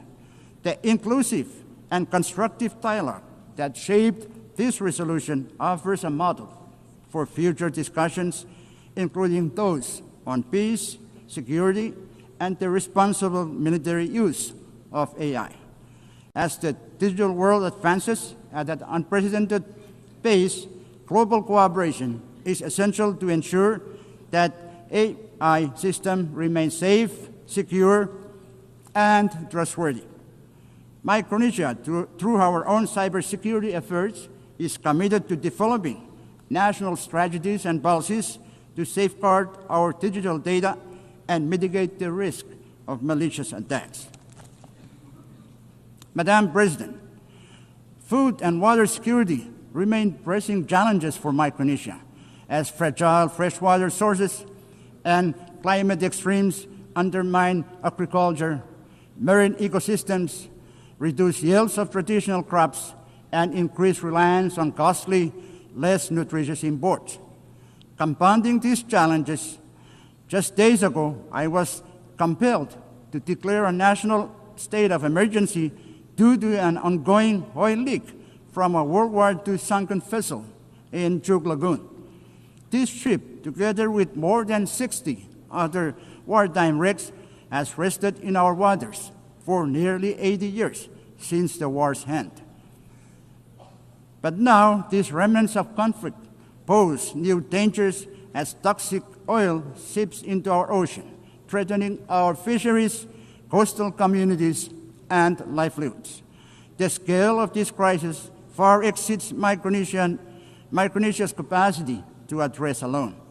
As we mark the 80th anniversary of the war's end, we appeal to the international community to work with us in transforming this legacy of war into an opportunity for cooperation. Madam President, Micronesia again emphasizes the urgent need to address the current structure of the United Nations Security Council, which fails to represent the geopolitical realities of the 21st century. The exclusive nature of its permanent membership creates inequities and hampers effective responses to global crises. To enhance legitimacy and accountability, we must restructure the Council to include underrepresented voices, including Japan, India, Germany, Brazil, and the African continent. Such reforms would better reflect modern international dynamics and strengthen the Council's role in promoting peace and security. Madam President, 8 years ago, the United Nations was founded on a simple but enduring truth. Every nation, big or small, has a voice, a vote, and a role to play in shaping the world we share.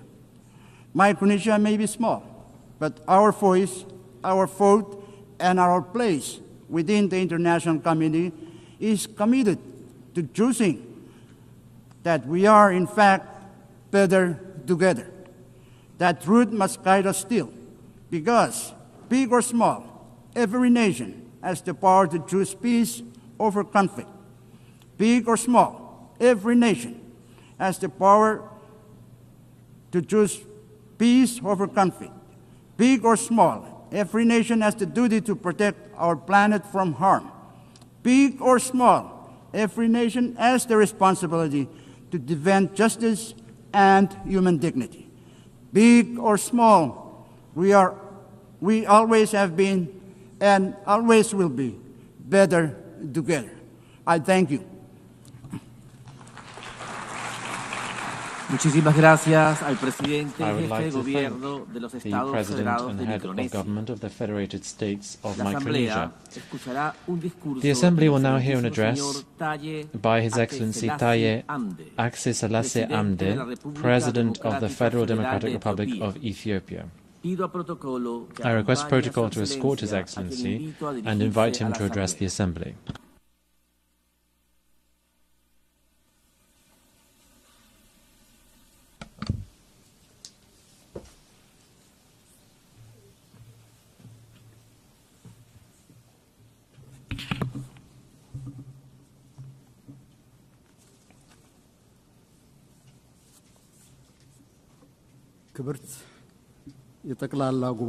Your Excellency, Madam President,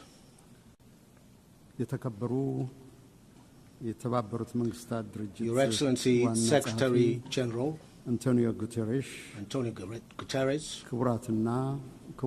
ladies and gentlemen, Excellency Annalena Baerbock, I would like to extend my heartfelt congratulations to you and your country, Germany, on your election as President of the 80th session of the United Nations General Assembly, and wish you a productive tenure. I would also like to thank His Excellency Philemon Yang, President of the 79th session of the General Assembly, for his able leadership. It is a great honor for me to address this August Assembly, representing my country, Ethiopia, a founding member of the United Nations on this historic occasion, which marks the 80th anniversary of the organization.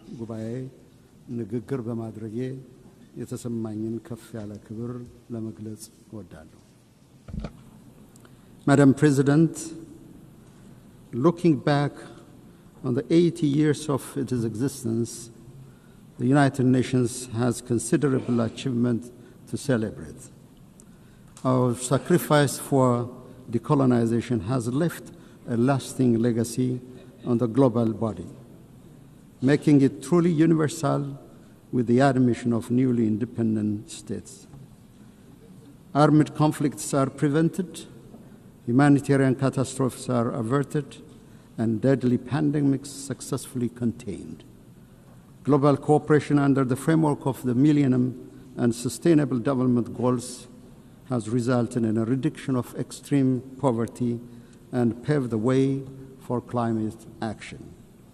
These achievements, however, could not conceal the outstanding need for reform and revitalization. The most glaring one is the inequitable representation of states in the global security, political, and financial architecture. The United Nations must also overcome the systemic problems it suffers from a lack of impartiality, selectivity, and double standards. The emerging controversy over the fundamentals of the international system and the principles of the United Nations Charter is risking the very foundation of international cooperation. These trends should not be normalized or serve as a baseline in the determination of our standard and targets. We are also deeply concerned by isolationist policies, unprecedented military buildup, arms race, and the disturbing trend of retraction from development and climate commitments. These worrying trajectories are counterproductive to the collective progress of humanity and undermine the very premises of peaceful interstate relations. It is Ethiopia's conviction that the remedy lies within our reach. No state can single-handedly manage global challenges.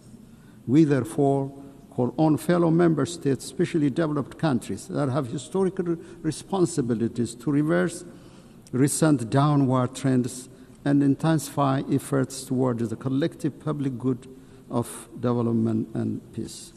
Madam President, Ethiopia supports the peaceful resolution of all conflicts. The path of violence must yield to the power of diplomacy. We affirm our historic position on the right of the Palestinian people for self-determination. Direct negotiation among the warring parties is an immediate necessity. Humanitarian assistance must reach to all the people in need. This is not a political preference, but a moral imperative. As Ethiopia has pronounced in its position during the adoption of the resolutions on the two-state solution, the international community should join hands to end the vicious cycle of violence and stalemate in order to give peace a chance.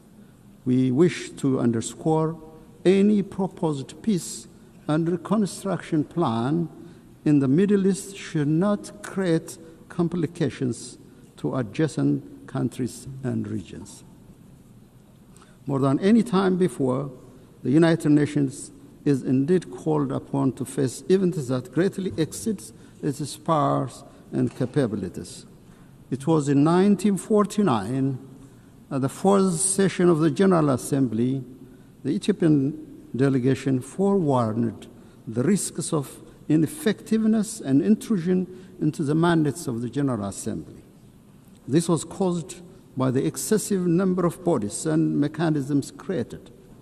It is in this light that we see the ongoing reform process under the UN 80 initiative as an opportunity to preserve the mandate of the General Assembly by rectifying its dispersion to a multitude of other bodies.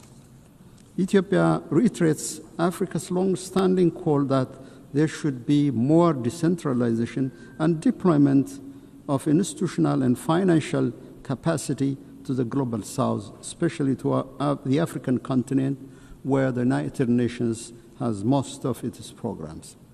Madam President, Africa, guided by Agenda 2063, is advancing development as its preferred security policy. The continent is scoring a higher rate of economic growth. Domestic revenue mobilization is on the rise. Africa's climate action in renewable energy development, emission reduction, and afforestation is indeed unmatched in any other parts of the world. Efforts to enhance public welfare, combat transnational threats, and decrease inequality are being intensified. Despite these achievements, the global crisis continues to impact Africa's capabilities to deliver on development aspirations. Chief among this is the compounding debt crisis. In line with the Addis Ababa Action Agenda and civil outcome document, we emphasize the need to advance an ambitious agenda on development finance. Coercive measures and trade restrictions, in particular those targeting Africa, must be lifted immediately. More importantly, Ethiopia calls for a new global action for debt cancellation, restructuring, and suspension.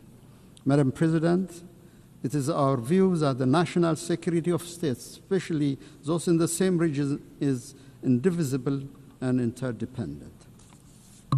To this effect, we will intensify our efforts to combat global terrorists operating in our region. We call on the international community to extend the required support to the African Union peace missions, in particular the African Union Support and Stabilization Mission in Somalia. Now is not the time to retreat from global action in combating terrorism. Furthermore, we reiterate our call for urgent action to reform the United Nations Security Council. Africa's representation in both categories of membership of the Council must be given priority. There is no shortcut or half solution to this long-standing pursuit for justice. Distinguished delegates, excellencies, I have the distinct pleasure to share with this august assembly recent milestones of great significance achieved by the people of the Nile River Basin. With entry into force of the Agreement on the Nile River Basin Cooperative Framework, the Entebbe-based Nile River Basin Commission is nearing establishment. This year, we also celebrated another milestone. On the eve of the Ethiopian New Year, Ethiopia commissioned the Grand Ethiopian Renaissance Dam, which transforms Ethiopia's renewable energy generation capacity. The Grand Ethiopian Renaissance Dam, with an installed capacity of over 5,000 megawatts, signifies our commitment to clean energy for all. Its true meaning is found in the lives it transforms. The Renaissance Dam brings light to 60 million Ethiopians who currently lack access to any form of clean energy. It promises power to Ethiopia's energy demand, which grows by more than 20% every year. It is a symbol of liberation of millions of Ethiopian women and girls, freeing them from the back-breaking search for firewood. The dam will be instrumental in the attainment of all of the Sustainable Development Goals. It boosts our capability to provide clean water to our people who live under chronic shortage, create employment to our youth, and ensure food security. GERD also enhances regional connectivity. The overwhelming support and solidarity we received on the occasion of the inauguration inspired greater efforts to forge cooperation among the riparian countries of the Nile River Basin. Madam President, our Pan-African aspiration to break the vicious cycle of underdevelopment should bring our countries together to realize initiatives that will transform the lives of our people. The time is now to work towards Africa's true independence, driven by African agency and guided by the common destiny of our people. Ethiopia, with its second largest population in Africa and significant maritime trade, places high importance on the safety and security of maritime navigation in the Red Sea and the Indian Ocean.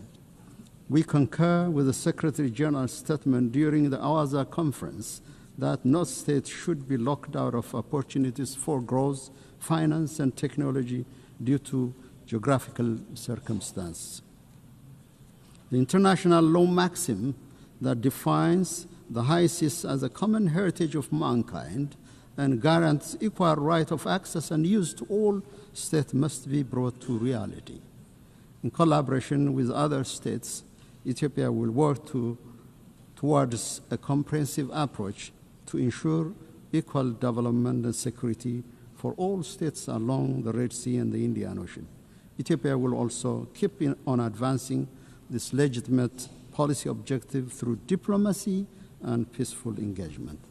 Madam President, in conclusion, I'm convinced the spirit, genius, and competence of humanity towards unity, justice, and collective well-being will triumph over the current atmosphere of rivalry and hopelessness. For its part, Ethiopia is firmly committed to upholding multilateralism centered on the Charter of the United Nations and to contributing to the maintenance of collective security and sustainable development. I thank you, Madam President.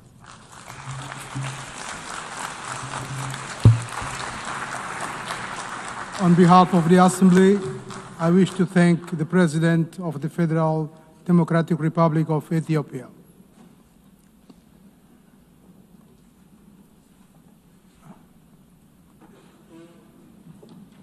We shall now continue the general debate.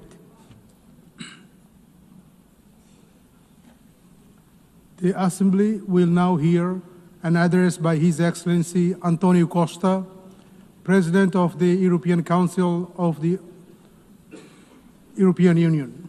I request protocol to escort His Excellency and invite him to address the Assembly.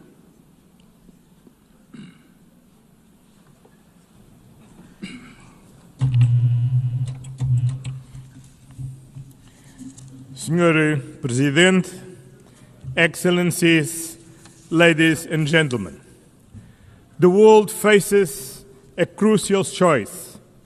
Do you want a rules-based international order that upholds multilateralism and the United Nations Charter, or a chaotic world based on unilateralism, violence, and disruption? The European Union knows where it stands. We are a project of peace, of reconciliation, of social justice. We are and will remain a steadfast defender of multilateralism, of the rules international-based order, and of the United Nations Charter. The alternative to this international rules-based order is a chaotic and violent world. As seen in Sudan, an unreported and devastating conflict with destruction of huge proportions, as seen in Gaza, as seen in Ukraine. In Gaza, where we witness an unimaginable suffering, children starving, families shattered, a humanitarian catastrophe that shocks the world's conscience. The use of starvation as a weapon of war is immoral and one that defies words. The European Union condemns terrorism in all its forms. The horrific attacks by Hamas cannot be forgotten. And we stand with Israel's right to security. Every country, every people have the right to live in security. The hostage must be released immediately. The Palestinian people have also the same right to security and to live in a viable state. A negotiated two-state solution is the only path to peace. Security for both peoples, dignity for both peoples, this is the solution we seek. The European Union has been an indispensable partner in the region. We are the largest provider of humanitarian aid to Palestinians. European funding has kept hospitals, schools, and institutions running.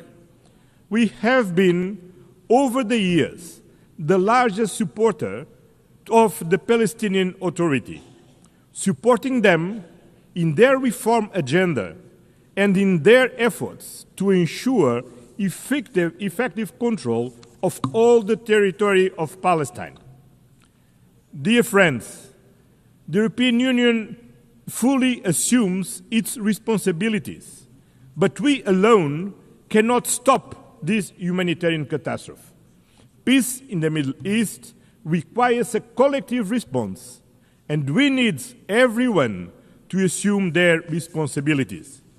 We must act together and demand the unconditional release of all hostages, an immediate ceasefire, full and unimpeded humanitarian access, an end to illegal settlements, a renewed, credible commitment to a two-state solution.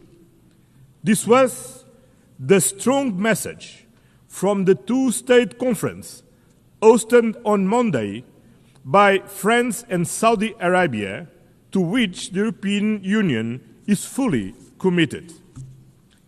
In Ukraine, a sovereign nation was brutally attacked by a permanent member of the Security Council, in clear violation of the United Nations Charter, a clear violation of sovereignty, territorial integrity, the respect of internationally recognized borders, and the right to choose its own destiny. Principles that bind all the members of the United Nations. This aggression threatens not only Ukraine, it threatens every nation in this assembly. If we accept Russia's invasion of Ukraine, no country will ever be safe. There is only one root cause to this war: Russia's refusal to accept Ukraine's right to choose its own destiny. For over 3 years, this war has claimed innocent lives, destroyed cities, and fueled global insecurity. Our collective security is tied to Ukraine's resilience. The European Union stands firm in supporting Ukraine in their fight for a just and lasting peace, in their efforts to bring an end to the killing and Russia to the negotiation table, in their future reconstruction, in providing security guarantees to prevent future attacks, in their path to full membership in the European Union. We will continue to apply pressure on Russia to end this war. We call for meaningful negotiations and an immediate ceasefire and a just and lasting peace. This is not Ukraine's fight alone. It is a fight for the principles we all hold dear. Excellence, Your Excellencies, the European Union is determined to build a world founded on the fundamental values that we share with the United Nations: peace, human rights, and sustainable development.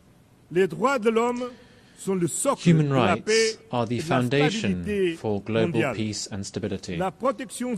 Social protection, decent jobs, gender equality, and the fight against poverty are not optional. Rather, they are the guarantees of human dignity, of social stability, and of lasting peace between nations. The European Union defends freedom, democracy and human rights, values which today are threatened by disinformation and by the abuse of digital technologies.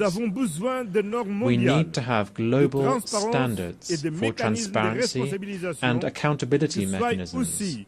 They also need to be as dynamic as the technologies that we are trying to regulate, to make sure that digital technologies give citizens means to act and not autocrats or the new technology oligarchs. The European Union is in favor of a human-centered approach to artificial intelligence. We are at the forefront of the first global regulatory framework in the world for responsible AI. And we are calling for an equivalent level of ambition in the international domain.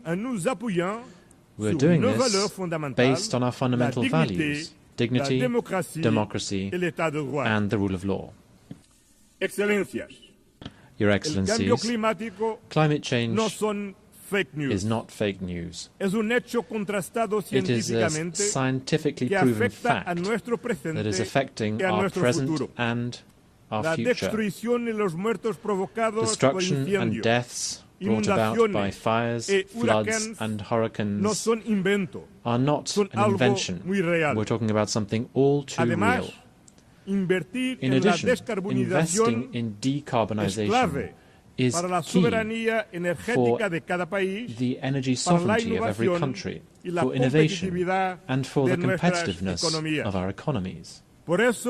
That is why the European Union fully shoulders and fulfills its commitments undertaken in the context of the Paris Agreement by reducing its emissions by 55% by 2030 and by achieving climate neutrality by 2050. We will continue actively promoting the protection of our oceans, which are lungs and the lifeguard for our planet. We welcome the ratification of the UN Treaty on the High Seas to safeguard biodiversity beyond national jurisdiction.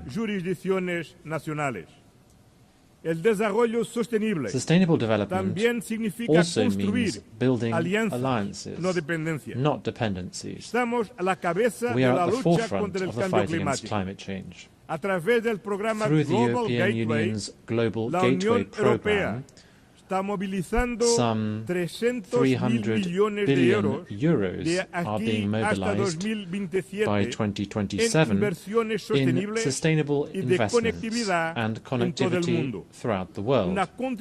This is a decisive contribution to help attain the Sustainable Development Goals.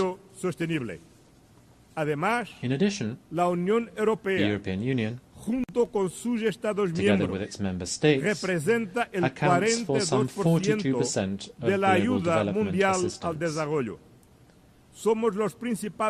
We are the main donors to the World Health Organization, UNICEF, and the United Nations Development Programme. We lead and we will continue to lead global solidarity, even at these times of major budgetary restrictions affecting the United Nations system. Lastly, we need to make headway in reforming the international financial architecture and in the management of debt. The international financial system needs to be fairer, more inclusive, and more tailored to current challenges, so that it can also help us to close the financing gap for development by following the path that has been set by the Seville commitment. Excellencies, the European Union is a global partner. The European Union and its member states are staunch political supporters and the largest collective donors to the United Nations. As the pillar of the multilateral system, we are working closely with other regional partners. That is why we are building stronger trade and industrial partnerships across the globe. We are advancing deals with Mercosur, Mexico, India, Indonesia, the Philippines, and Thailand, not just to boost trade, but to increase global predictability and resilience. The trade and investment agenda, based on fairness, sustainability, digital innovation, labor rights, and climate alignment. Because trade deals, not tariffs, deliver real benefits for all countries, companies, and citizens.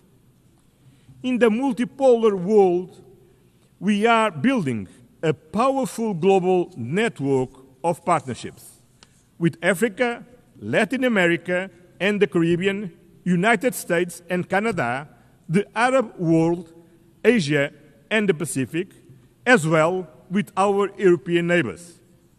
In today's multipolar world, there is no global south or global north. Both are plural. And the European Union will continue to work with all partners in the spirit of global solidarity and meaningful partnership. Because multipolarity needs an effective multilateral system, a rules-based international order under the United Nations Charter. And this commitment stems from our own history. Europe rebuilt itself from the ashes of World War II through peace, through reconciliation, and through integration. We know these principles work because they worked for us.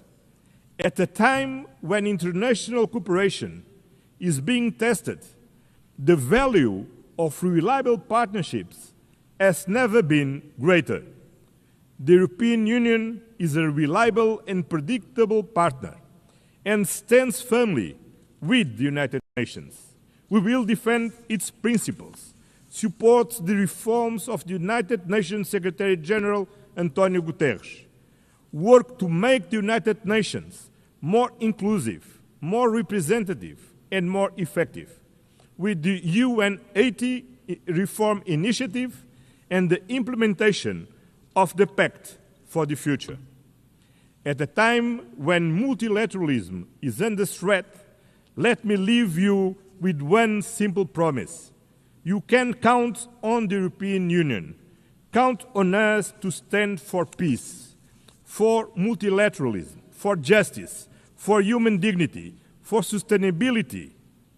The time has come to choose clearly: peace over war, law over force, accountability over impunity, solidarity over division, sustainability over crisis, justice over inequality. The European Union has no doubts about where we stand, and you cannot have any doubt about where we are. Thank you very much.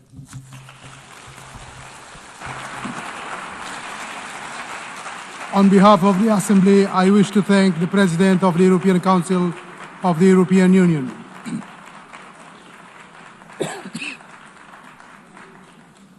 The Assembly will now hear an address by His Excellency Philip Isidore Mpongo, Vice President of the United Republic of Tanzania.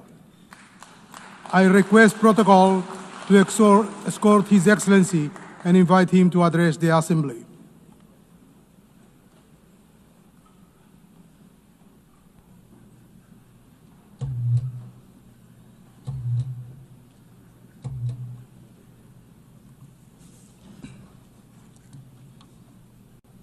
Madam President, Excellencies, distinguished delegates, this year we gather at a historic moment when we are commemorating 80 years since the founding of the UN, but in a somber mood. The theme of this general debate, that is better together, 80 years and more for peace, development and human rights, reminds us that determined cooperation remains our best vehicle for addressing urgent global challenges of this century and beyond. Yet we are faced with chaos in the form of unilateralism with arrogance, barbaric wars, persistent poverty, injustice, pandemics, as well as an impending climate catastrophe. As we mark 80 years of the UN, we are called to rekindle the vision of its founders, anchored on two pillars. First, nations can overcome difficulties and accomplish more when they work together in solidarity. Second, peace is humanity's truest desire, which we must seek and pursue relentlessly on the basis of international law. By contrast, war is undesirable. It is a senseless path to resolving conflicts on which everybody loses, and its bitter fruits include unspeakable loss of innocent lives, too many orphans, widows, and refugees, as well as wanton destruction. Yet the United Nations Charter has guided us through many challenges over the past 80 years, reminding us to uphold peace, justice, cooperation, and dialogue to resolve conflicts. Today, as the world faces new tests, we must therefore hold firmly to these same principles, for it is only by respecting and living by the Charter that we can honor the past and build a safer and better future for all of us. Excellencies, the past 8 decades also remind us that change is the only constant in our world. The challenges of today are not the same as those of yesterday, nor will they be the same tomorrow. Thus, for the UN to remain relevant and is true to its noble mission, it must embrace change. Tanzania welcomes the UN 80 reform initiative unveiled in March this year, which seeks to enhance efficiency across the UN system and strengthening effectiveness. My country stresses the importance of upholding the principles of transparency, equity, and objectivity in the process, so as to renew trust and foster inclusive global governance. We thank the Secretary General for engaging member states in this endeavor. Nevertheless, Tanzania reiterates Africa's position on redressing the continent's underrepresentation in the Security Council and calls for admission of at least 2 permanent seats for Africa with veto power, as articulated by the Zuluini Consensus. Tanzania also joined other countries of the Global South in demanding urgent and comprehensive reform of the global financial system. While we support the outcomes of the 4th International Conference on Financing for Development held in Seville, Spain this year, we renew the call for scaling up long-term concessional financing, revising sovereign credit rating frameworks, and rethinking debt sustainability assessments in order to unlock capital for investment in infrastructure, education, health, and climate adaptation. We reiterate our demand for increased voice and representation of Africa in the governance structures of the IMF and the World Bank. These noble demands have gone unheeded for a very long time and must be addressed now. Excellencies, SDGs remain our common plan for a better world. Yet, with only 5 years left before 2030, it has been established that over 80% of the targets are off track, with progress on more than half of the goals being weak and insufficient. The big elephant in the room, suffocating progress, is an estimated financing gap of $4 trillion per annum. Nevertheless, Tanzania remains committed and has made strides in implementing the 2030 agenda, with overall performance estimated at 60%. Examples include SDG 3, where maternal mortality declined from 750 deaths per 1,000 live births in 2000 to 104 in 2022. For SDG 6, access to clean and safe water increased in both rural and urban areas from 32 and 55% in 2000 to 79.9 and 94% respectively by 2024. On affordable clean energy, SDG 7, the number of villages connected to electricity increased from 8,587 in 2000 to 12,318 in 2024. Only 15 villages remain without electricity. However, significant challenges remain, especially on environmental sustainability, that is SDGs 13, 14, and 15. Going forward, we urge the international community to strengthen collective response to climate change, seizing the opportunity presented by COP30 in Belém, Brazil, prioritizing delivery on the pledges for climate action, including capitalization of the Loss and Damage Fund. We call for increased long-term concessional financing, technology transfer, and fairer trade terms to complement our zeal in domestic revenue mobilization, reversing capital flight, and pursuit of win-win partnerships in the exploitation of our natural resources. I am glad to inform the Assembly that in June 2025, we launched the Tanzania Vision 2050 that articulates our long-term development aspirations and dovetails quite well with the SDGs agenda. Excellencies, peace is not a bonus. It is a prerequisite for socio-economic development. We must therefore seek and pursue peace tirelessly. We commend the efforts of the UN Secretary General, world leaders, and organizations that are active in conflict mediation and resolution in countries and regions such as Eastern DRC, Sudan, Russia, Ukraine, and the Middle East. As we commemorate the Beijing Plus 30 and celebrate the progress made in promoting gender equality and the empowerment of women, we call for full involvement of women in the quest for peace.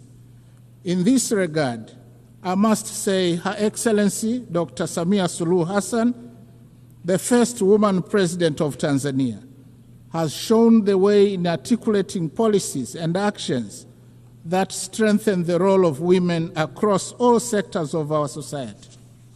Regionally and internationally, she has been a champion of peace, justice, security, and clean cooking. Tanzania, as a member of the African Union Peace and Security Council, and in our then role as chair of the SADC organ on politics, defense, and security cooperation over the past year, actively contributed to peace initiatives and supported measures to prevent and resolve conflicts.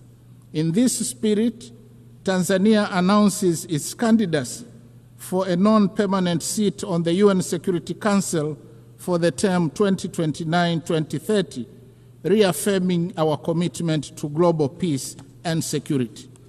Excellencies, Tanzania opposes the continued imposition and proliferation of unilateral coercive measures which undermine the principles of sovereign equality and peaceful coexistence enshrined in the UN Charter. Such measures, often applied without mandate of the Security Council, represent a form of economic aggression that disproportionately harms innocent civilians by depriving them of essential needs such as food, medicines, and capital goods. In this context, Tanzania reiterates its principled solidarity with nations, including Zimbabwe and Cuba, and the peoples who continue to endure the adverse effects of the long-standing economic embargo and sanctions.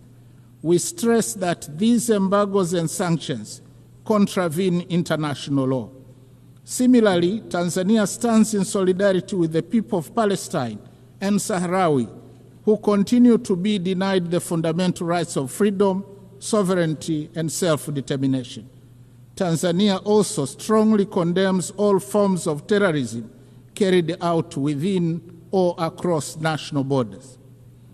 Madam President, Excellencies, and distinguished delegates, in his last speech to the United Nations General Assembly prior to retirement in 1985, Mwalimu Julius Nyerere, the founding president of my country, articulated the principle that, and I quote, "To be silent when we see danger, to refrain from attacking policies which are seen as contrary to the interests of peace and justice, to do these things would be to surrender our freedom and our dignity.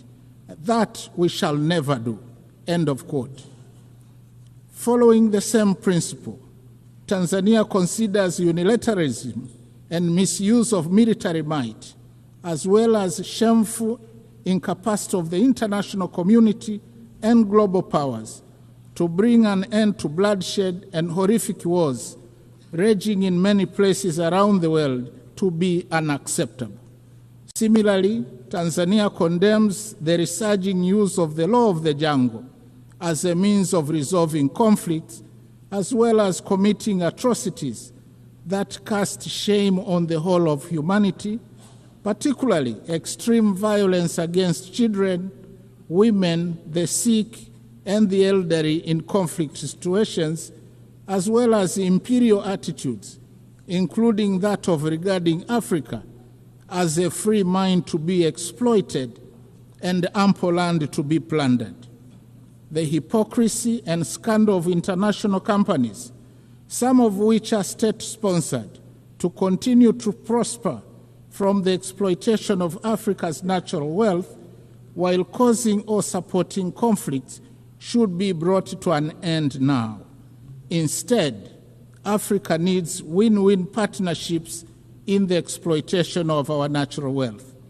Tanzania also reminds the international community that increased military spending on research and manufacture of weapons for money is tragic and morally wrong.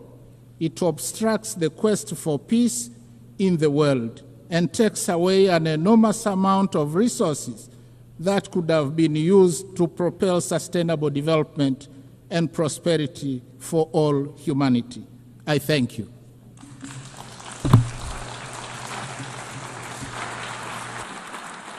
On behalf of the Assembly, I wish to thank the Vice President of the United Republic of Tanzania.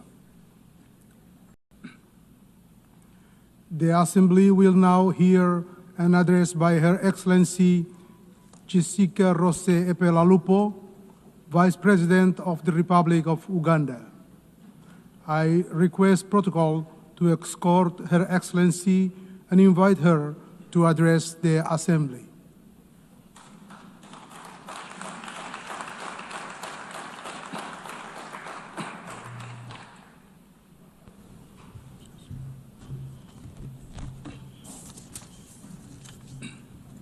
The President of the UN General Assembly, Excellencies, Heads of State and Government, distinguished delegates, ladies and gentlemen, I bring you warm greetings from His Excellency, General Yoweri Kaguta Museveni, who could not be present personally on this and on whose behalf I am privileged to address this 80th session of the UN General Assembly. Madam President, let me begin by warmly congratulating you on your election as the President of the 80th session of the UN General Assembly. Uganda assures you of its full support throughout your tenure, and I also extend our appreciation to His Excellency Philomen Yang for his capable leadership during the 79th session. We commend the Secretary General, His Excellency Antonio Guterres, for his continued commitment to the roles and responsibilities of the United Nations. This year marks 80 years since the founding of the United Nations, born out of the devastation of the Second World War, with the aim of preventing future wars and promoting global cooperation. This anniversary is timely and it is a reminder of our shared responsibility to uphold multilateralism and strengthen global solidarity in addressing common challenges. The theme of this year's General Assembly, Better Together, resonates well with our national objectives. Uganda firmly believes that multilateralism remains an essential framework for building collective solutions to global problems. We reaffirm our commitment to the Charter of the United Nations as the cornerstone of multilateralism, international diplomacy, and cooperation with the global mechanisms to promote and support the intertwined values of humanity, namely peace and security, human rights, and shared prosperity. We are equally committed to fast-tracking the achievements of the 2030 Agenda on Sustainable Development and implementation of the Pact for the Future. Madam President, Uganda continues to play an active role in advancing peace, stability, and security within our region, e.g. in Somalia, South Sudan, DRC, and the Sudan. Uganda remains committed to the peaceful resolution of regional conflicts. We remain the largest troop contributor to the African Union mission in Somalia since 2007, which has been succeeded by the African Union Transition Mission in Somalia, and now the African Support and Stabilization Mission in Somalia. As a country, we have invested both human and financial resources in promoting peace and stability unreservedly. These efforts require reliable and predictable funding.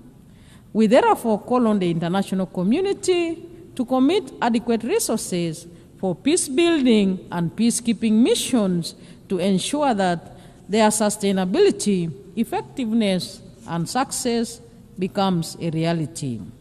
In South Sudan, Uganda continues to support the peace process as one of the guarantors of the Comprehensive Peace Agreement, contributing to efforts aimed at restoring stability and unity in the country. On the peace efforts in the eastern part of the Democratic Republic of Congo, Uganda has been working with regional leaders on the Nairobi and Luanda processes aimed at finding a lasting solution, and we also remain supportive of other complementary efforts by the international community. Madam President, we urge greater international support for regionally led peace-building and stabilization initiatives, recognizing them as vital foundations for inclusive and sustainable development. We also call for enhanced global cooperation in tackling the root causes of conflict, including inequality, climate change, pandemics, new technologies, transnational crime, and terrorism. Madam President, Uganda calls for the comprehensive reform of the United Nations Security Council to address the imbalance in its current configuration and make it more equitable, just, and democratic. We demand for Africa's representation on the Council as a special case, as a matter of urgency in both the permanent and non-permanent categories, in line with the common African position enshrined in the Eswatini Consensus and SATE Declaration. Africa must have 2 seats in the permanent category with all rights and privileges, and 2 additional seats in the non-permanent category. On the question of Palestine, we urge the international community to give renewed priority to the realization of the internationally endorsed 2-state solution. We appeal to the United Nations Security Council to play a decisive and just role in resolving the Palestinian issue, which is crucial for lasting peace in the Middle East and central to global peace and security. We join the international community in the long-lasting call to end the embargo on Cuba that has been tightened recently with unfair designation as a state sponsor of terrorism. Uganda is recognized globally for its progressive refugee policies. Madam President, we host the largest number of refugees in Africa, currently standing at 1.9 million.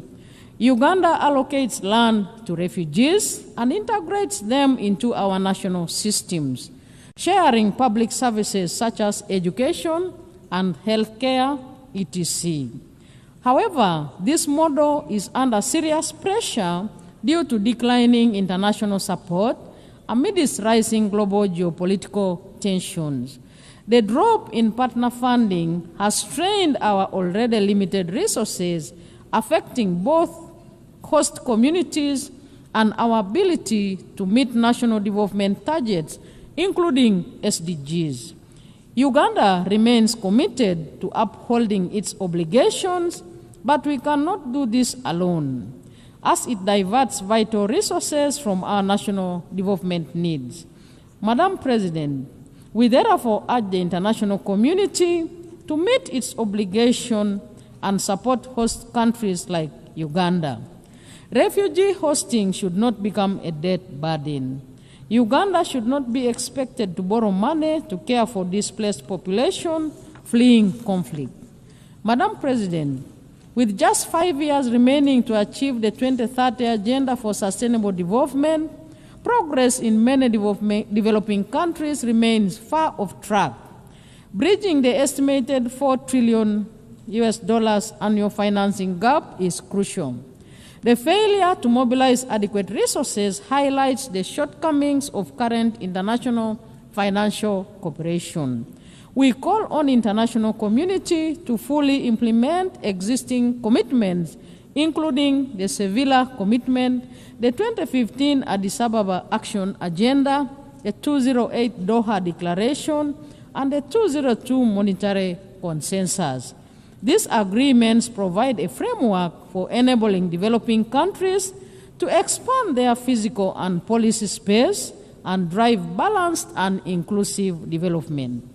Accelerating the SDGs requires renewed commitment to multilateralism, global solidarity, and the strengthening of international cooperation mechanisms to ensure that no one is left behind.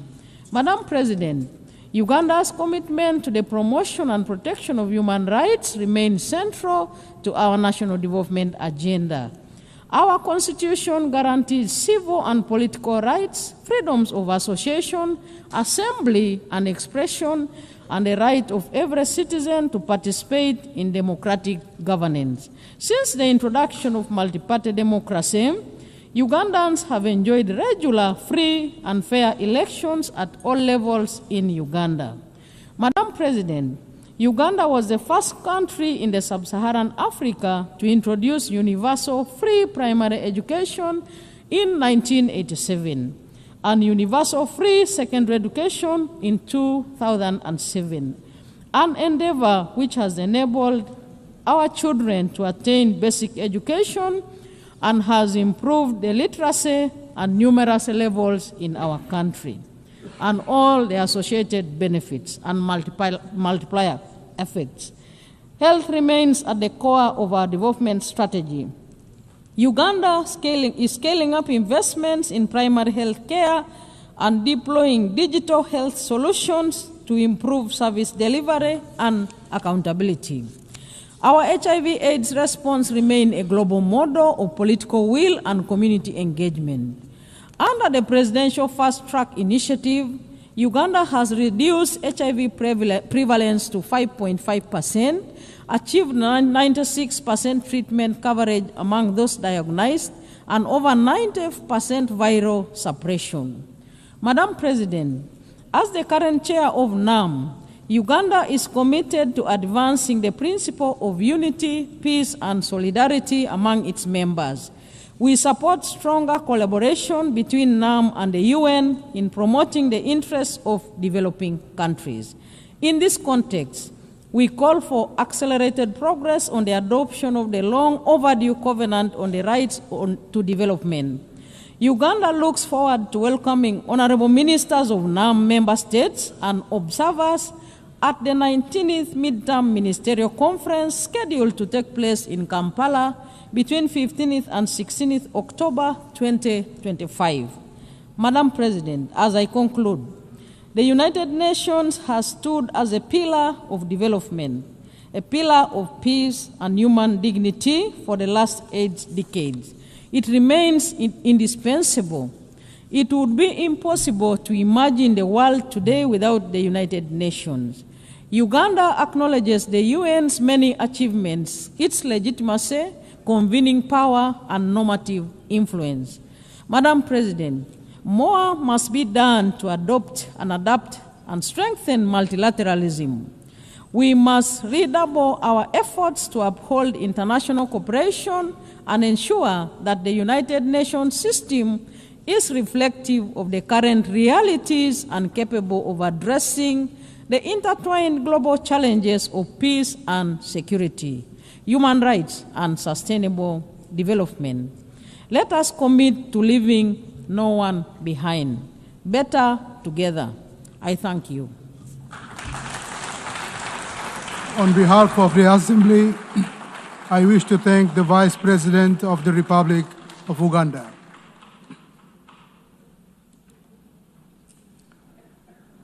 The Assembly will now hear an address by His Excellency Dick Schoof, Prime Minister of the Kingdom of the Netherlands. I request protocol to escort His Excellency and invite him to address the Assembly.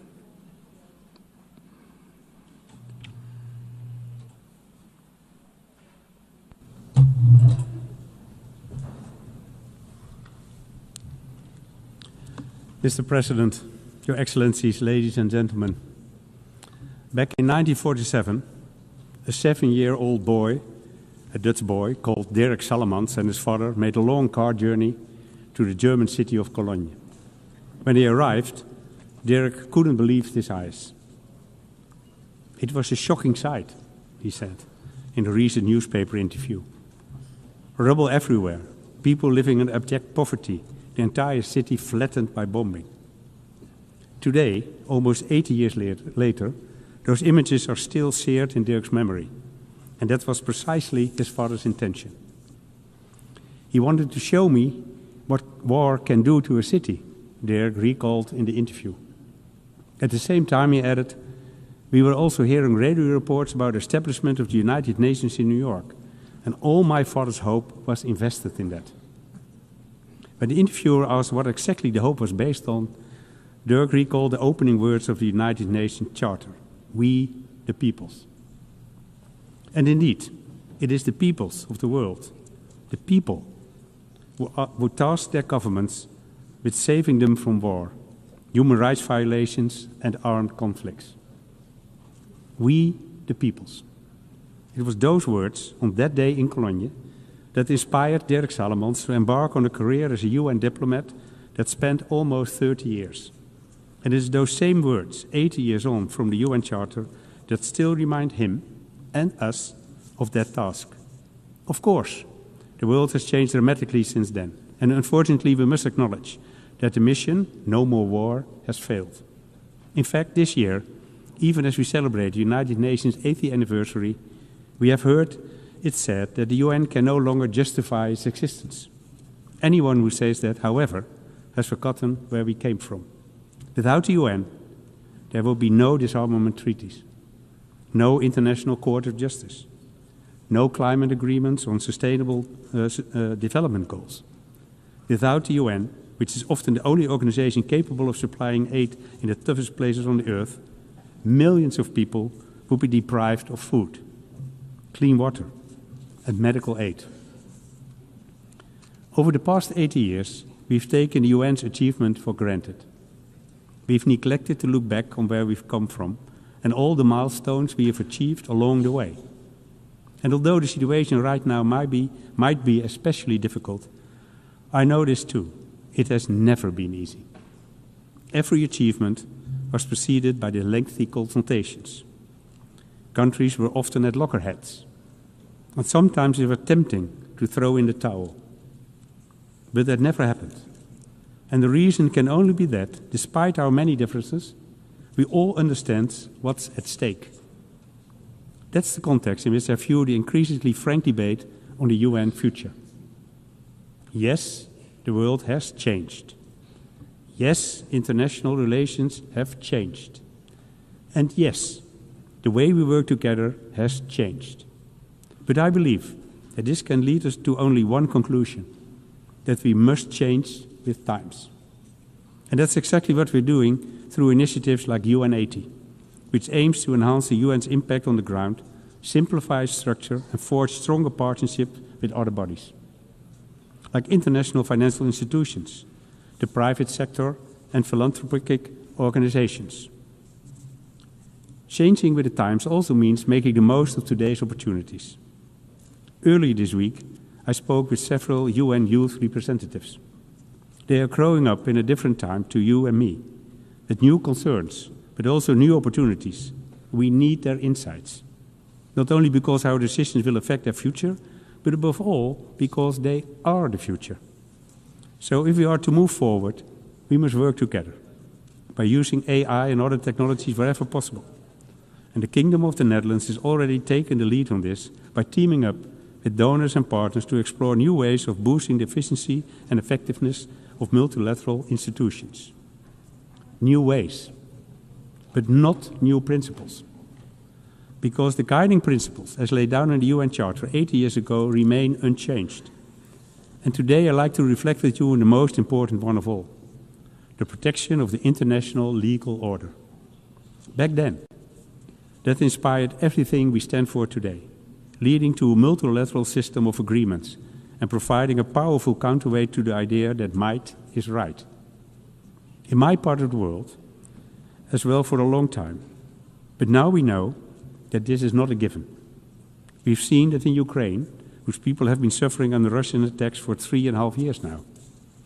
As Ukrainian troops continue fighting every day to protect their country, their families, and their right to self-determination, people in the areas occupied by Russia are enduring systematic oppression and grave human rights violations on a daily basis. We've seen several initiatives aimed at bringing peace closer since spring, such as the talks in Saudi Arabia, Turkey, and the US. But peace still seems like a very distant prospect.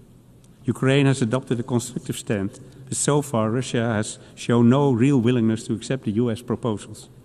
And in the meantime, the war of aggression and the suffering continue unabated. But in case you're thinking, there goes another European who only wants to talk about European problems, let me assure you, that is not the case. If the UN 80 years have taught us anything, it's that all the big issues are closely interlinked. As a kingdom of different countries in different parts of the world, we know that better than anyone. Take food security.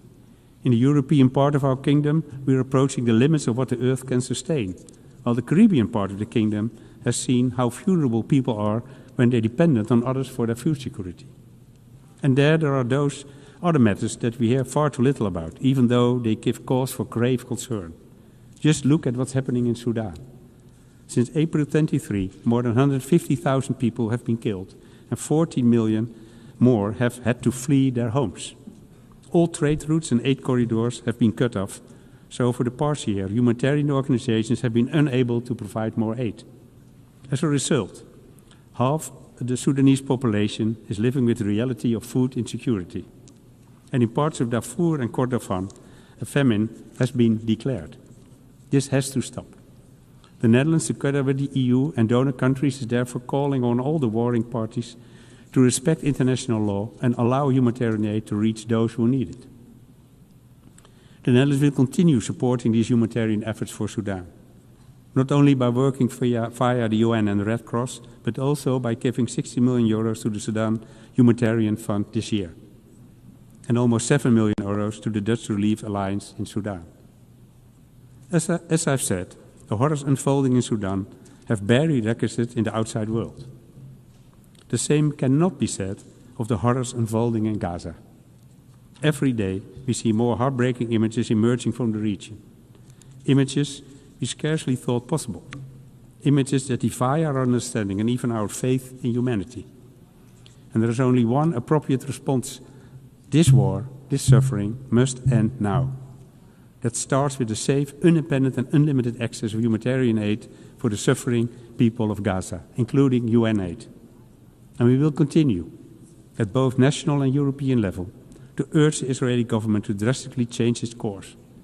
The annexation of the West Bank and Gaza City is unacceptable, and we condemn any move in this direction. In addition, we are supporting the European Commission's proposal to restrict investment in Israeli companies that develop dual-use technologies.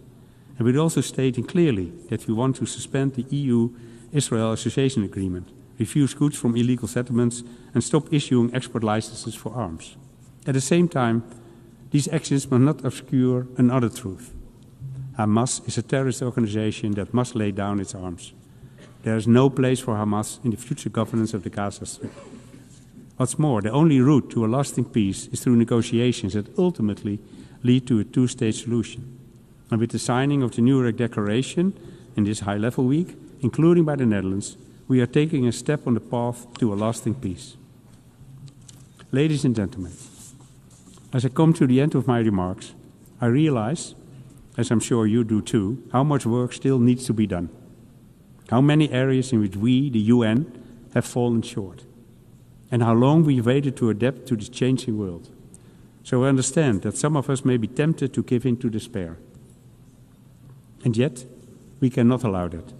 Because 80 years ago, a Dutch boy stood hand in hand with his father amid the ruins of Cologne. And in that wasteland appeared a glimmer of hope, sparked by what happened here in New York. A glimmer of hope that inspired Dirk Salomons and his father, and the peoples of these United Nations. We, the peoples. Thank you. On behalf of the Assembly, I wish to thank the Prime Minister of the Kingdom of the Netherlands. The Assembly will hear an address by His Excellency Bart de Wever, Prime Minister of the Kingdom of Belgium. I request protocol to escort His Excellency and invite him to address the Assembly.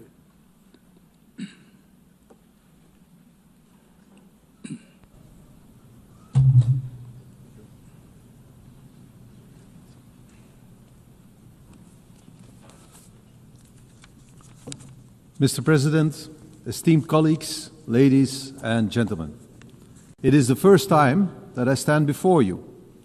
I am 54 years old, which means that I was a teenager in the 1980s, when Ronald Reagan was president of this great country, a man that I admired and that I still admire. Today, I'm nostalgic of that time, because then I truly believed that the Western world was bound together by shared values and mutual respect. And I also believed that these values would eventually rule the entire world. Today, we are reminded of the Melian dialogue of the Greek historian Thucydides. He described how envoys from Athens forced the small neutral island of Melos to choose sides in the Peloponnesian War. If Melos refused, Athens would destroy it. Thucydides captured the brutal logic of power in one single sentence. The strong do what they can, and the weak suffer what they must. He may have been right about human nature, but that is not the world we want to live in today. Civilization means striving to be better than our basic instincts, to rise above them. The United Nations was born out of the most destructive war in human history to embody precisely that aspiration. And yet today, international organizations are under pressure. International law is under pressure. Respect for sovereignty is under pressure. Geopolitics often boil down to sheer ego politics, and I regret this deeply. That is why I stand before you today to advocate for a world anchored in mutual respect, a world of free and fair trade, a world of strong partnerships, respect and cooperation, a world based on international law, a world that tackles climate change, a world of peace, prosperity and progress. The United Nations remain crucial in pursuing that ambition. The United Nations are far from perfect, And this is why we support the UN 80 reform agenda, because the challenges we face are immense. And I would like to highlight two domains in which we urgently need to move forward: our security and our prosperity. First, security. All who cherish freedom must work to build resilient and vigilant societies. We face new forms of imperialism, new military threats, and violent conflicts that destabilize entire regions. This is not the path we choose, but neither can we afford to be naive. Those who wish for peace must be prepared to defend it. That is why we stand firmly with Ukraine. We must erect a barrier against those who look at us the way the Athenians looked at Melos. Belgium is therefore assuming its full responsibility, investing more in defense. Together with our European partners, we are striving for greater integration of our armed forces and defense industry. At the same time, we must strengthen ties with all countries committed to peace and stability. We must also confront the rise of international organized crime. Criminals know no borders. Criminal networks exploit the gaps between police forces and legal systems. They fuel terrorism, human trafficking, and the illegal arms trade. But there is hope. Across Europe and in Latin America, I have witnessed a new willingness to deepen cooperation. And I am convinced that many African and Asian countries struggle with the same problems. Together we can make our societies open for business, but closed for crime. Because the security of our citizens must always remain our first responsibility. That is the first great challenge we must tackle. Another major challenge we face is to ensure as much prosperity as possible for as many people as possible. The world today is once again gripped by protectionism. And yet, the evidence of history is clear. For over 2 centuries, free and fair trade has been the only true engine of progress. It has decimated extreme poverty. It has dramatically increased life expectancy. It has enabled medical breakthroughs that defeated once devastating diseases. Free and fair trade is the way forward. We must nurture it. And we must defend it. We must tear down trade barriers. We must allow our economies to grow across borders. We must stimulate productivity, strengthen labor markets, and invest in innovation. In short, we must create prosperity that is globally shared. And let us remember, prosperity engenders peace. Prosperity builds trust. Belgium stands ready to be your partner in this endeavor. Belgium is and will always remain open for business. Mr. President, distinguished delegates, let us not succumb to the harsh logic of Thucydides. Let us prove that the destiny of humankind is not to dominate or to suffer, but to cooperate and to prosper. This is and should always remain the mission of the United Nations. I thank you. On behalf of the Assembly, I wish to thank the Prime Minister of the Kingdom of Belgium. The Assembly will now hear an address by His Excellency Mahama AU, Prime Minister and Head of Government of the Republic of Chad. I request protocol to escort Her Excellency and invite her to address the Assembly.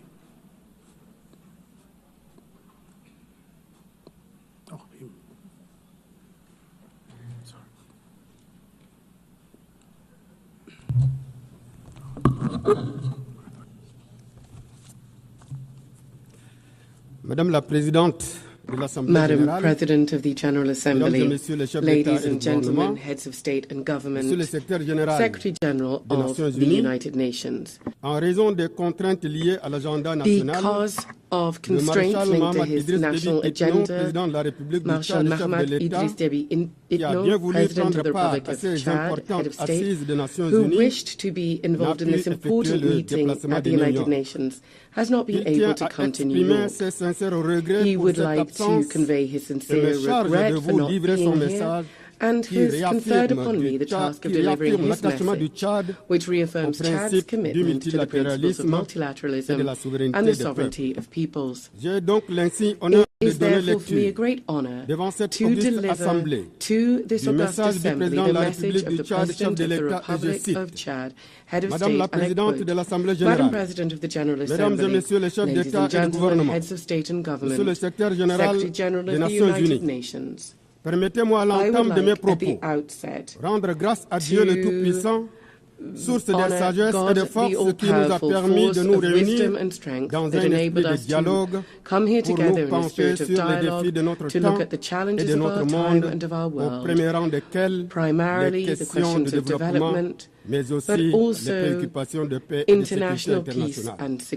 Je tiens à adresser toutes nos félicitations à Mme Annela Baerbock, présidente de la 80e session de l'Assemblée générale pour son élection, et l'assurer du plein soutien de mon pays dans l'accomplissement de son mandat. De même, je voudrais exprimer nos infinis remerciements à l'ambassadeur Philemon Yang, président sortant pour sa brillante direction de la session précédente.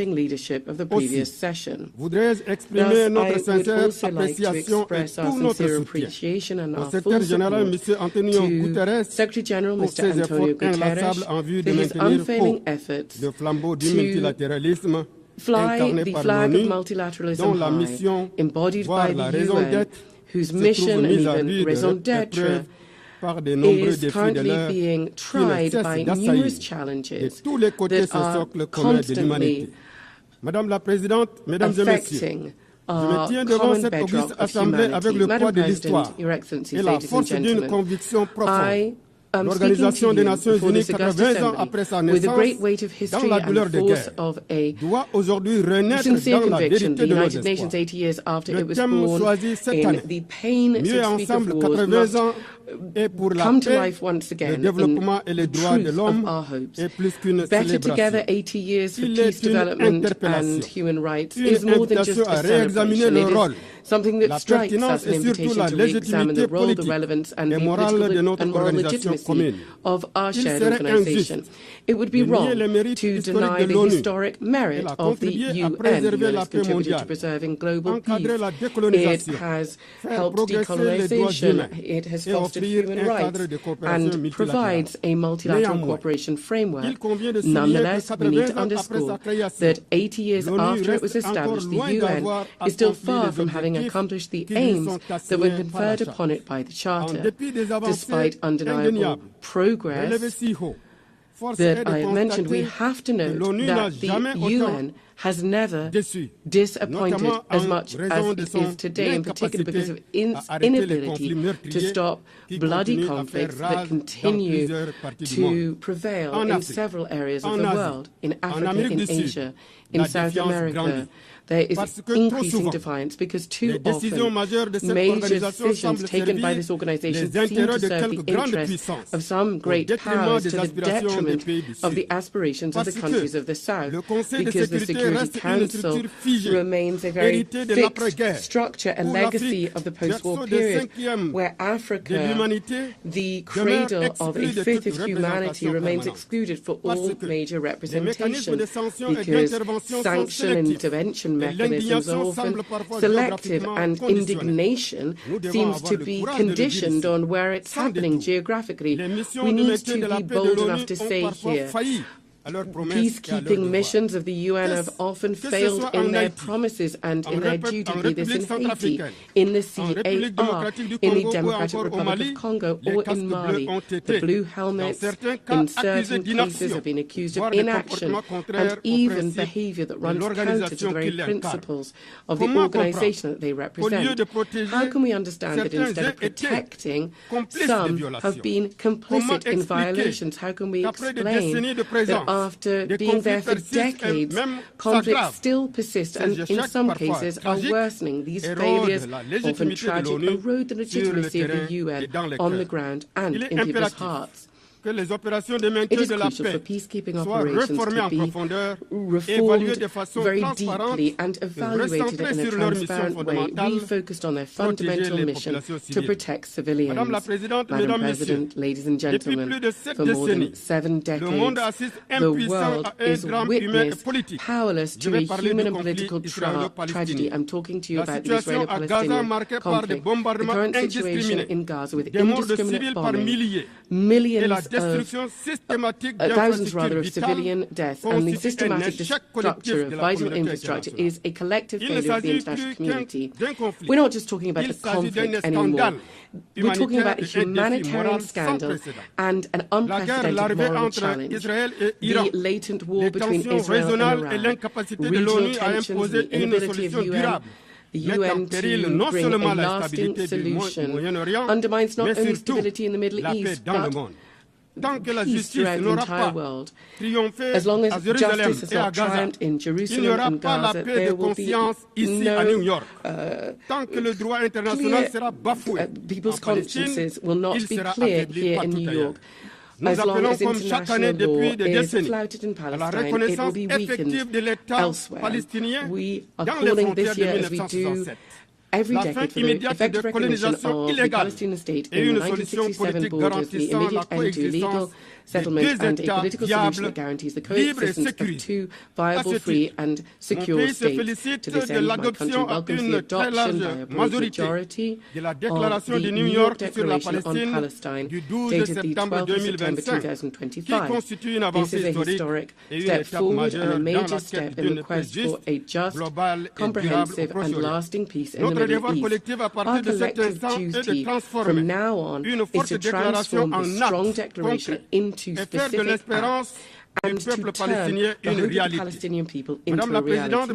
Madam President, ladies and gentlemen, in the area of development, the UN is struggling to make the collective step forward that is needed to ensure the implementation of international agendas, and primarily the 2030 Agenda. 5 years from the fateful deadline, we are going to have to mobilize annually more than $4,000 billion to meet the development financing deficit in poor countries. To this end, the civil commitment is, there is no doubt, our last chance to move from words to action to speed up the implementation of the SDGs. Madam President, ladies and gentlemen, whether we're talking about peace or international security or development or climate action, the future of multilateralism, to which we're all committed, is really at stake here.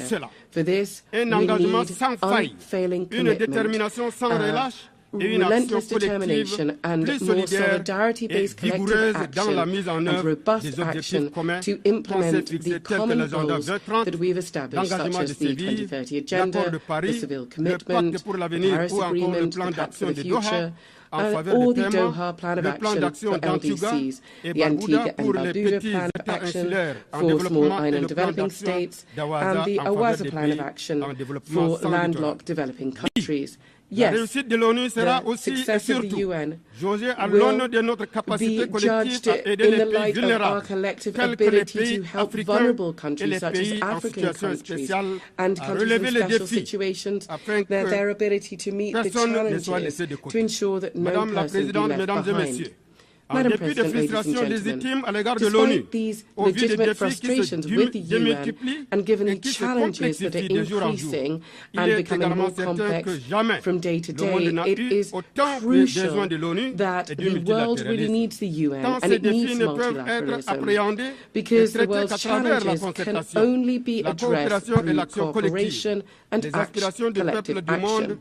The aspirations of the peoples of the world for a peaceful life, a healthy planet, and equal opportunities, access to well-being and prosperity, all whilst human rights are upheld, are valid as are everybody's right to live in a just, fair and safe society. But they can only be ensured through multilateralism. Therefore, we have the Pact for the Future and the Seville Commitment. And these are exciting because they really translate this thirst, this desire for the UN. So it cannot disappoint or betray the legitimate aspirations of the people of the world. We cannot go it alone. We cannot stop this collective impetus. Of course, we're fully aware of the troubles that are there in the world because of the increase in unilateral actions and geopolitical tensions. But development aid here is seeing drastic cuts that are having a significant impact on the most vulnerable countries and communities and are really hitting at the heart of the operations of the entire UN system. UN entities and agencies have had to cut off vital services that were benefiting the most vulnerable in the most fragile of countries, refugees, women, children, AIDS sufferers just overnight have been found cut off from treatment and healthcare, and therefore their lives are now in danger. It is crucial to preserve what has been achieved in carrying out the reform of the UN very painstakingly, because a fatal blow must not be brought to the UN, because it must carry out its most noble task to assist the most vulnerable. Madam President, ladies and gentlemen, strengthening and preserving multilateralism, and it's something that we all want, also involves a long-expected reform of global governance. My country, therefore, has quickly implemented the recommendations of the Pact on the reform of the international financial architecture and the UN by improving the working methods and strengthening the General Assembly. But also, we very much want to see the reform of the Security Council, and it is an extremely urgent matter. It goes without saying that if there is one body that really embodies all frustrations, all injustices, and all double standards, it is the inability of the UN to respond to the expectations of the people, then that is embodied in the Security Council. It is totally unacceptable that Africa, the cradle of humanity, the demographic lungs of the entire world, the strategic driving force of the 21st century, remains marginalized in the highest echelons of international governance. This exclusion is not just a political aberration. It is a historic injustice, and this injustice must be addressed without delay. For several years now, Africa has been calling consistently and with dignity for what is its right. 2 permanent seats in the United Nations Security Council with a veto right in line with the Esselwini consensus. This is not a favour or a concession. It is a call for justice, for representation and for coherence. The world cannot claim to be in favour of peace, balance and legitimacy while more than 1 billion people are held to one side, kept to one side of vital decisions for the future of the planet. We are not asking for permission in Africa. We are reaffirming our voice, our vision and our vocation in Africa. Unfortunately, many people believe that a lot of the world is indifferent to the ills that Africans are facing, and the Security Council is just providing very basic service. There are multiple meetings on issues pertaining to the continent, but they have very little impact on people. The facts can attest to this. For example, 14 years have passed and Libya is still in a political impasse, and so it is pushing peace back into the annals of history in Sudan. Civilians have been abandoned to their sad fate because the Security Council has not been able to, or has not wanted to shoulder its responsibility by bringing the warmongers to cessation of hostilities and to ensuring and bringing about a peaceful settlement of their disputes. This inability of the Council to fully play its role as the guarantor of international peace and security is a reason to speed up its reform to adapt to the reality of today's world and to make it more inclusive, more representative, more democratic, and therefore more effective. Ladies and gentlemen, Madam President, in a world that is constantly changing, where there is increasing interdependence and challenges transcend borders, my country, Chad, would like to reaffirm from this rostrum a fundamental truth. State sovereignty is the bedrock of international order. Sovereignty is not a privilege or a concession. It is an inalienable right enshrined in the United Nations Charter. It guarantees that people can take ownership of their own destiny. It ensures the free determination of its political, economic and cultural choices and the respect for its own identity. In this body of nations, each state is one particular note bringing about global harmony. Nobody should be silent. Nobody should be constrained to be uniform. Sovereignty is the very precondition for dialogue, peace and international justice. This is why we are calling for more fair global governance, where the states of the South, emerging nations, voices that have long been marginalized, can fully enjoy their rights to speak, to take part in decisions, and to enjoy dignity. Africa is calling for its legitimate place in global governance. The United Nations cannot just accept symbolic arrangements anymore. A root and branch institutional reform is necessary. Madam President, my country, Chad, in the heart of Africa, is both witness to and part of the struggle for peace and security. We're at the crossroads of all contemporary challenges: security, humanitarian, climate challenges, but also major sources of hope. Our country is facing the persistent threat of terrorism that is destabilizing the region of the Lake Chad Basin. Given the threat posed by Boko Haram, Chad has not received any external support and has had to deal with this on our own. This sacrifice bared by the people of Chad, which has often been done without receiving gratitude, bears witness to our country's commitment to bring about peace and security. It is time for the international community to recognize this reality and to support us in this struggle. Above and beyond security, Chad is also facing the tragic effects of climate change. We are seeing droughts and natural disasters affecting our food security and undermining our development. We are calling for heightened solidarity to provide equal access to financing, to green technologies and vaccines, which are critical to build resilient and fair societies. In this context, we urgently need to step up efforts to preserve our ecosystem, notably around the Lake Chad Basin, where the retreat of this lake is directly threatening the life of millions of people. Chad and many other countries in Africa have virtually no greenhouse gas emissions, and nevertheless they are bearing the brunt of a crisis that they did not cause. That is why we're calling for fairer global governance, where Africa can have its legitimate place. We're calling for effective climate justice and equal access to financing, to green technologies and vaccines. Madam President, distinguished ladies and gentlemen, Chad has been through many different political convulsions and is part of a sub-regional context which is marked by crises, conflicts and wars. But we were able to overcome this transition, holding our head high.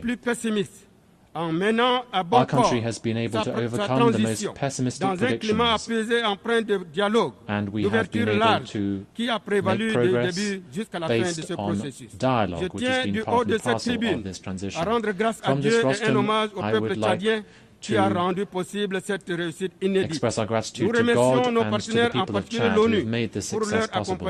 We would like to thank our partners, and in particular the UN, for their decisive support. Thanks to this multifaceted support, Chad has been able to take decisive steps forward towards democratic and inclusive governance. I'm certain that my compatriots will continue with this momentum and that we'll be able to overcome the remaining challenges. And in so doing, we will continue dialogue and national reconciliation to bring about peace and national unity, to defend our territory, and to overcome the challenge of achieving socio-economic development. All of these measures are part and parcel of the political program which led to my election in May of 2024. It is in this context that the government has just adopted the new National Development Plan for 2025-2030, which is the Chad Connection 2030. This focuses on 4 key domains, and it aims to carry out significant changes in our economy and in our society. In order to realize this ambitious program, Chad is intending to mobilize $30 billion of which 46% are expected to come from the private sector. I'd like to take this opportunity to invite all our partners to the roundtable for the mobilization of resources, which is scheduled for the 7th and 8th of November in Abu Dhabi, in the UAE. As concerns the situation in Sudan, we'd like to express our deep concern about the war which is devastating that country and which is affecting the entire region with incalculable humanitarian, socio-economic, environmental and security consequences. When it comes to the humanitarian domain, for instance, the situation to the east of Chad is deeply alarming. Ladies and gentlemen, the impact of this crisis on people is also significant. We are seeing that the number of refugees from Sudan into Chad is more than 2 million, of whom 1.5 million have arrived since the 15th of April 2023. In the east, the west and the south, refugees, notably from Sudan, Nigeria and Cameroon, have been coming in significant numbers. We have a sense of humanitarian duty, and we will continue to open our doors to welcome our brothers and sisters, notably from Sudan.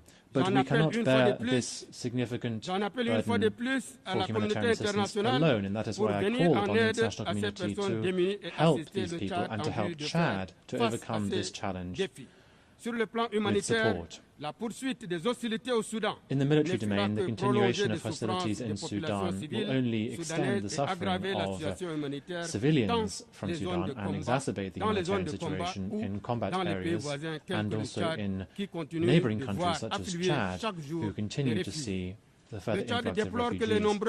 Chad regrets the fact that the numerous appeals for a ceasefire have not been heard, and we urge the parties immediately to cease hostilities, to facilitate humanitarian access, and to engage once again in political dialogue. We are convinced that the current crisis in Sudan cannot be resolved through weapons, but rather through peaceful means, through inclusive inter-Sudanese dialogue, so that lasting peace can be achieved. Chad, which has a position of strict neutrality vis-à-vis the conflict in Sudan, and which has always supported efforts to bring about peace in Sudan, reaffirms its commitment to peace in Sudan and its availability to contribute to any initiative that can promote dialogue between the protagonists to end this war, which has lasted too long. On the situation in the Central African Republic, Chad welcomes the positive momentum towards bringing about peace, to achieve national reconciliation and socio-economic progress, which are all still ongoing in that country. We welcome the policy that His Excellency Faustin Archange Touadéra of the CAR has been rolling out. Thanks also to the mediation that Chad has had the honour to be part of. We reaffirm our commitment to the peace and stability of the CAR, and we are willing to further make efforts to support peace and reconciliation in that country. Ladies and gentlemen, beyond our region, Africa as a whole remains a continent that crystallizes all attention in spite of our marginalization in global governance. If the UN wishes to survive the next few decades, it must once again become the house of the people and not just that of the powerful. The UN must speak to young people in the Sahel, mothers in Gaza, to farmers in the Amazon, to displaced persons in Sudan, refugees in Ukraine and Burma, with one voice, that of shared humanity. Better together, that means recognizing our failures so that better to overcome them in the future. Better together means admitting that no one has a monopoly on truth or pain. Better together means finally building an international system where every nation counts and where every human life has the same value. We therefore call on the UN to once again find its soul and its moral power. Madam President, ladies and gentlemen, Chad believes in peace. Chad believes in the UN. But even more than this, Chad believes in humanity, because Chad is the cradle of humanity, because we are convinced that together, united in diversity, we can overcome the challenges of our time. We can change the world. We can protect fundamental rights. We can ensure that peace wins out, and we can bring about sustainable development for all. The words of Idriss Déby Itno, the President of Chad. I thank you for your kind attention. On behalf of the Assembly, I wish to thank His Excellency Prime Minister and Head of Government of the Republic of Chad.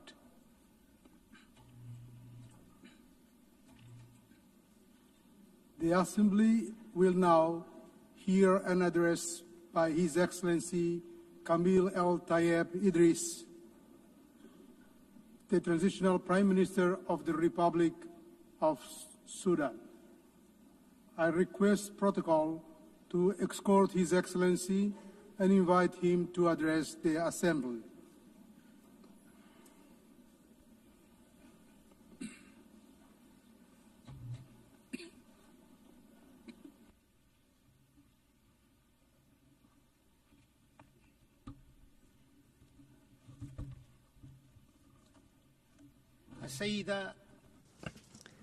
Madam Annalena Baerbock,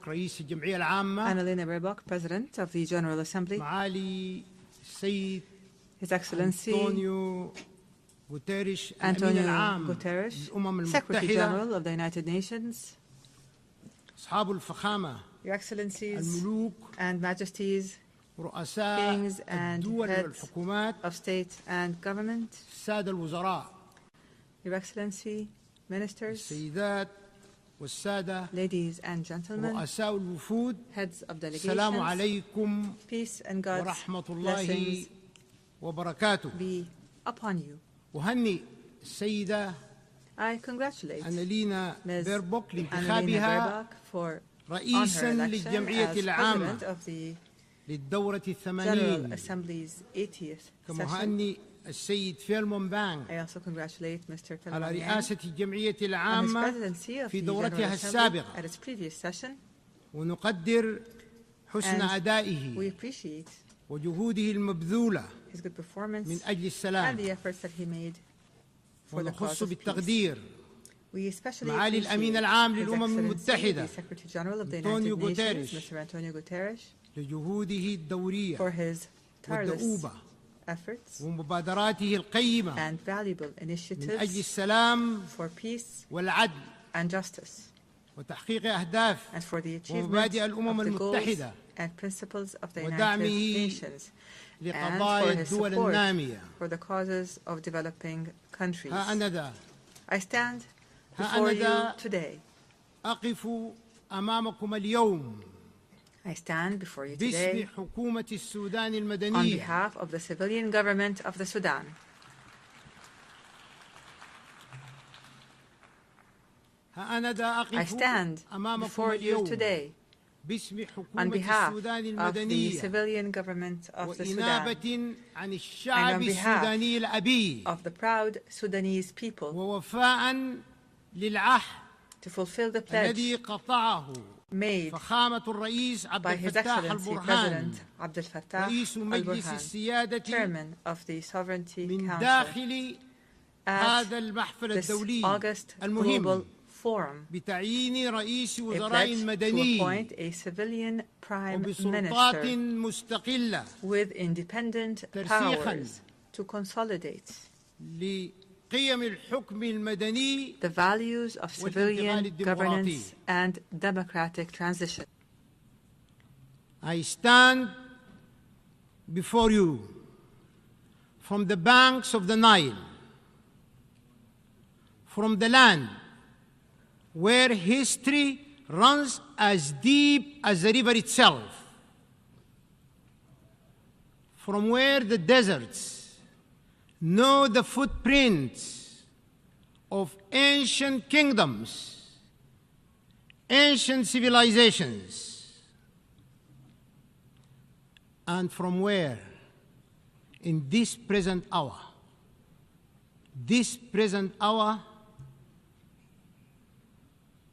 the dust still carries the scent of war.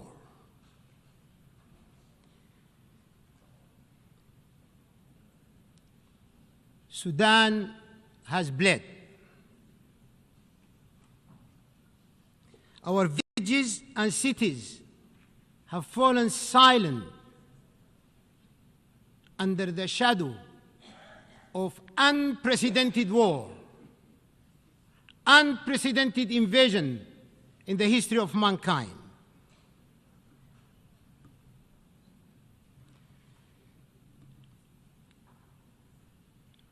Our children have known fear before they have known the meaning of life. And yet,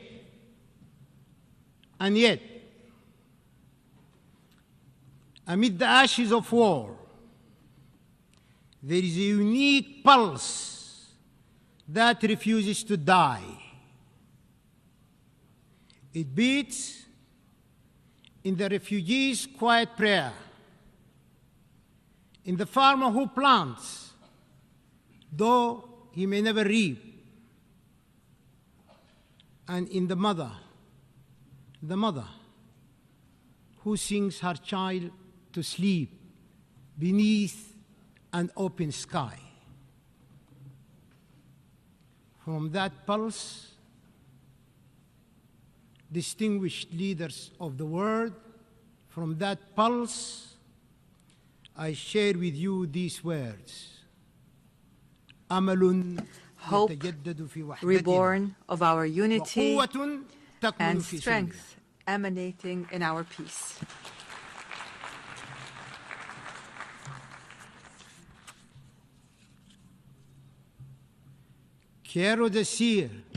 I wish to say, in addition to this, that Sudan is a great civilization. Its resources are necessary for the entire world. Madam President, we are witnessing great challenges. We are facing enormous dangers posed to the principles of the Charter and multilateralism, while threatening regional and international stability. Meanwhile, the norms of international law are being eroded as the crimes of genocide, aggression, and the employment of foreign mercenaries to occupy the territories of states and slaughter their peoples. These crimes multiply in contempt of the Charter and violation of international law, as is now happening in my country. Mr. President, we must build trust. We must reinforce transparency and strengthen the role of the General Assembly, preventive diplomacy, and the peaceful settlement of conflicts. The capacity and the role of the United Nations can be strengthened through collective action and multilateral international cooperation. we can take advantage of the momentum generated by the UN 80 initiative, the outcomes of the future summit, and of major international conferences. Despite the international consensus on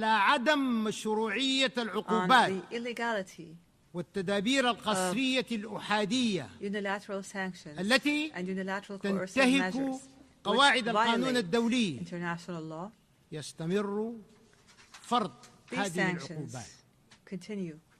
لأسباب سياسية They are imposed for political reasons, مما يهدد which قيم threatens the values وأواصر التعاون الدولي of international cooperation, والعلاقات الدولية international وحقوق relations, الشعوب and the في rights of التنمية peoples والرفاهية for والتمتع development, بحقوق well-being, الإنسان and the enjoyment of human rights, وخصوصا especially الدول النامية in developing والدول الأقل نمواً and least developed countries. كما نشعر بالقلق We are concerned من استغلال حقوق الإنسان سياسياً the political exploitation of human واتخاذها rights وسيلة and their use للضغط على as a بلادنا means to pressure our دون النظر country للجوانب الاقتصادية without considering the لحقوق economic الإنسان aspects of human rights التي that are تتأثر affected بهذه العقوبات by these unilateral والتدابير الأحادية sanctions and measures. وكذلك نجدد We رفضنا renew our رفضنا rejection, القاطع our absolute لخطاب rejection الكراهية of hate والعنصرية speech, racism, والتطرف extremism, والإسلاموفوبيا Islamophobia, وكافة أشكال and all التمييز forms of والتعالي discrimination العرقي and racial التي supremacy باتت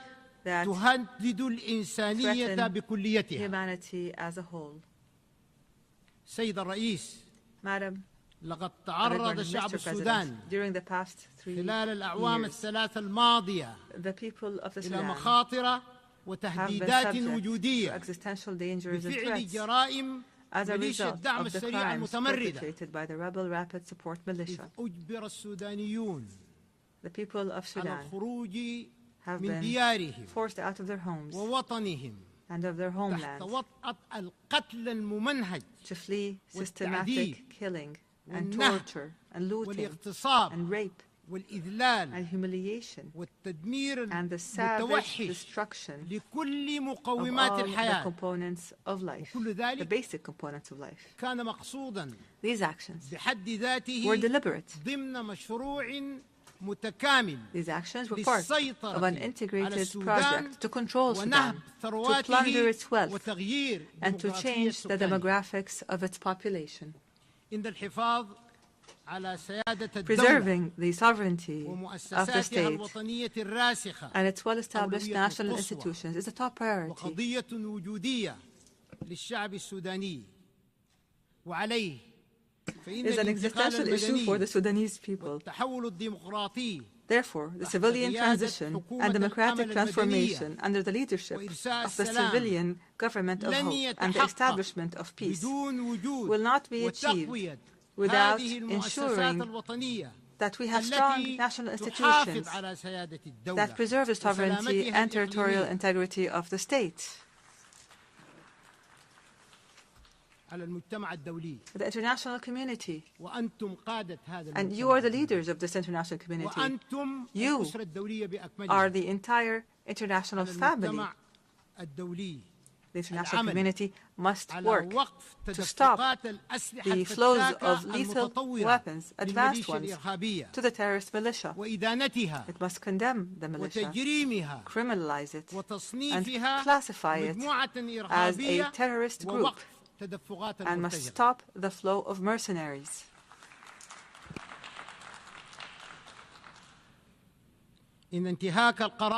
Violating Resolution 1591 threatens to prolong the war and prolong the suffering of civilians with it. It decreases the chances of peace and threatens the safety, unity, and stability of Sudan and the entire region. Achieving comprehensive peace in Sudan requires the participation of Sudanese political forces and the different blocks of Sudanese society in decision-making and in determining their future, because they are the true stakeholders. There must be no foreign interference or pressure, no hasty partial solutions, and no support for ethnic political extremism that plots to destroy Sudan. We affirm from this podium the commitment of the government of Sudan to the roadmap, which was drawn up by a group of national forces and civil organizations, and which we presented to the United Nations and to the mediators. This roadmap includes a ceasefire accompanied by the withdrawal of the terrorist rapid support militia from the areas and cities it occupies. It includes lifting the siege of the city of Al-Fashir immediately, lifting the siege on the city of Al-Fashir immediately, as well as the city's environs, in implementation of Security Council Resolution 2736, adopted over a year ago. Imagine this resolution was adopted by the Security Council over a year ago, and nothing has happened to this very day. Is this plausible? Let us take a moment to reflect. Children are dying. Women are dying. The elderly are dying because of starvation. And the international community is silent.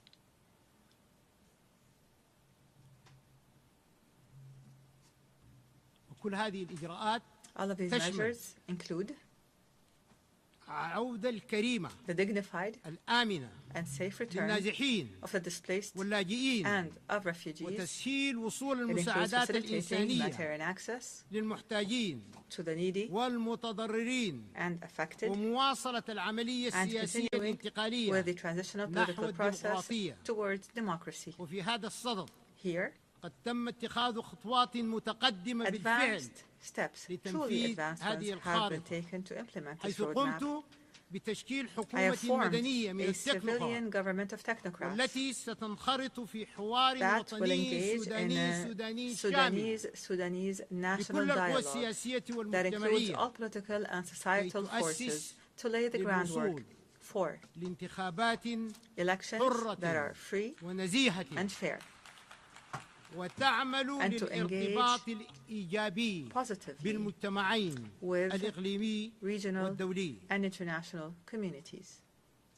In this context, the government has committed and continues to facilitate all procedures for all Sudanese citizens abroad to return and engage in this important historic dialogue. Mr. President, one of the priorities of the civilian government of hope is to work to achieve objectives that include the following: achieving peace as a top priority, establishing the rule of law, a state based on the rule of law, fighting poverty and corruption in all its forms, activating transitional justice, accountability, ending impunity, adopting a balanced foreign policy, engaging positively with international and regional organizations, providing services such as electricity, water, security, pensions, revitalizing rural development, providing national health care, and laying the groundwork for comprehensive national elections with regional and international observers. We will work to remove the remnants of war, to return to the capital, the national capital, Khartoum, and start reconstruction efforts, raise the quality of the health sector, and increase the participation of women and youth in the national dialogue for peace. Mr. President, the government of the Sudan affirms its commitment to humanitarian international law. The government of Sudan developed a comprehensive national plan for the protection of civilians that it submitted to the Security Council and the Secretary General of the United Nations. The plan covers all aspects of protection, including the establishment of a national mechanism of protection and a mechanism that facilitates humanitarian access and supports United Nations humanitarian efforts and the rule of law, accountability, and action to halt the proliferation of weapons and combat violence against women and children. This plan addresses issues of displaced persons and the refugees and seeks to achieve a comprehensive peace. Moreover, the government has signed a cooperation framework with the United Nations. And in this regard, the government renews its commitment to facilitate, protect, and secure the passage of humanitarian aid through all the agreed-upon crossings identified by the government of Sudan. The continued international silence on the crimes of the rebel terrorist militia and their siege of the city of Al-Fashir and their bombing of IDP camps and places of worship and educational institutions, their looting of markets and of public and private property, and the destruction of health facilities throughout the country. This silence is tantamount to an encouragement and to giving a green light for these militias to continue with their crimes and their violations. Our doors will remain open. Our doors will remain open to the United Nations and regional and international organizations. We call on the international community to support the choices of the Sudanese people and their civilian government and to support African solutions to conflicts through the will and national ownership and without any tutelage.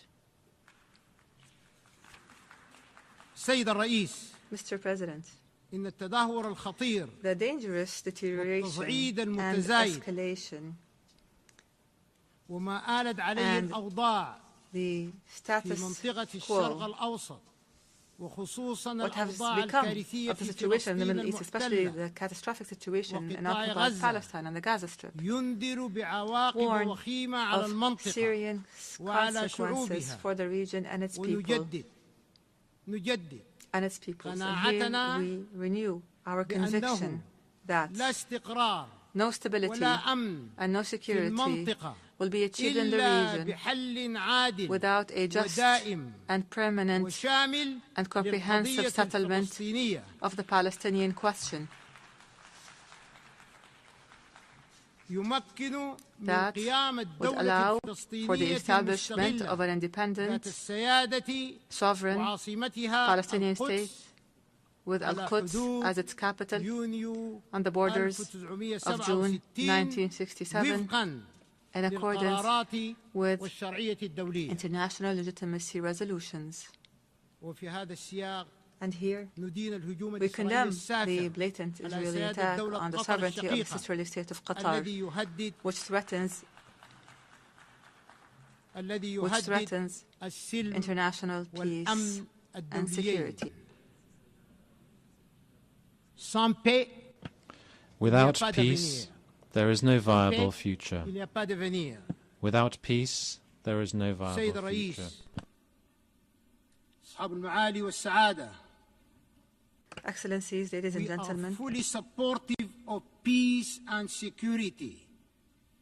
human rights, and sustainable development goals, without which there will be no lasting peace. However, let me say it clearly and openly, our sovereignty and territorial integrity are red lines. We will never give up.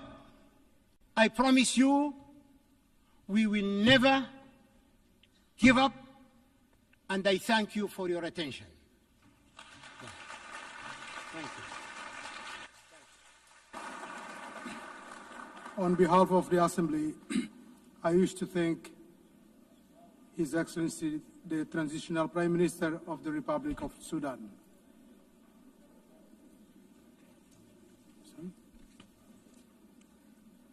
The Assembly will now hear an address by His Excellency Américo de Oliveira dos Ramos, Prime Minister and Head of Government of the Democratic Republic of São Tomé and Príncipe. I request protocol to escort His Excellency and invite him to address the Assembly.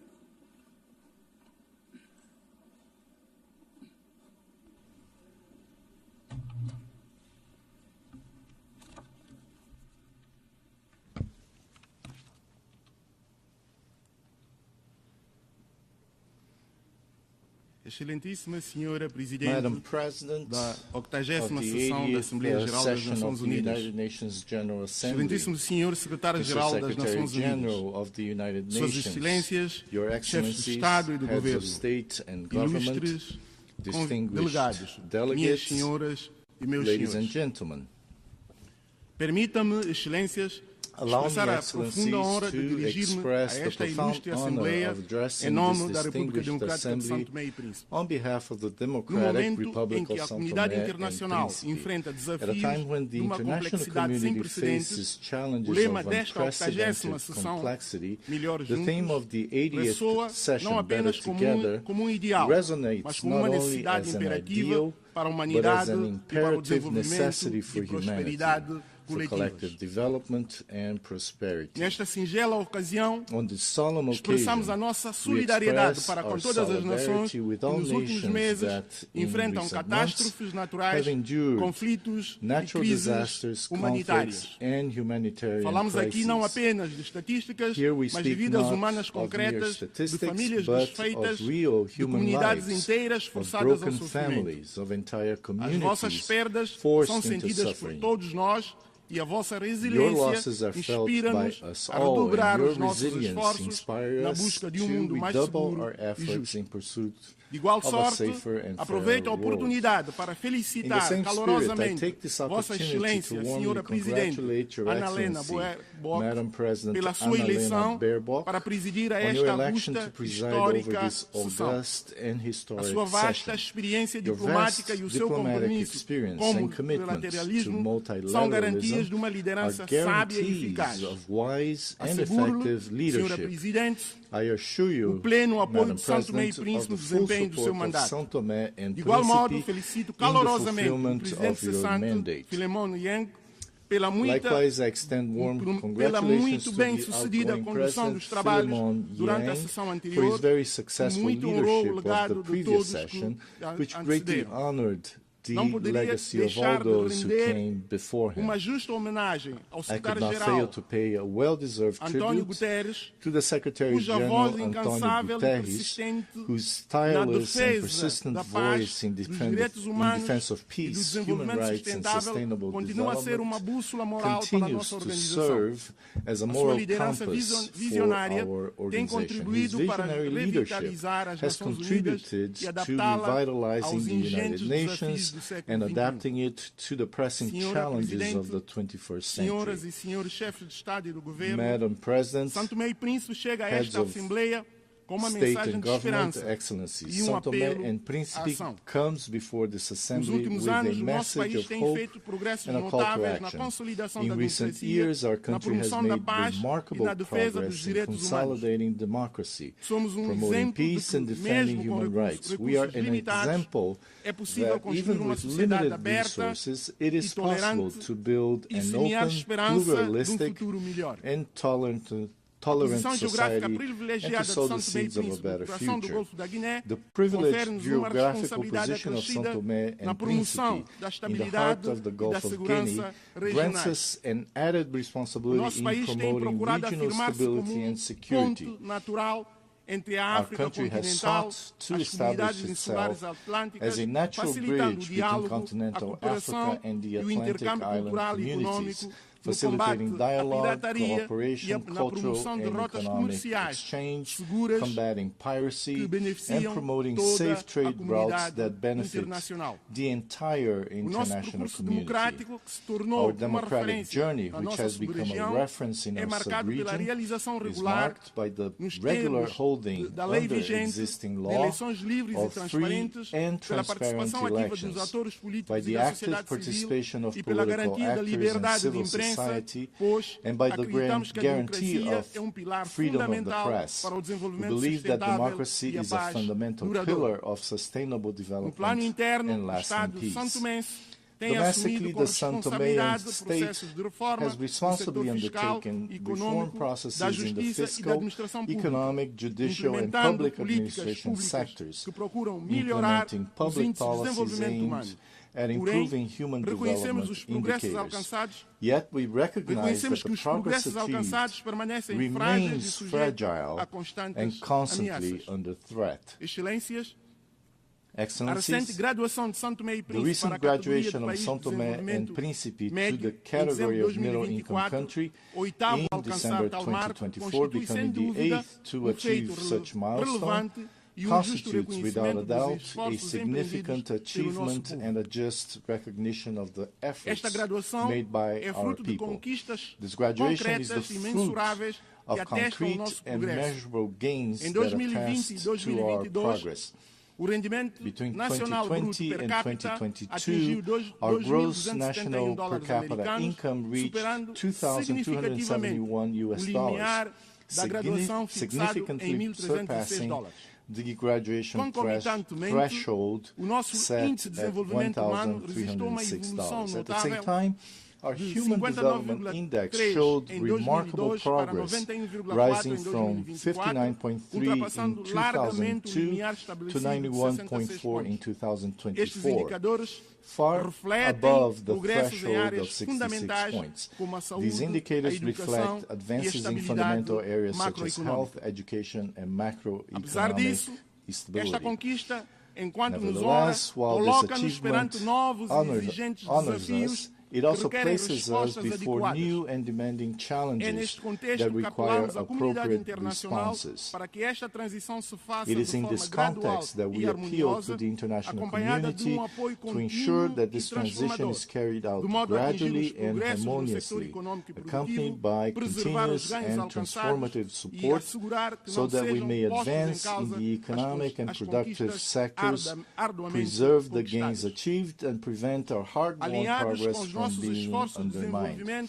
Aligned with our development efforts, we have defined a vision and the National Sustainable Development Strategy 2026-2040, anchored in sustainable tourism, which will be presented at the Investment Forum scheduled for December of this year in Brussels.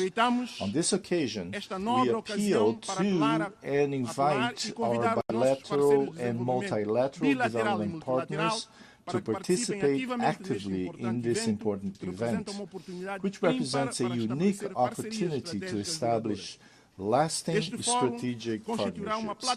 This forum will provide a privileged platform to present our national priority projects, attract foreign direct investment, and consolidate alliances that will accelerate our transition to a green and resilient economy.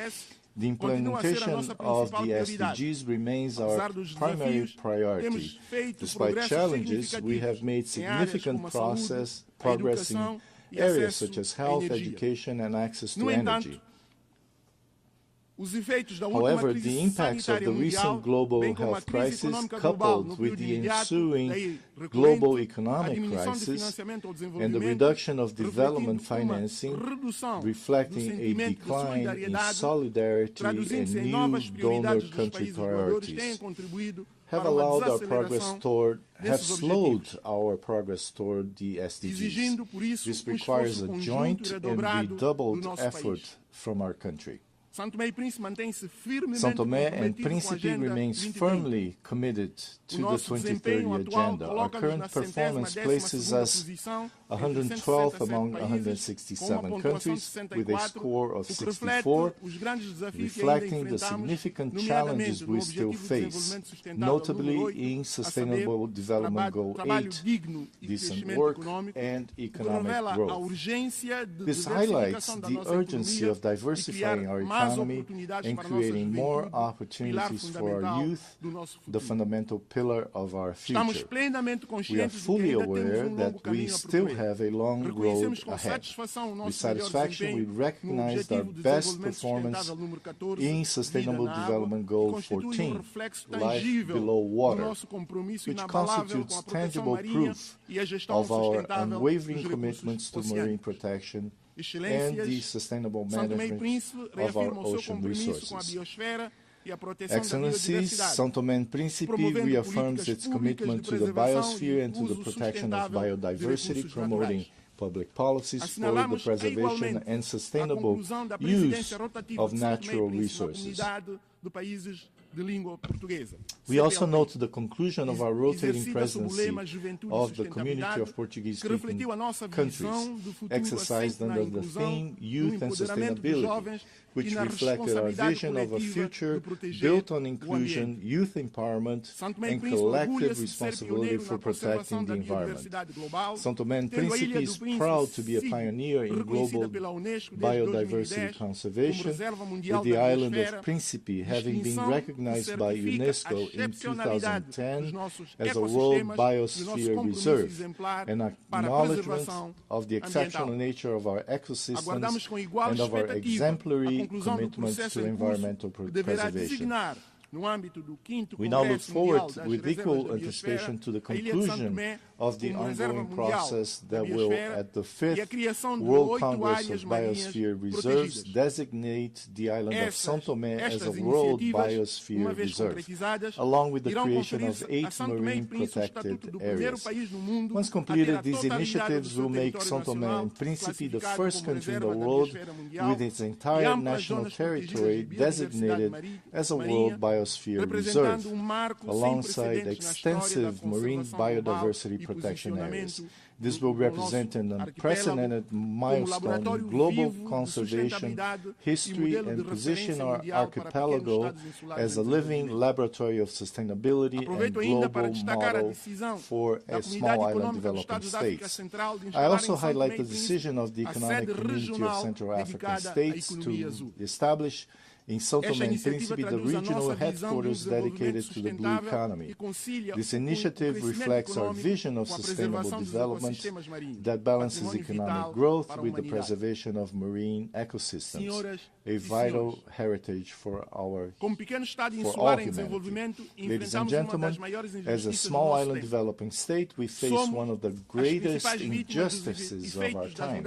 We are among the main victims of climate change, despite not contributing to this global scourge. Our greenhouse gas emissions are practically negligible on the global scale, yet we suffer from heavy rains, floods, the destruction of infrastructure, displacement of populations, and social problems, all consequences of climate change driven by the irresponsible actions of the world's largest polluters. In light of this reality, we need new approaches to financing mechanisms that incorporate multidimensional vulnerability criteria, integrating environmental, climate, and structural risks that do not focus solely on per capita income.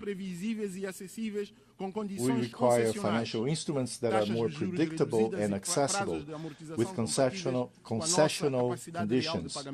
lower interest rates and repayment terms compatible with our real capacity, as well as simplified procedures for accessing multilateral climate funds, namely the Green Climate Fund and the Adaptation Fund, whose current administrative complexity excludes countries with limited institutional capacity. These reforms are essential to ensure that international financing translates into tangible resilience and sustainable development for small island developing states. Excellencies, development requires a context of peace and security. We are deeply concerned by the proliferation of conflicts in various regions of the world, from Ukraine to Sudan, including the Sahel, the Great Lakes, and the Horn of Africa, causing immense human suffering and undermining development efforts in those regions of the continent.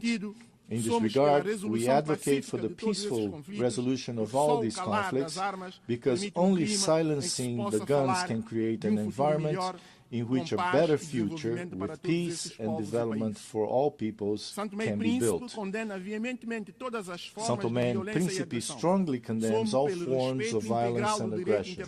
We stand for full respect of international law and the Charter of the United Nations. We reiterate our call for a peaceful and lasting solution for the Israeli-Palestinian conflict based on the coexistence of two states, with secure and internationally recognized borders. We urge the international community to intensify support for African peace and security initiatives, always respecting African leadership and endogenous solutions.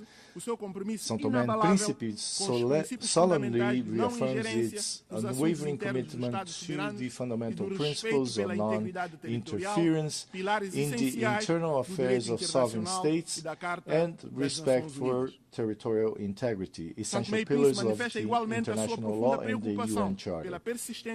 São Tomé and Príncipe also expressed its deep concern regarding the persistent disregard of the international community's appeals for the lifting of economic, financial, and commercial restrictions imposed on the Republic of Cuba.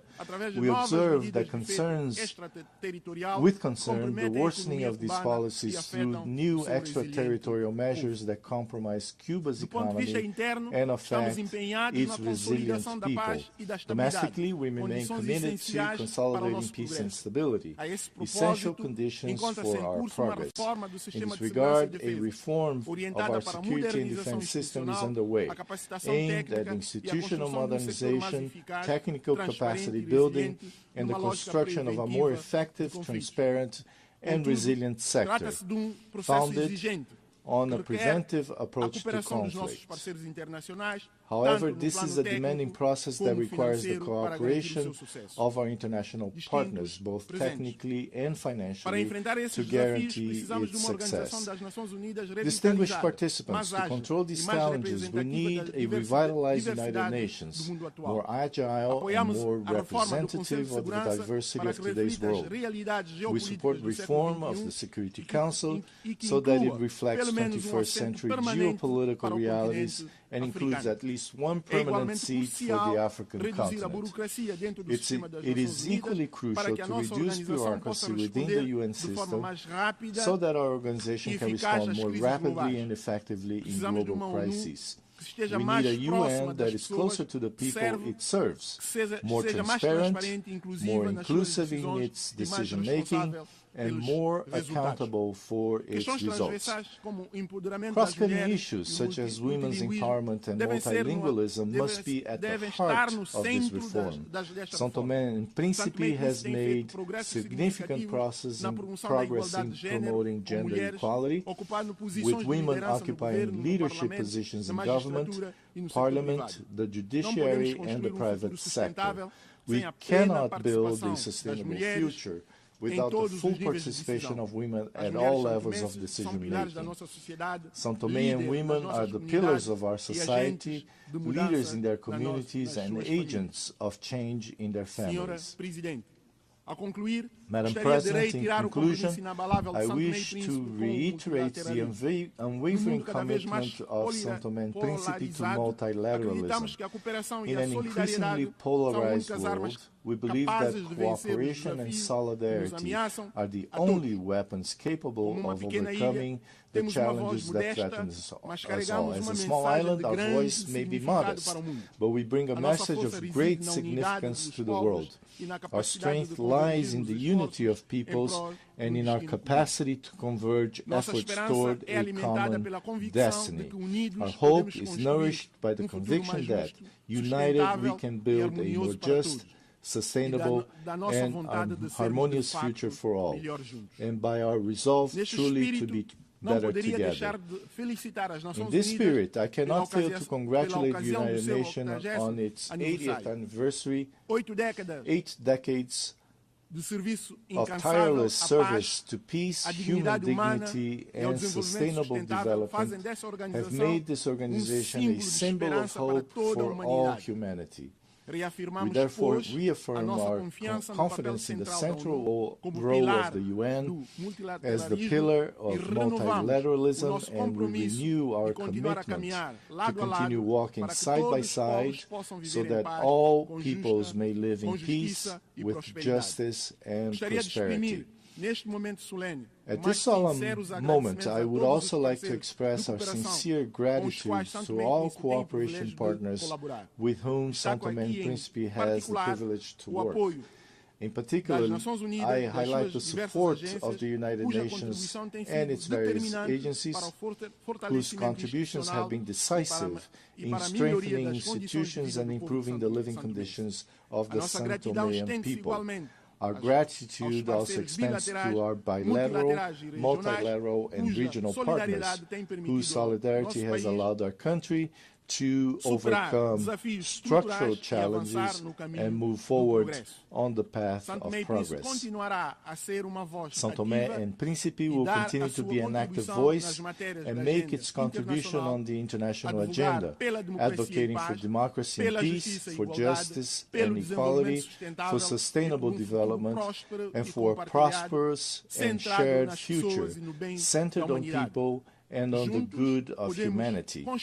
Together, we can build a world where no child, youth, woman, or elderly person goes hungry or suffers violence, where no family fears climate change, and where all peoples can live in peace with dignity and happiness. Thank you.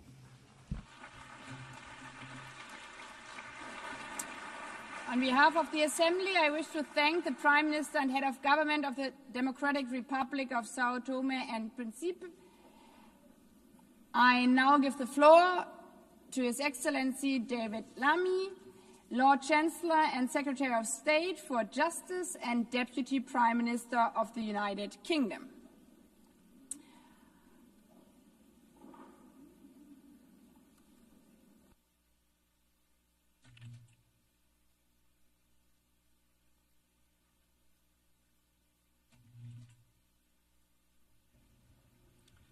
Well, thank you, President, Your Excellencies, colleagues and friends. Having witnessed the United Nations work throughout his life, His Majesty the King has asked me to offer a personal message of his congratulations to the UN on its 80th anniversary. The United Nations is a powerful testament to our collective determination for a better world. The King recalls that on the eve of the first UN General Assembly, His Majesty's grandfather, King George VI, told the delegates gathered in London, "In the long course of our history, no more important meeting has ever taken place within its boundaries. Millions of people across the United Kingdom, the Commonwealth, and the wider international community share the view that the UN's founding principles and the work of its organizations remain essential, particularly as the world must face new and pressing challenges. Let us affirm these principles as the United Nations responds to today's reality and evolves for tomorrow's challenges. My friends, today I echo His Majesty's sentiments, and I join him in celebrating the remarkable institution's proud 80 years as we reaffirm our historic commitment to the United Nations. We must face the challenges of the present. A present in which we in the United Kingdom do not stand up for one nation's rights whilst ignoring others, but act resolutely with the Charter as our compass. This is why I want to address directly the Israeli-Palestinian tragedy. What is happening in Gaza is indefensible. It is inhumane. It is utterly unjustifiable. And it must end now.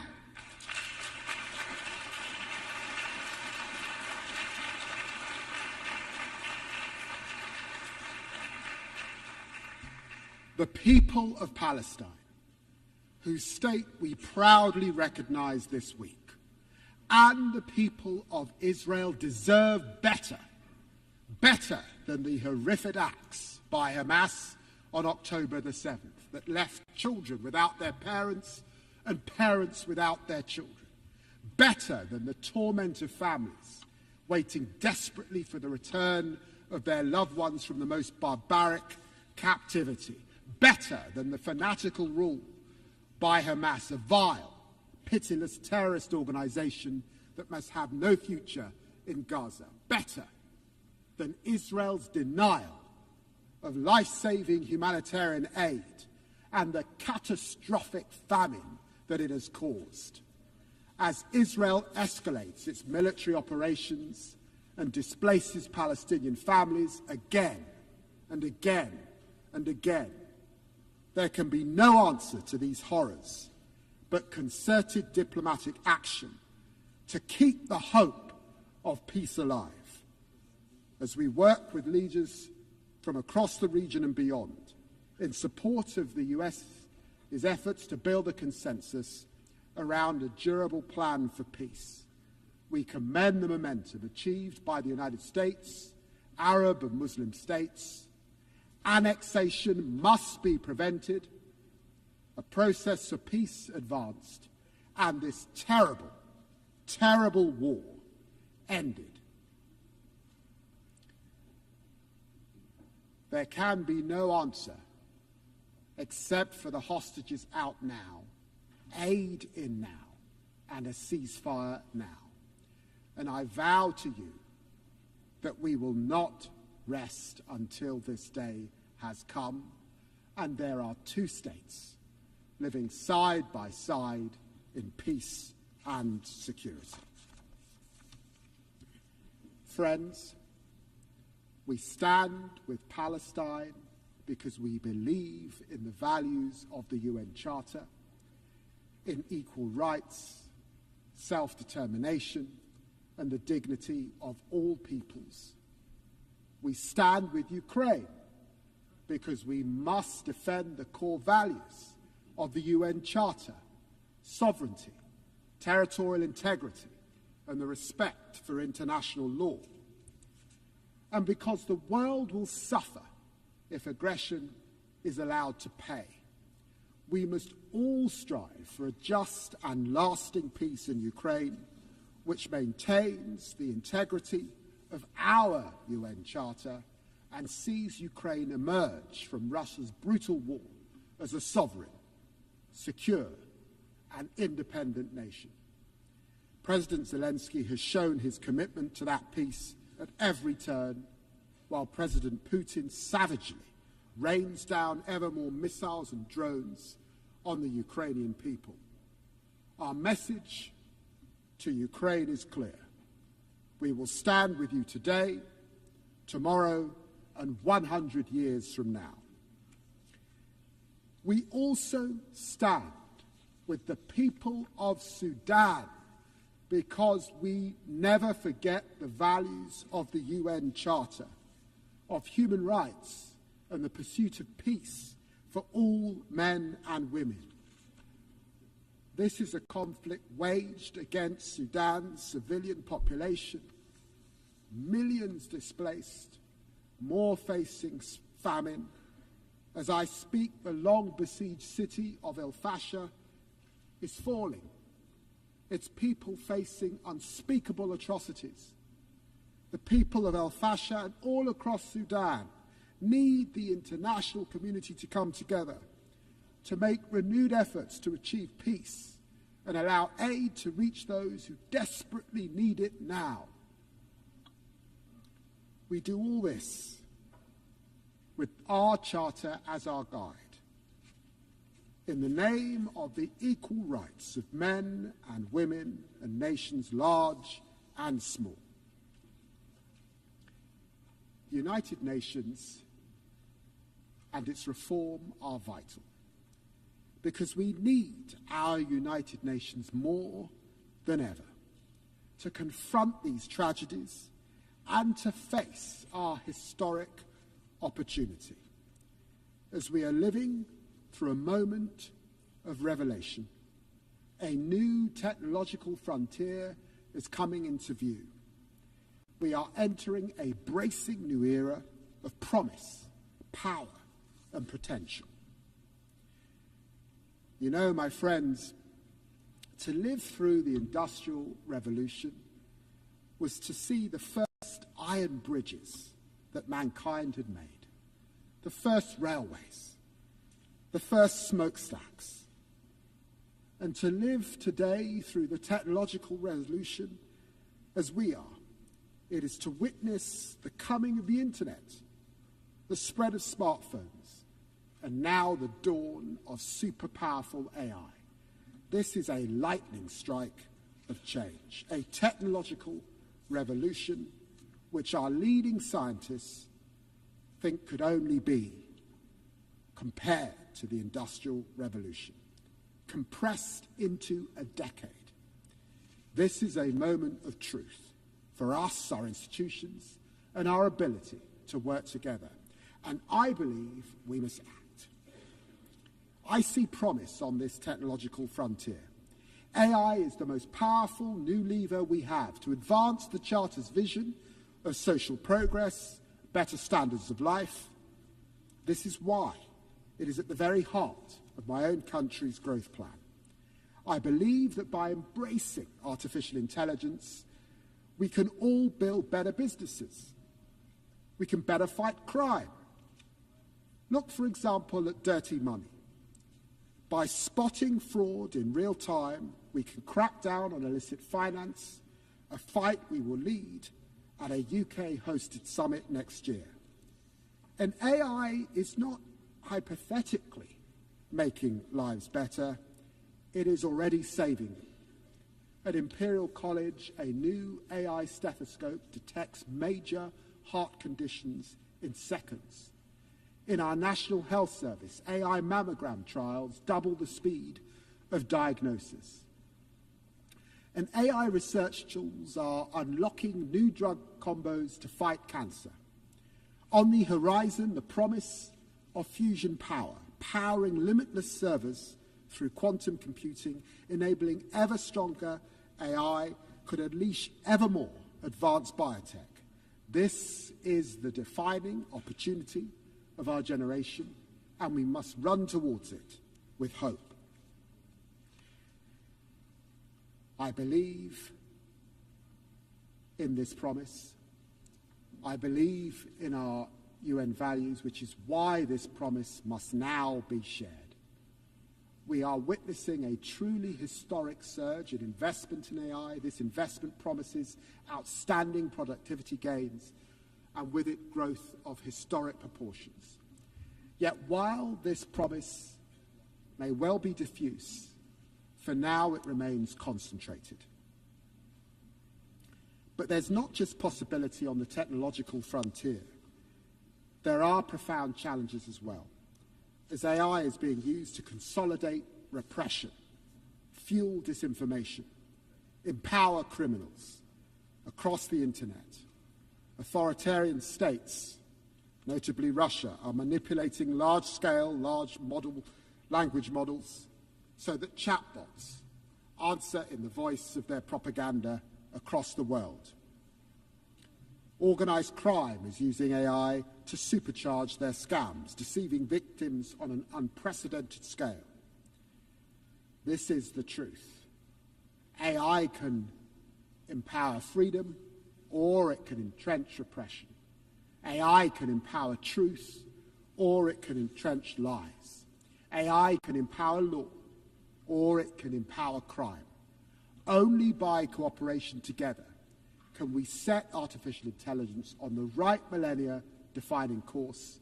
So my question is this: how can we most effectively share the glittering prizes of this new era across our global community?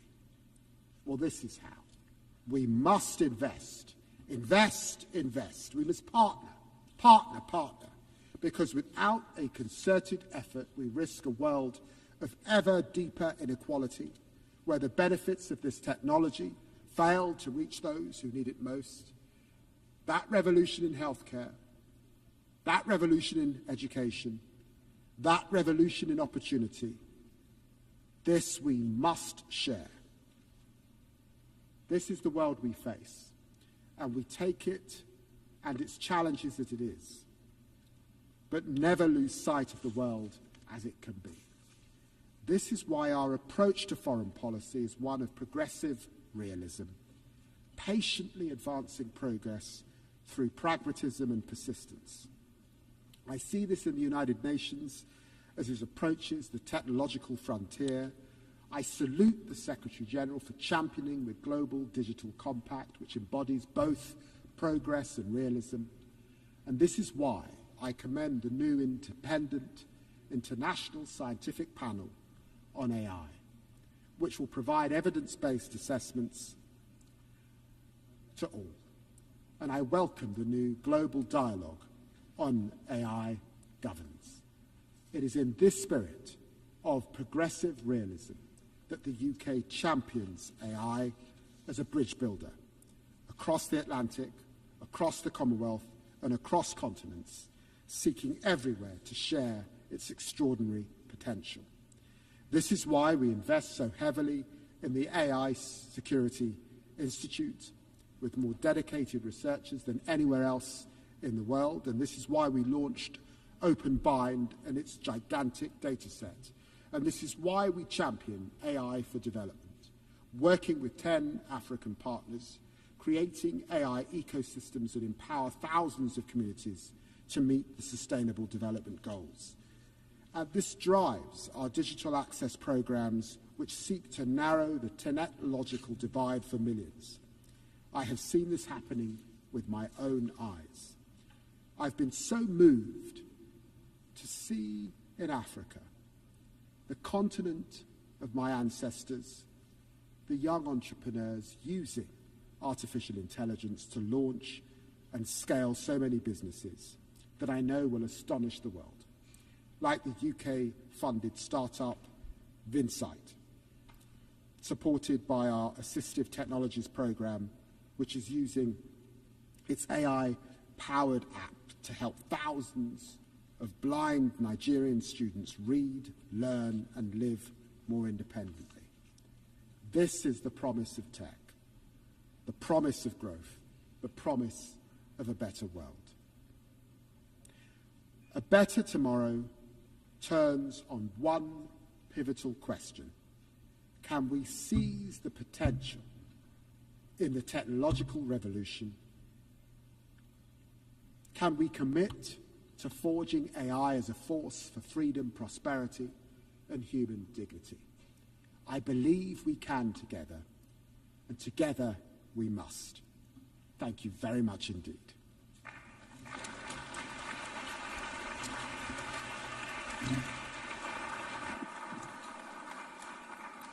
I thank the Lord Chancellor and Secretary of State for Justice and Deputy Prime Minister of the United Kingdom.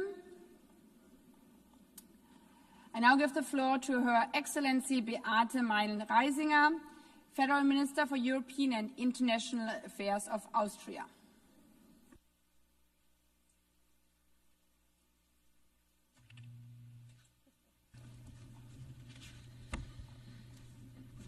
Madam President, Excellencies, ladies and gentlemen, dear friends. As the Austrian Foreign Minister, it is both truly an honor and a profound responsibility to address this assembly today. Yet, I am not only a foreign minister and, by the way, a party leader, I'm also a mother of 3 daughters. When I reflected about why I'm coming to New York to participate in the General Assembly, it became clear to me. The values of the United Nations are the very same values that my husband and I try to pass down to our children. That conflict and dispute can and must be resolved by mediation. That every human being, regardless of their offspring, sex, religion, or race, deserves dignity and owns the same rights. That rules have to be followed by everyone, and big problems can only be solved together, and that every one of us has the responsibility to act not only in their own interest, but to work for a better future for everyone. I suppose that all parents around the globe share a common wish for their children to grow up with the promise of a bright future, especially now, especially in critical times like these. Especially in times when these values and simple rules are threatened by disrespect. Madam President, Excellencies, when I listen to my oldest daughter, a teenager, I sometimes get the feeling that weighs really heavy on me. Namely, that for our children, for my children's generation, the future does not seem brighter than the present. We all can sense that there are fundamental fears.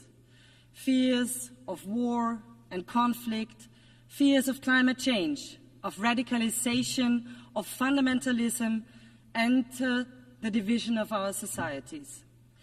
That burdens me deeply as a mother, but also as a leader. I believe that the most powerful and most important promise leaders can make is to do everything in their power to ensure that our future is at least a little better than the present. Yet today we cannot close our eyes to the gap between this aspiration and the harsh reality we live in. For example, in Gaza, where devastation, starvation, and despair have reached terrible proportions. For Austria, it is clear the attacks of Hamas on Israel on October 7th were horrible and beyond imaginable brutality. They must be condemned by all of us. We have said it from day one and will continue to do so. Hamas must immediately and unconditionally free all hostages and its rule in Gaza and hand over its weapons. At the same time, nothing justifies the devastating humanitarian catastrophe we are witnessing in Gaza. Civilians must be protected at all times. There is no justification for violating international law, including international humanitarian law. Austria is not only, because of our own historical responsibility, a friend of the people of Israel, but the actions and decisions of the Israeli government break my heart. This war must end now. The hostages must be freed, and humanitarian aid must reach the suffering civilians in Gaza as soon as possible. Our vision, the Austrian vision, is clear: a comprehensive, just and lasting peace in the Middle East. 2 states, Israel and Palestine, living side by side in peace and security within recognized borders. Austria's support for the 2-state solution is not just words. We have supported the Palestinian Authority for many decades. At that point in the future, when this step can make the most meaningful contribution to peace, and when the right conditions have been met, we will also recognize Palestine as a state. We welcome President Abbas' condemnation of the October 7th attacks, his call to free the hostages, the prospect of elections, and his demand to disarm Hamas. We thank all those who took a huge effort to end this war and bring solutions for peace and security to this region. These are steps towards peace, and Austria will work with all partners to turn them into reality. Madam President, Excellencies, we all see the basic principles of the Charter challenged in Ukraine, where Russia has been waging an illegal and unprovoked war of aggression against its neighbor. A very brutal war with horrific numbers of dead and wounded, soldiers and civilians. We support US and all efforts to end the war through high-level diplomacy. Since the beginning of the war, and especially since March, many initiatives have been launched to end this war. Ukraine showed several times that they are ready for peace. But instead, Russia continues its attacks on cities and villages, on schools, on hospitals and kindergartens. Russia even escalates now towards the EU and NATO countries, and this is unacceptable. Austria calls urgently for an immediate ceasefire as a precondition for genuine talks to end this war. Russia cannot simply talk peace during the day and bomb during the night. And it is absolutely clear that it is up to Ukraine and Europe to decide on our hopefully common future and security architecture. But Ukraine and Gaza are not alone. In Sudan, civilians face massacres while a humanitarian catastrophe unfolds on an unparalleled scale. In Haiti, gang violence and organized crime hold an entire nation hostage. In Afghanistan, women and girls are denied their most basic human rights. Against the backdrop of rising insecurity and armed conflicts, countries are now heavily investing in security and defense, also in Europe, also in Austria. We all have the duty to protect our citizens. This is necessary as we are confronted with the biggest war on our continent since 1945. But let us not fool ourselves. Growing nuclear arsenals or uncontrolled autonomous weapon systems will not make our world a safer one. While we all must ensure the safety and security of our populations, we must never give up on international humanitarian law, and we must ban weapons which kill randomly. Excellencies, today we face growing disregard of the UN Charter itself, a rising tide of coercion and unilateralism, a dangerous erosion of trust. The United Nations were born out of the ashes of war and the promise of never again. Does the UN still live up to this promise? Is the UN still fit for purpose? What we do today matters. We must not fail our ancestors. We must not fail our population. We must not fail our children. We must therefore ensure our activeness, an active world community, and effective United Nations that can deliver. Austria is ready to do its part to fulfill the UN's promise, to engage in open and fair dialogue, to build true partnerships, to rebuild trust that has been eroded by reckless actions of one country without considerations of others. It is about time to rebuild partnerships. It is about time to rebuild trust. That is why Austria presented its candidacy for the UN Security Council for 27-28 already back in 2011. We strongly hope to count on your valuable support at the elections in June next year. Why should you support us? Austria is a rather small country and a military neutral one. We are a reliable host country, proud host country, of one of the UN headquarters in Vienna and support the Secretary General's reform efforts. Many negotiations in Vienna took place that have bridged divides and saved lives.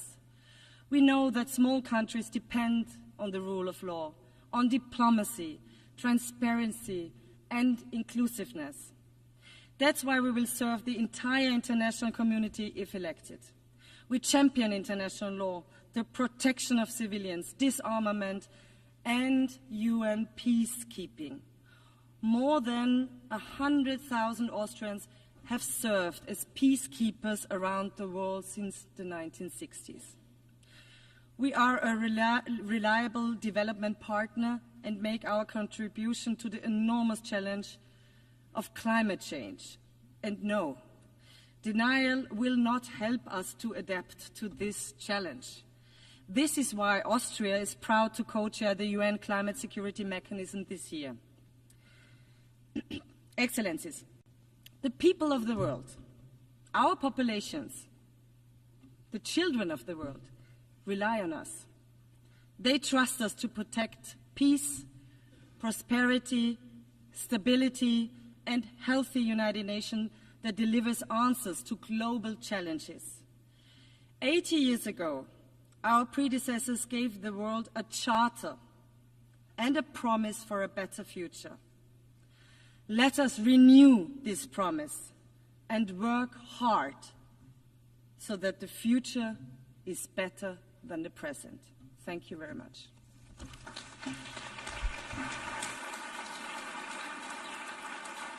I thank the Federal Minister for European and International Affairs of Austria.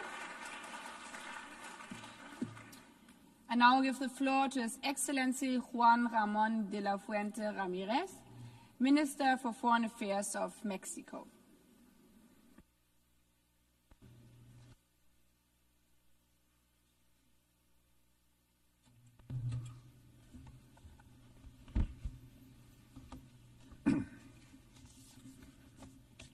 Señora Presidenta, Madam President, Excelencias, Excellencies, es tiempo de mujeres. The time of women has y México come, ha dejado esto and muy Mexico claro has made this very clear. Tras la abrumadora elección Through de la the doctora Claudia Sheinbaum landslide Pardo election of Dr. como la Claudia primera Sheinbaum presidenta de Pardo nuestro país. as the first female Es un president of honor our para mí country.